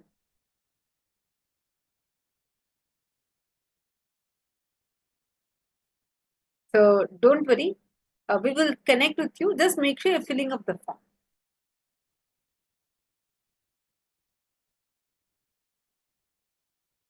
All right. So now, just to catch you all up with what's happening, because we have been having continuous sessions with Swamiji. Even the participants who have booked their tickets to come for being part of Paramashivasena program, everyone have been part of these special sessions. I know the program is yet to start. Tomorrow morning is starting. Still, the sessions have already begun, and this is just the preparation meetings and the sessions. So you can imagine, right? Like already, even for the program itself, Swamiji is meeting already, even before the program starting. Swamiji is preparing everyone. Then imagine and see understand and see what level the program is going to be. And that's precisely what is going to be happening. Actually, tomorrow we are having people will be arriving in the Kailasa Los Angeles temple, and we have some special events that are going to be happening. The day after tomorrow is going to be the Bharani Deep, and then followed by the Kartigai Deepam, and we are going to have all these celebrations physically happening, and Swamiji is also going to be intensely, very, very, very powerfully manifesting. So it's something too exciting.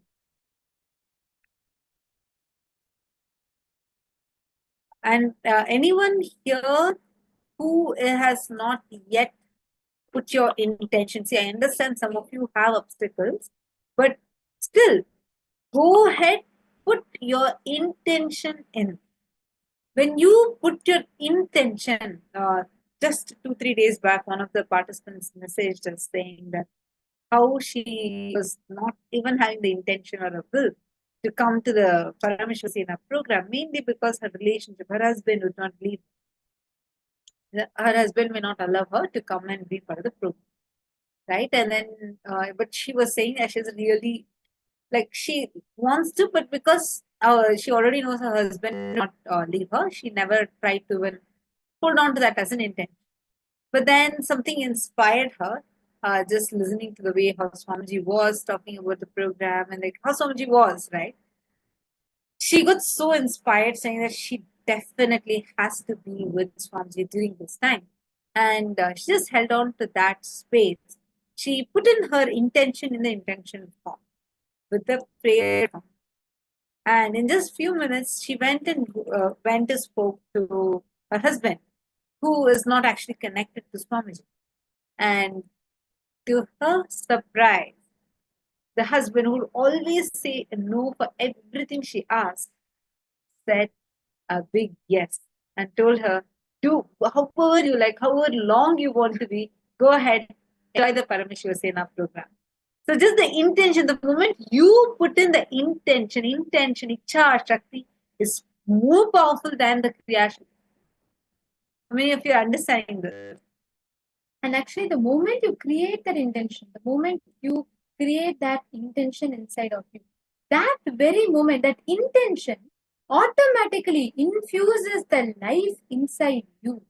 That intention that you have will infuse the life inside for you to manifest this experience, for you to start manifesting what you're intending to manifest.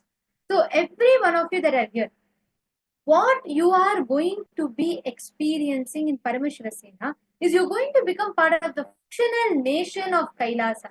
You're going to become part of what Kailasa is, the functional nation of Kailasa, and you're going to be experientially understanding the vision that Swamiji has and manifesting that as a reality.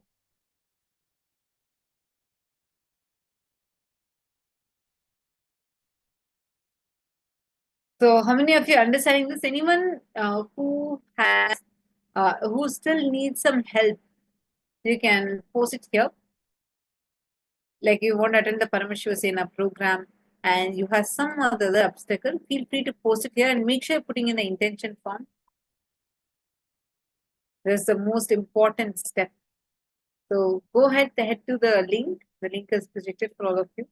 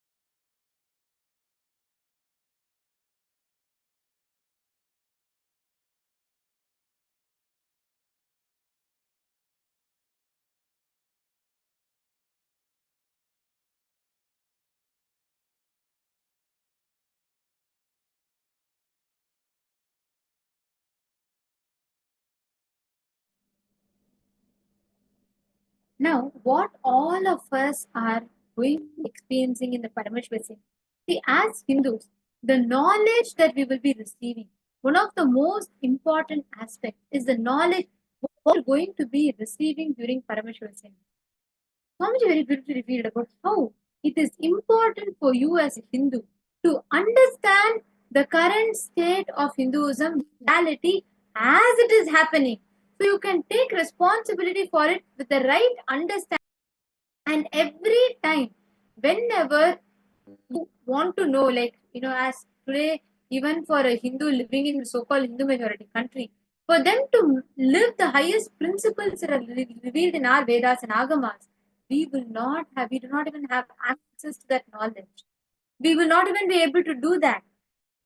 It is only because now we are having Swamiji and we are able to understand what this means. We are able to live this lifestyle of what Hinduism prescribes. Otherwise, what would we know, right? Everything gets diluted.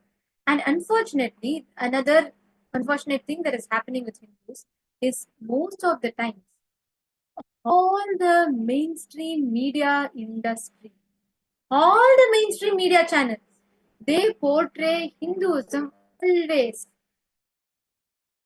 in the space of, like, it continuously portrays Hindus as villains. Hindus are not able to do anything. All these things is continuously that's how it's portrayed in the public platform. And same way, removing the context, spirit out of the context out of everything. That's why Swamiji says, when you add spirit to the ritual, it becomes spiritual. Understand, without spirit, you do any ritual, it's only a dry ritual. Only when you add the spirit to the rituals, it becomes spiritual. They remove the spirit behind all the rituals. They have made everything as a dry ritual. Today, every festival, every celebration, it is only a dry ritual for us. It just becomes like there's no context, there's no purpose behind it. If you lose this science and not you, when you lose access to this, understand, not just you losing your access, the next generations lose the access to it. You will not be able to have access to this amazing science. Ma Kartika is asking, I am unable to get USA visa for Kumbh Mela. Can I volunteer the same 1 month for USA Kumbh Mela from here, such as taking care of social media enriching? Yes, ma. So there is actually, see, understand, ma, the part of how it will be in the in the main Paramashivoham itself, you will not be able to join. But there are independent volunteering projects that might be happening. But right now, for Paramashivoham, it is not open for you to participate unless you have to be in LA itself. Only then you can be part of the Paramashivoham. See, ma, the Paramashivoham program is happening only in Kailasa, USA in Los Angeles. And we're also having one more opening up in Kailasa, Bharat, which is in Kashi, Sarvagnya Peetam. And that is also going to be happening. But the main training right now is happening in Los Angeles, USA. So you need to be in LA and you need to receive it there.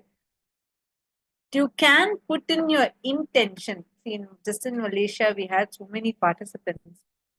We're actually having a big group of Malaysians who have already arrived in US, and the participants got their visas. They're putting in the intention form to Swamiji, and then when they went and applied for the visa, what was the take? 1 week minimum.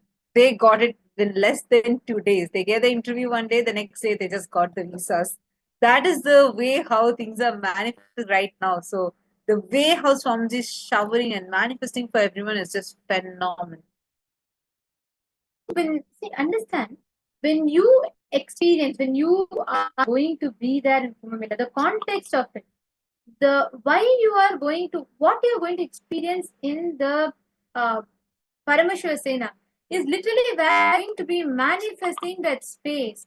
You're going to be having the access, the science to manifest Swamiji in you. That is exactly what the door opens for you in Kumbh Mela, in the Paramashivoham program. Are all of you understanding? So every one of you that are here, all the participants, please understand this. The moment the means what you're going to be experiencing with here in the Paramashivoham program is where you're literally going to become an ambassador. You're going to be manifesting Swamiji through you. You're going to be manifesting Swamiji from you. Literally going to become an ambassador of Swamiji. So every one of you, what you are going to experience, what you can expect to experience in the program, in the Paramashivoham is going to be literally being a spiritual ambassador of Paramashiva, of Swami.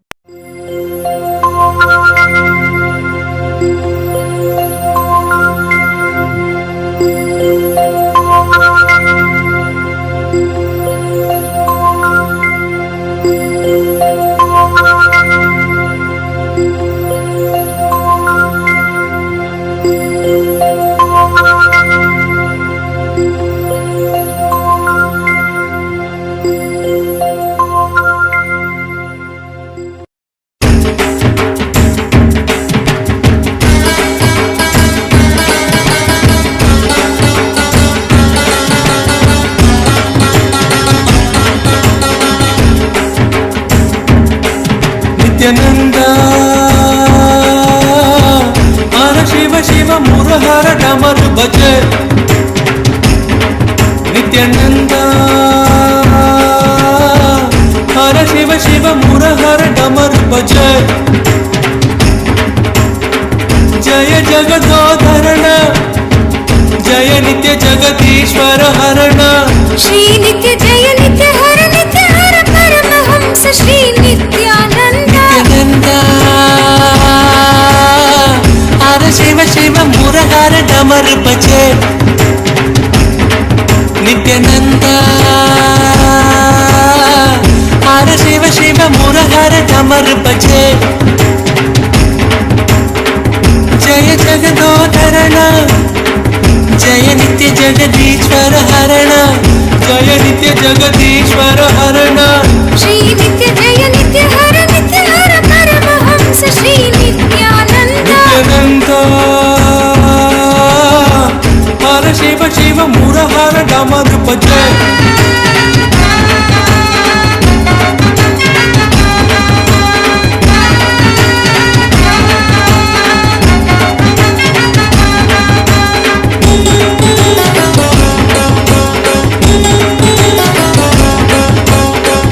दर्शन नित्य दीजो भगवान नित्य परम दयालु भगवान श्री नित्यानंदा। दर्शन नित्य दीजो भगवान नित्य परम दयालु भगवान श्री नित्यानंदा। हर बोलो नाथा शिव शंभो नित्यानंदा। हर बोलो नाथा शिव शंभो नित्यानंदा। शिव शिव हर हर हर हर शिव शिव नित्य पुरेश्वर हर परमेश्वर जय गुरुनाथ श्री गुरुनाथ नित्यानंदा। शिव शिव हर हर हर हर शिव शिव नित्य पुरेश्वर हर परमेश्वर जय गुरुनाथ श्री गुरुनाथ नित्यानंदा। नित्यानंदा, हर शिव शिव मुरहर डमर बजे. See, this celebration is what is life. Celebration of life, Hinduism, Swamiji says beautifully. That is what all of you are going to be experiencing in the Paramashivoham as well. Now, all of us are going to be getting ready to receive the darshan. And I request all the participants to please settle down. And this season, we're having a lot of events, lot of things that are coming up, festivals that you're going to be a part of. It's most importantly this event. Very soon we're going to be having the celebrations of the Kartika Deepam that all of you are going to be part of. So do not miss every day, every single aspect, what you're all experiencing, the initiations you're receiving, everything is very, very important.